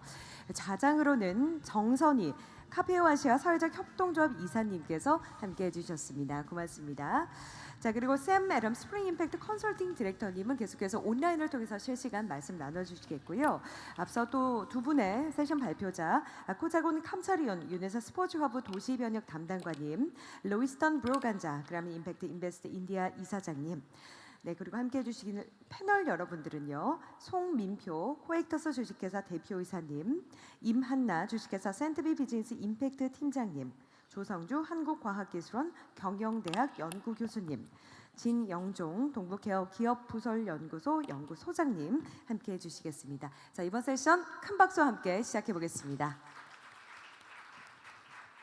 네, 이사님 진행 부탁드립니다. 예, 안녕하세요. 저희 이제 두 번째 세션이 시작이 되는데요. 이제 스케일업이나 스케일링, 성장 이런 것이 주제가 될 것 같습니다. 우리 세 분의 발제자님들께서 사실 최근 들어서 저희한테 굉장히 갑작스럽게 다가오고 있는 주제인 것 같습니다. 요즘 정부에서도 스케일업에 대한 어떤 공모 사업들도 꽤 나오고 있고 또 여러 분야에서 스케일업이나 성장, 스케일링에 대한 어떤 관심들이 점점 늘어나고 있는 것 같습니다. 우리 세 분 발제님께서 이러한 주제에 대해서 굉장히 인사이트를 주는 발제를 해주셔서 매우 감사하게 생각을 하고 있습니다. 오늘 네 분의 이제 토론자를 모시게 됐습니다. 원래는 5분, 자료에는 5분으로 기재가 되어 있는데요. 김희정 대표님께서 갑작스러운 일정으로 인해서 오늘 참석을 못하셨고 네 분의 어떤 토론자들과 함께 이 세션 2의 토론을 운영해 보도록 하겠습니다. 사실 이제 지금 저희에게 주어진 시간이 30분입니다. 워낙 이제 앞에 세션에서 시간이 좀 많이 지연이 됐기 때문에 저는 역할을 최대한 시간 관리를 하는 것에 좀 집중을 해서 30분 안에 저희 세션 2가 끝날 수 있도록 이렇게 노력을 해보도록 하겠습니다. 간단하게 먼저 우리 토론을 진행하기 전에 진행 방식에 대해서 간단하게 좀 말씀을 드리도록 하겠습니다. 먼저 우리 토론자 네 분의 토론자 분들께서 우리 세 분의 발제자 분들이 하신 발제 내용에 대한 어떤 각자의 의견이나 또 질문에 대해서 각자 말씀을 해주실 겁니다. 근데 시간을 되도록이면 4분을 넘기지 않도록 최대한 좀 시간 엄수를 해주셨으면 좋겠습니다. 그리고 그 다음에 이 토론자들이 제기한 어떤 질문이나 어떤 견해들에 대해서 우리 발제자님 세 분들이 그 어떤 토론자들의 내용에 대해서 의견을 주시고 답변을 주시는 시간을 갖도록 하겠습니다. 그리고 그 이후에 마지막으로 우리 플로어나 아니면 유튜브나 온라인을 통해서 질문이 지금 들어오고 있습니다. 그래서 이 질문 중에서 한 2-3개만 선별을 해서 제가 직접 우리 발제자님들께 질의를 하고 우리 발제자님들이 답변을 하는 이런 순서로 마무리를 하도록 하겠습니다. 그래서 최대한 하여튼 시간을 좀 잘 엄수해 주시기를 다시 한번 부탁을 드리도록 하겠습니다. 그럼 먼저 우리 송민표 대표님께서 먼저 우리 발제자님들의 발제에 대해서 의견을 말씀해 주시고요. 질문을 하실 경우에 있어서는 어떤 분에게 질문을 하는지 좀 명확하게 좀 말씀을 해주시기 바랍니다. 우선 저는 이제 소셜벤처를 지금 한 6년 차 지금 이렇게 운영하고 있는 지금 기업이고요. 우선 오늘 발표에서 이제 가장 이제 중요했던 부분이 이제 우리가 세션 1에서는 이제 사회적 가치 측정과 관련된 부분, 그리고 두 번째로 이제 그 사회적 가치 측정에 이어서 그걸 이제 어떻게 스케일업 해 나갈까에 대한 부분들에 대해서 오늘 좀 들을 수 있었는데, 우선적으로 아까 이제 방금만 이제 발표에서 말씀해 주신 것처럼 사실 이제 어떤 소셜 벤처들이나 또는 사회적 기업들이 우리가 스케일업을 하기 위해선 여기 많은 또 사회적 기업 관계자분들이 계신데 돈이 필요하겠죠. 가장 근본적인 거는 우선 뭔가 비즈니스가 성장하려면 돈이 필요합니다. 근데 이제 우리나라의 사회적 기업들이 이제 어떤 방식을 통해 가지고 우리가 자본을 조달하느냐라고 했을 때 우선 가장 많이 의존을 하는 방식이 이제 정부의 지원 사업들, 이제 그랜트 방식의 어떤 정부의 지원 사업이나 또는 이제 큰 이제 민간 기업들의 어떤 지원금들, 이런 것들에 가장 먼저 의존을 하게 되고요. 그리고 이제 어떤 기술이 있거나 좀 더 이런 비즈니스를 좀 빠르게 좀 성장하길 원하는 이제 회사들 같은 경우에 앞서 이제 투자사에서도 나와서 말씀을 해주셨지만 이제 임팩트 펀드들, 이제 우선주 투자 방식에 또는 뭐 보통주 투자도 가능하겠지만 우선주 투자 방식의 이제 임팩트 투자가 좀 주를 이루는 것 같습니다. 적어도 이 한국의 이 도메인 안에서는요. 근데 이제 사실 우리가 임팩트 투자의 관점으로 봤을 때는 물론 이제 전 세계적으로 이제 기후 위기나 이런 부분에 있어서 환경적인 부분들이 많이 강조가 되는 것도 맞기는 하지만 사실 그쪽에 좀 많이 치우쳐져 있다라는 생각도 받을 수밖에 없는 것 같아요. 그래서 이제 이런 소셜 비즈니스 쪽에서 우리가 앞서 말씀해주신 SDG의 그런 다양한 목표들을 풀기 위해서는 사실 환경뿐 아니라 이제 다른 뭐 취약계층의 고용이라든가 이제 다른 이제 사회 서비스 제공이라든가 이런 부분들에 대한 투자들이 계속 이루어져야 됩니다. 근데 이러한 부분들이 우리가 일반적인 이제 투자의 관점에서 봤을 때, 즉 이제 자본을 투입하고 그리고 거기에서 이제 어느 정도의 수익률을 올릴 것인가, 이제 내부 수익률이라고 많이 하죠. IRR을 얼마나 우리가 올릴 수 있는가라는 관점에서 접근하면은 사실 맞지 않는 부분들이 좀 많아요. 이제 그런 부분들에서 이제 우리가 혼합금융의 방식을 앞으로 계속해서 좀 고민을 해야 되지 않을까. 지금 단계에서는 저는 사실 그런 생각들이 좀 많이 들었고요. 앞서 소개해주신 것처럼 이제 그 사회적 기업들의 어떤 사회적 가치를 평가해서 그거에 대한 부분을 어떤 우리가 채권 방식으로 이제 임팩트 본드라고 좀 설명해 주셨는데 채권 방식으로 그 사회적 가치에 대한 성과에 대한 부분들에 대한 보상을 하고 그걸로 이제 자본을 조달할 수 있는 이런 다양한 이제 방식들, 이제 앞서서 장표에만 있기는 했지만 이제 필란트로피 방식 역시 이제 비영리 기구들이 이제 자본을 조달하는 이제 새로운 방식들이 될 거라고 저는 개인적으로 또 생각을 하고 있고요. 그래서 우리나라도 이제 좀 다양한 방식의 자본 조달이 좀 고려되어야 되지 않을까 하는 생각을 이번 발표를 통해서 좀 많이 느낄 수 있었던 것 같습니다. 감사합니다.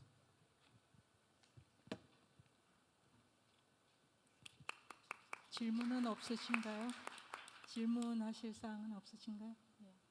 예, 우리 송민표 대표님께서 이제 다양한 방식의 어떤 자금 조달이 앞으로 우리나라의 스케일업에 있어서 굉장히 중요한 과제다라는 말씀을 해주셨습니다.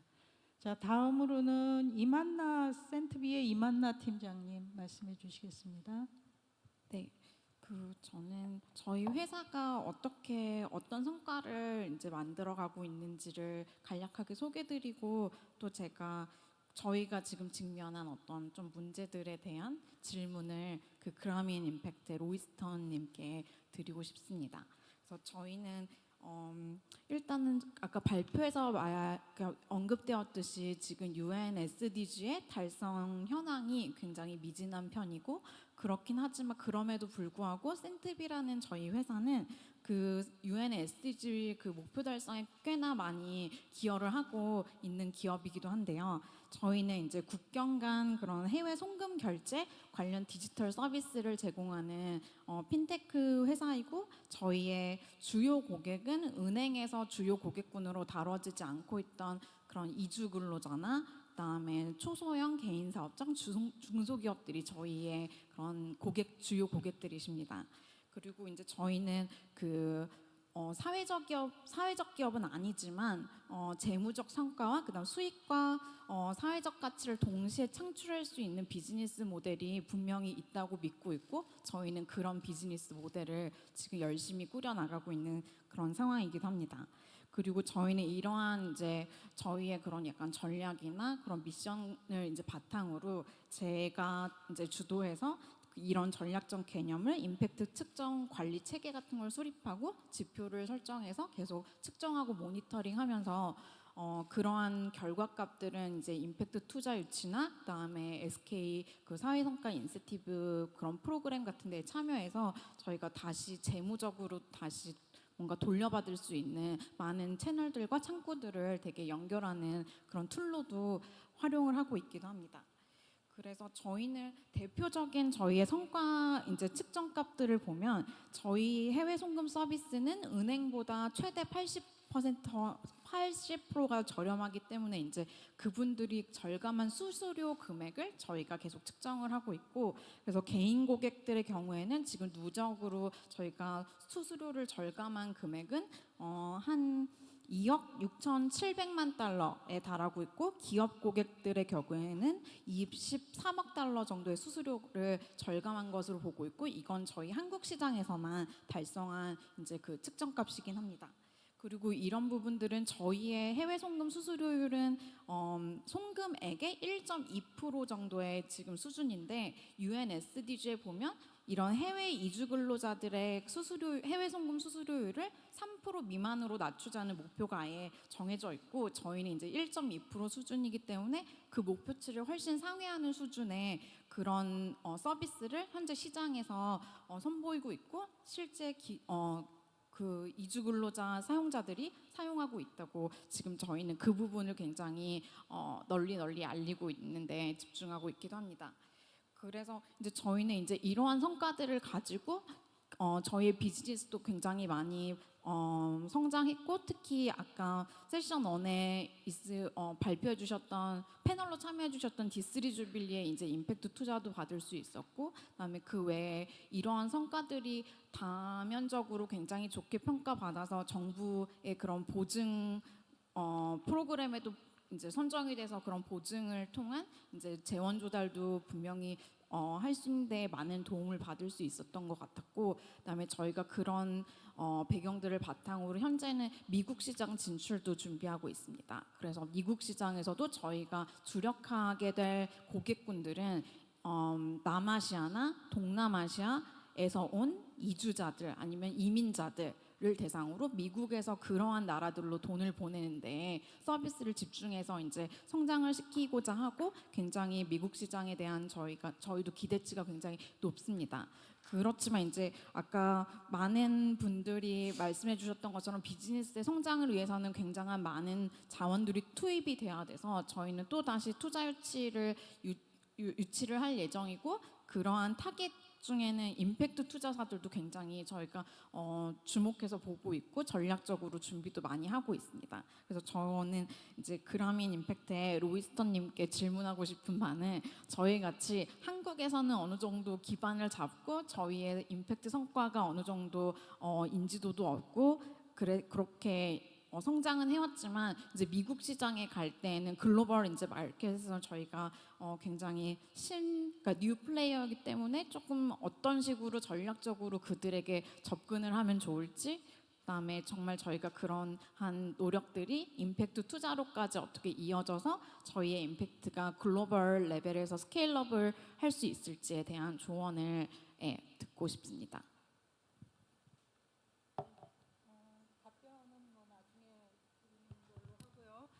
이만나 팀장님께서 이제 센트비의 그간의 어떤 활동과 그 성과에 대해서 좀 말씀을 해주셨고 미국 시장으로의 어떤 스케일업에 있어서의 어떤 조언을 구하신 것 같습니다.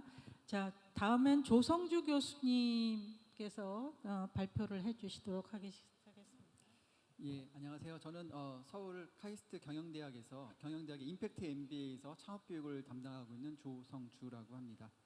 참고로 저희 전공은 한 10여 년 전쯤에 SK의 최태원 회장께서 사회적 기업들이 굉장히 뜻과 의지는 좋은데 어떤 큰 좀 임팩트 있는 성과를 내는 부분에 좀 어려움이 좀 있는 것으로 생각하시고 이분들에게 좀 더 훌륭한 경영 교육을 시키면 좀 더 임팩트 있는 모범이 될 수 있는 사회적 기업을 만들 수 있지 않을까라는 데에서 시작을 해서 지금도 이제 운영이 계속해서 되고 있습니다. 특히 SK에서 2년간 전액 장학금을 지원하는 MBA 중에서 굉장히 드문 프로그램인데요. 혹시 이 중에서도 임팩트 있는 사회적 기업을 하고자 하시는 분이 있다면 또 저희와 함께 하셔도 좋을 것 같습니다.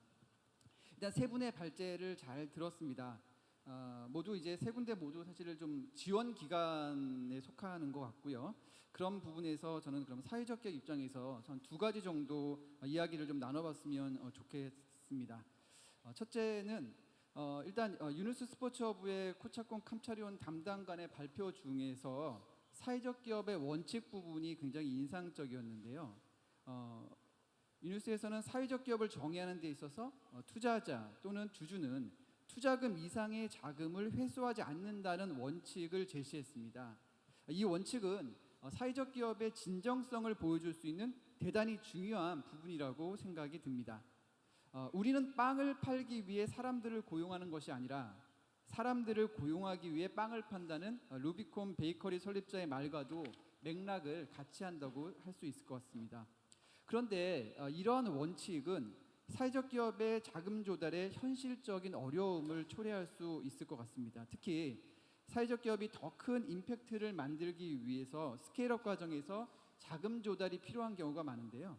일반적인 기업도 자금 조달 과정이 쉽지 않은데 투자자에게 투자액 이상의 보상을 하지 않는다는 것은 자선기금이나 각종 대안금융에만 매달려야 한다는 의미가 될 수 있습니다. 그래서 사회적 기업이 자금 조달 과정에서 유누스 스포츠허브의 원칙을 고수한다면 자금 조달이 너무 어려워지는 것은 아닌지에 대한 의견을 먼저 듣고 싶고요. 두 번째는 사회적 기업의 이러한 원칙은 기업의 자금 조달 이슈뿐만 아니라 기업가의 행동까지 연관이 되는 것 같습니다. 제가 학교에서 소셜 벤처를 위한 사업 아이디어 창출 방법론이라는 수업을 진행을 하는데 토론하는 주제 중에 하나가 사회적 기업가가 고급 명품차를 타도 되느냐 하는 것이었습니다. 여기서 고급 명품차는 꼭 자동차가 아니더라도 인간 욕구에 충실한 비교적 사치제 소비를 생각하시면 될 것 같습니다. 이런 소비를 하기 위해서는 임금 소득보다는 사업에서 얻은 배당금이나 인센티브 수익 또는 자본 수익이 생겼을 때가 될 겁니다. 즉 사회적 기업가가 사업 잉여금으로부터 얻는 부를 어느 정도 추구할 것이냐에 대한 이슈였습니다. 이에 대해서 사회적 기업가도 돈을 벌 수 있어야 하고 자신의 욕구를 실현할 수 있어야 한다고 합니다. 또한 그런 의견이 있었습니다. 또한 이런 사례가 사회적 기업이 어렵고 힘들기만 한 것이 아니라 사회적, 경제적 가치 모두를 만들 수 있다는 것을 보여주는 모범 사례가 되어서 더 많은 창업가들을 유인하는 효과가 있을 것이라고 주장을 합니다. 그러나 다른 한편에서는 잉여 수익은 사회 문제 해결을 위해 사용해야 한다는 주장이 있습니다. 그것이 사업의 목적이기 때문이고 그래야 진정성이 있다고 생각을 합니다.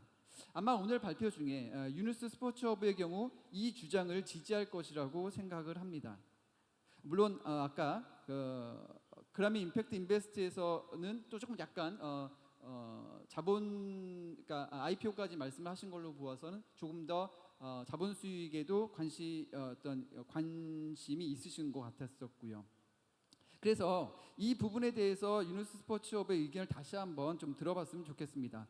사회적 기업가는 창출한 경제적 가치를 그 목적에 부합하는 사회적 가치 창출에 모두 투입해야 한다고 생각하시는지, 이러한 방식이 궁극적으로 더 높은 사회적 가치를 창출하며 성장할 수 있을 것이라고 생각하시는지, 사회적 기업가는 이익 잉여금 또는 자본 수익에 대해 어떤 자세를 가져야 할 것인가 등이 이제 뭐 세부적인 질문이 될 것 같습니다. 물론 이런 질문들은 다 하나로 뭉쳐질 수 있는 질문이기 때문에 잠시 뒤에 또 여기에 대한 의견을 좀 구하도록 하겠습니다. 예, 감사합니다. 굉장히 근본적인 질문을 하고 계신 것 같아요. 저희가 사회적 기업을 저도 이제 기억이 나지만 시작을 할 때 우리 모두 했던 고민이 아니었나 이런 생각이 들고요. 사실 이제 근본적인 질문이라고 하지만 이제 이게 스케일업이나 스케일링에 있어서도 사실은 가장 어떤 장애가 되는 문제이기도 하고 애로사항이기도 한 것 같습니다. 그러니까 자금 조달에 있어서 그러한 어떤 투자에 대한 가치를 어느 정도 보상해야 하는가라고 하는 문제는 굉장히 중요한 문제인 것 같습니다. 일단 이제 우리 Like a good professor, you're trying to get us to fight with each other. Well done. Later you fight. 네, 그러면 다음으로는 우리 진영종 동북케어 소장님께서 말씀을 해주시겠습니다. 네, 안녕하세요. 네, 마지막이라서 좀 짧게 해야 하는 의무감이 생긴 것 같습니다. 네, 저는 동북케어 기업보슬연구소에서 연구소장으로 일을 하고 있고요. 지금 보건복지부 중앙사회서비스원의 그 표준 사회서비스 모델 스케일업을 담당해서 이 사업을 진행하고 있습니다. 이 국제 포럼의 목적이 사회적 기업 기본 계획에 따른 지속 가능한 발전 방안을 모색하는 걸로 알고 있고요. 그중 네 번째로 보면 저출산 고령화 시대에 맞춰서 돌봄, 그다음에 간병, 가사 등 사회 서비스 분야의 서비스 전달 체계로 사회적 기업의 역할을 확대가 있는 걸로 알고 있습니다. 그래서 저희 동북케어는 이 저출산 고령화의 그 매우 어려운 난제를 그 돌봄 서비스를 제공하는 기업 중에서 서비스 품질이 좀 제공하기 어려운 그 영세한 기관들을 대상으로 해요. 코가 나와가지고 죄송합니다. 영세한 기관들을 대상으로 해가지고 스케일업을 하고 있습니다. 그래서 그 성과 가치를 어떻게 측정을 하려고 준비를 하고 있냐면요. 먼저 서비스의 표준화를 시키려고 합니다. 그래서 서비스 표준화에 대한 모델을 위해서 매뉴얼 개발이라든지 그 교육 내용을 좀 저희가 정리를 하고 있고요. 그 다음에 전문화로 해가지고요. 일을 하기가 어려우신 그 경력 단절 그 여성분들이라든지 그 다음에 자발적 취업을 하지 못하고 있는 저기 젊은 친구라든지 그다음에 일을 할 수 있는데 일을 하지 못하는 그 노인들을 또 대상으로 해서 그 젊은 돌봄 교육을 제공하려고 합니다. 그래서 이분들이 양질의 서비스를 전달할 수 있게 전문화된 그 성과 지표를 저희가 또 만들려고 하고 있고요. 그 다음에 규모화로 해서 이 소규모 영세기관들이 너무 이 양질의 서비스를 제공하기에는 그 소규모로 운영하다 보니까 자본도 부족하고 하다 보니까 이런 교육이라든지 표준화에 맞는 서비스를 제공하기가 어려운 부분이 있습니다. 그래서 저희가 이 영세기관을 좀 스케일업 해가지고 규모화를 만들어서 양질의 서비스가 제공되도록 하려고 하고 있고요. 그 다음에 이제 단순합니다. 이제 서비스 공급이라는 이제 문제가 있는데 서비스가 기관과 그리고 이 돌봄을 서비스를 제공하는 기관과 수급자를 연결해서 양질의 서비스를 바로 쉽게 연결할 수 있는 시스템을 저희가 만들려고 합니다. 이렇게 단순화, 그다음에 표준화, 그다음에 전문화 이렇게 규모화 시켜가지고 저희도 이렇게 성과 지표를 만들어가지고 우리 SDG에 저희도 기여를 하려고 합니다. 근데 저는 그라면 임팩트가 이런 저희 같은 시행기관을 관리하고 하는 거를 좀 잘 봤습니다. 제가 발제 내용을 잘 봤는데 제가 이제 그라만 이사장님한테 궁금한 내용은 단순히 교육을 얼마만큼 수용을 받은 사람이 늘어나거나 아니면 그 수익이 발생했냐 이런 부분이 성과 지표로 볼 수는 좀 어렵고 이들이 지속적으로 계속 고용이 되어 있는지, 그리고 수익을 올리고 있는지, 그 지속성에 대해서 어떻게 관리를 하고 있는지 저는 그 내용이 궁금했습니다. 네. 예, 감사합니다. 우리 동북케어의 경우에는 이제 지금 사회 서비스 표준화 사업을 하고 계신 걸로 알고 있고, 스케일업에서 이 서비스를 단순화하고 표준화하는 거는 가장 좀 핵심적인 과제 중에 하나가 아닌가라는 생각이 듭니다. 그래서 저는 아까 이제 우리 로이스턴 브로간자 씨에게도 질문을 하셨지만, 또 한편으로는 우리 샘 애덤 그 스프링 임팩트에서 스케일업에 대한 다양한 컨설팅을 하시기 때문에 그런 표준화 관련된 이런 여러 조언들을 또 나중에 해주실 수 있지 않을까라는 생각이 듭니다. 그래서 지금 이제 저희 네 분의 토론자 분들의 의견과 질문을 들으셨고요. 이것에 대해서 우리 발제자님들께서 이제 각자의 답변이나 의견을 말씀해 주시면 되겠습니다. 되도록이면 좀 짧게 핵심만 좀 말씀해 주시면 시간 관리에 도움이 되겠습니다. 예, 우리 먼저 하실까요?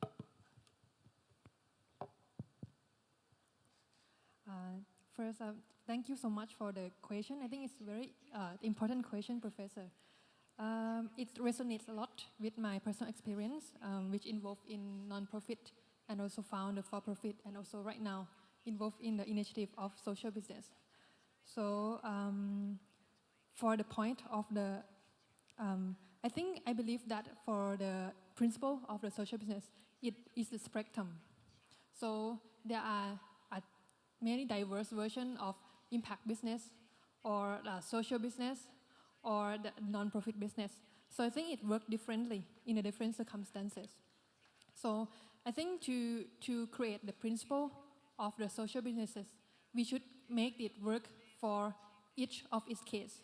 It may depend on the mission of the founder, may depend on the industry of the organization that are working in, and also maybe depends on the talents, the type of talents they want to attract in organization. So yeah, I believe it's very subjective and also depends on how the founder will choose the principle to apply to. So, and for the question of the luxury car, for me, I ask myself with that question too, and I don't have the answer yet. So maybe I would love to hear that answer from the more experienced people in the panel as well. Thank you so much.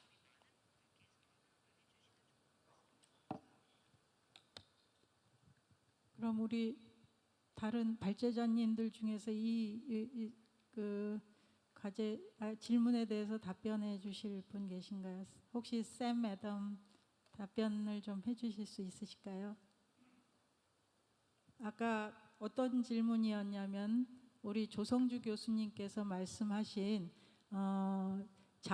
스케일업에서 자원 조달에 있어서 투자금 이상의 어떤 이익을 낼 수 없다면 누가 투자를 하겠느냐, 이 문제를 어떻게 해결할 수 있느냐라고 하는 좀 이 질문에 대해서 혹시 답변을 해주실 수 있으실까요? 어떤 분이든지.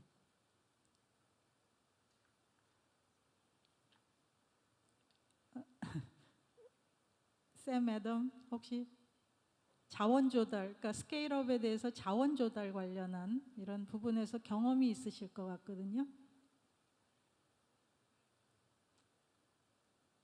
이게 네트워크 연결이 안 되는가 본데요. 여기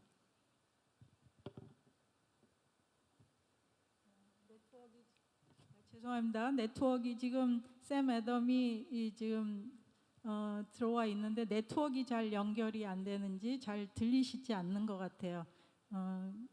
그 혹시 No, let me ask Sam. Sam, can you hear us in English? Yes. Okay, Hi, great. sorry. So I think the question was, do you want to ask him in English? I think the question was from, in terms of how do you attract mainstream investors to build scale? So how do you attract mainstream investors to build scale at like an early stage? Yes. Yeah, so I think with the organizations that we have worked with, there's a real challenge in a kind of an inflection point where a lot of investors are interested in funding exciting, innovative work, and that once you reach a certain scale and have kind of proven your financial sustainability and proven that you're able to work at scale, that you can find investors, that you can find funders, the kind of part of the journey that we as an organization are trying to kind of address at the moment is that kind of difficult middle period where you're trying to go through the kind of the growing pains of an organization.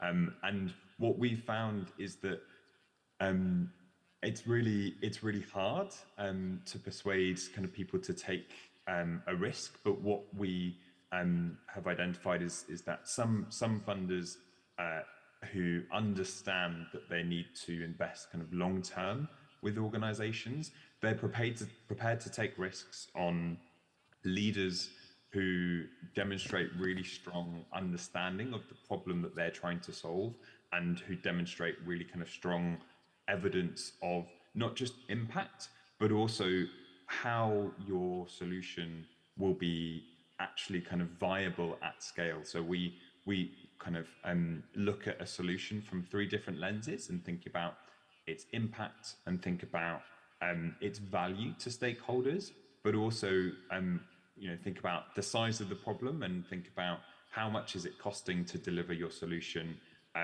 Say with like 1,000 people or 10,000 people, estimate the cost of how much would it cost to deliver your solution with 10,000 or 100,000 people, and is that a sustainable kind of cost kind of at that scale? So I think showing investors how you've thought about how your solution will remain sustainable at scale is something that can kind of really help. But you have to find people who are prepared to take risks, because we have found that it is a big gap in the funding landscape at the moment. 네, 감사합니다. 마지막으로 코차콘 캄차리온 로이스탄 프로간자스. So I think those were very interesting comments, questions from each of you. Thank you for sharing, your reflections that the dependency on government grant is so high. For me, that was the most worrying trend that I'm hearing, because you can't build scale if you're only dependent on government grant. So what is the path of being able to, fund organizations? And I think I'm speaking not only to you, but to all social enterprises who have raised or depend only on government grants. How do you create a path to be able to move out of that? What's the capital structure? How do you build a financing model? How do you create diversified funding sources? I think that's going to be critical. And so to that extent, blended finance and guarantee capacities are useful. So thank you for sharing that. To your question about moving to the US and how do you attract investors in the US, we are seeing a lot of interest today from the DFC. So that may be a good place to start. That's the Development Finance Corporation. You have the traditional philanthropies who have set up foundations like Rockefeller or Omidyar Network or Bill and Melinda Gates Foundation or Michael and Susan Dell. So those are, again, good places to go to. And then if you're looking at mainstream crossovers, you're talking about Nuveen or TIA-CREF or KKR, which has set up a sustainability fund. So, you have the broad spectrum of investors today that's available if you have very clear, measured, result-based impact financing. To the professor who tried to get the Grameen family members to fight, you forget that Grameen is the Nobel Peace Prize winner. So we managed to be peaceful, even despite areas where we have different perspectives. But I think it's a very important question. And therefore, I want to spend a minute to talk about the ecosystem building that is necessary. If you create a social stock exchange, like we are doing in India, where we are allowing corporates to put their CSR funding in, and that can invest in a SDG impact bond. And I'm working with the government. It's not a ready solution. It's work in progress. But imagine then, there are $5 to $7 billion of of CSR, corporate social responsibility contributions. There is a law in India that 2% of all corporate profits have to be put into CSR activities. We are trying to say, can we create a social stock exchange where that money gets put into so it can invest in social enterprises and they don't get a return because it's a CSR contribution. So we're saying at the enterprise level, they get the funding, and I would love to do a couple of sessions in your Christ University with your students. But creating and reimagining new type of financial instruments which ensure the social consciousness, which ensure that we are committed to capital with a conscience, but finding new pools of capital. We have got stuck, probably, it's a harsh word, but probably we've got lazy, because a lot of government grants and a lot of philanthropy has been coming so far. But in the new world order, with the wars that are going on, money is going to dry up. And social enterprises could struggle to survive. And if we do not put our thoughts together to create new pools of funding, if your young students are not excited and energized to find new pools of capital, we're going to struggle as a global impact sector. I've just come back from the G7 Impact Investing Summit in Spain. There is $4 trillion committed by pension funds for ESG. That's not going to reach the social enterprises until we create a path of products to be able to reach them. And that therefore comes to your question on continuity and the care economy. How do we find new instruments? How do we find new markets? How do we find new impact? And it can't happen me sitting in India, you sitting in Seoul. We need to be, or you're sitting in Bangkok. We need to be able to come together like this. And so I thank the organizers to be able to reimagine the world and bring something good out of the mess that we are in. Thank you. 네, 감사합니다. 예, 여기 우리 이제 각자 토론자들의 어떤 질문에 대해서 답변을 해주셨고요. 마지막으로 아주 간단한 질문만 플로어나 유튜브나 온라인 통해서 사전 접수된 질문들 중에서 간단한 질문 2개만 하고 마무리 짓도록 하겠습니다. 먼저 간단한 질문일 것 같은데요. 우리 코차콘 캄차리온 씨에게 하는 질문입니다. 스포츠 허브의 경우 어떻게 재무적 지속 가능성을 만들고 계신지요?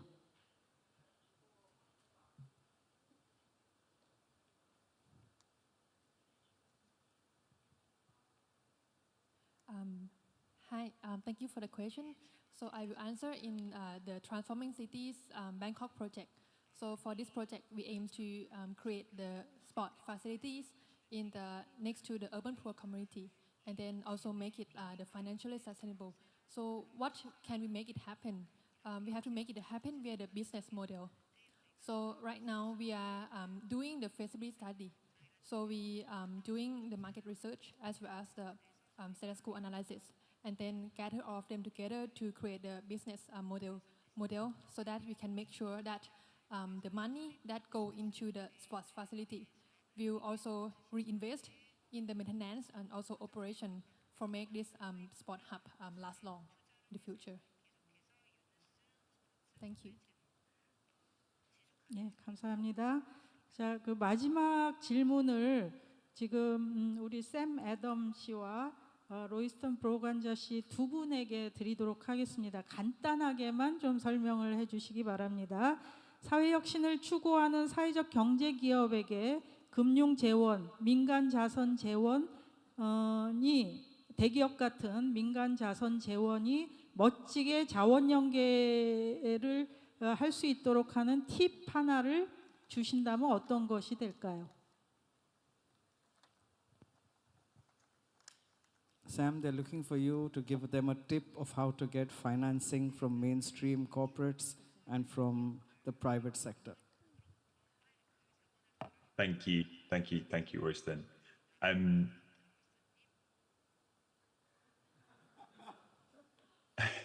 I think it's something that has proven challenging for the organizations that we've worked with, but where we've seen successes is where we've seen alignment in the kind of the sectors or kind of values of the social enterprise or kind of non-profit, not-for-profit organization and the corporate or kind of private, like kind of for-profit organization that they've worked with. So I guess an example in the UK is we have a number of organizations that focus on employability in certain parts of London, who have been able to get lots of support from corporate foundations such as JP Morgan Foundation or the foundation of other corporate banks. And the kind of the incentive for those funders is that they're really interested in bringing more talent into the sector, in addressing the kind of social inequalities in the areas in which they're prominent in. And so I think that that's maybe a kind of a question to start with, is to think about what is the value that you're creating, and how does that align with the incentives of the potential kind of investors or funders that you will be able to reach. Yeah, I think maybe I'll pause there. I'm sure Royston and others would have good comments on that as well. Thanks, Sam. Yeah, I do have some comments, and I think it's a great question. The fact is, we need to challenge our thinking. If I go to Unilever, I need to talk to them about how they are going to reduce their plastic usage, because that's important to them. And therefore, how do I work with rag pickers, which is what a term in India is used, of the poorest of the poor who go to collect garbage from the garbage dumps, which is plastic that they can recycle and sell for some money to eat food. Can I connect those two? Because Unilever needs to reduce plastic that is there floating around, whereas these people are collecting plastic to eat, to sell and eat. Is that a bridge that I can build? How can Coca-Cola, which is themed right now in Atlanta, their team is meeting on water conservation. How do I work with people that are living in farms in India to dig farms and rainwater harvesting? So pick what is important to the corporate. And if you are able to pick what is important to the corporate, then you have a working business model. We're not chasing handouts. We're not chasing donations just for the sake of being beggars. We are bringing value to you, Mr. Corporate or Mrs. Corporate. And therefore, what is the strategy in Korea? And I'm willing to work with South Korea to say, how do we go to the chaebol and say, this is what we're able to do on e-mobility for you, for your Samsung cars, or for your Hyundai cars, or for your Kia cars. So let's bring value by measuring impact for your corporate requirements. Not because you have to do something good for me, but because I'm doing something good for you. 네, 감사합니다. 박수 한번 치실까요? 예, 저희 좀 시간이 조금 지체되긴 했지만 굉장히 유익한 토론이 아니었나라는 생각이 듭니다. 우리 사회적 기업들이 사실 임팩트를 만들고 확장하는 거는 뭐 항상 추구해야 되는 과제가 아닐까라는 생각이 드는데요. 다만 그것을 좀 더 전략적으로 그리고 효과적으로 좀 더 극대화시킬 수 있는 방법이 무엇일까를 고민하는 것이 바로 뭐 스케일업이나 스케일링 임팩트에 대한 고민이 아닐까라는 생각이 듭니다. 오늘 뭐 짧은 시간이었지만 여러분들한테 많은 인사이트를 준 세션이 아니었을까라는 생각이 듭니다. 이것으로 저희 세션 2를 마치고 장시간 고생 많으셨습니다. 예, 이것으로 마치도록 하겠습니다. 네, 대단히 감사합니다. 이제 모두 자리로 모시도록 하겠습니다. Please proceed back to your seat. Thank you very much. 네, 2023 사회적기업 국제포럼 이렇게 마지막 세션 함께 하셨습니다. 발제와 토론의 시간, 소중한 고견 나눠주신 패널 여러분들께 감사 말씀을 드리고요. 한정된 시간 안에 많은 내용들을 잘 정리해주신 좌장님께도 거듭 감사의 인사를 드리겠습니다. 어느덧 마무리를 할 시간인데요. 이 끝나는 시간까지 정말 빈자리가 보이지 않습니다. 여러분의 참여에 감사 말씀을 드리고요. 내빈 여러분들께서도 이석하지 않으시고 끝까지 함께 해주셨습니다. 그래서 추가로 제가 좀 소개해드리고 싶은 내빈이 계셔서 여러분께 소개를 해드리도록 하겠습니다. 한국사회적기업 중앙협의회 고진석 회장님 자리해 주셨습니다. 회장님 고맙습니다. 네, 바쁘신 일정에도 본포럼 많은 애정을 갖고 함께 해주셨습니다.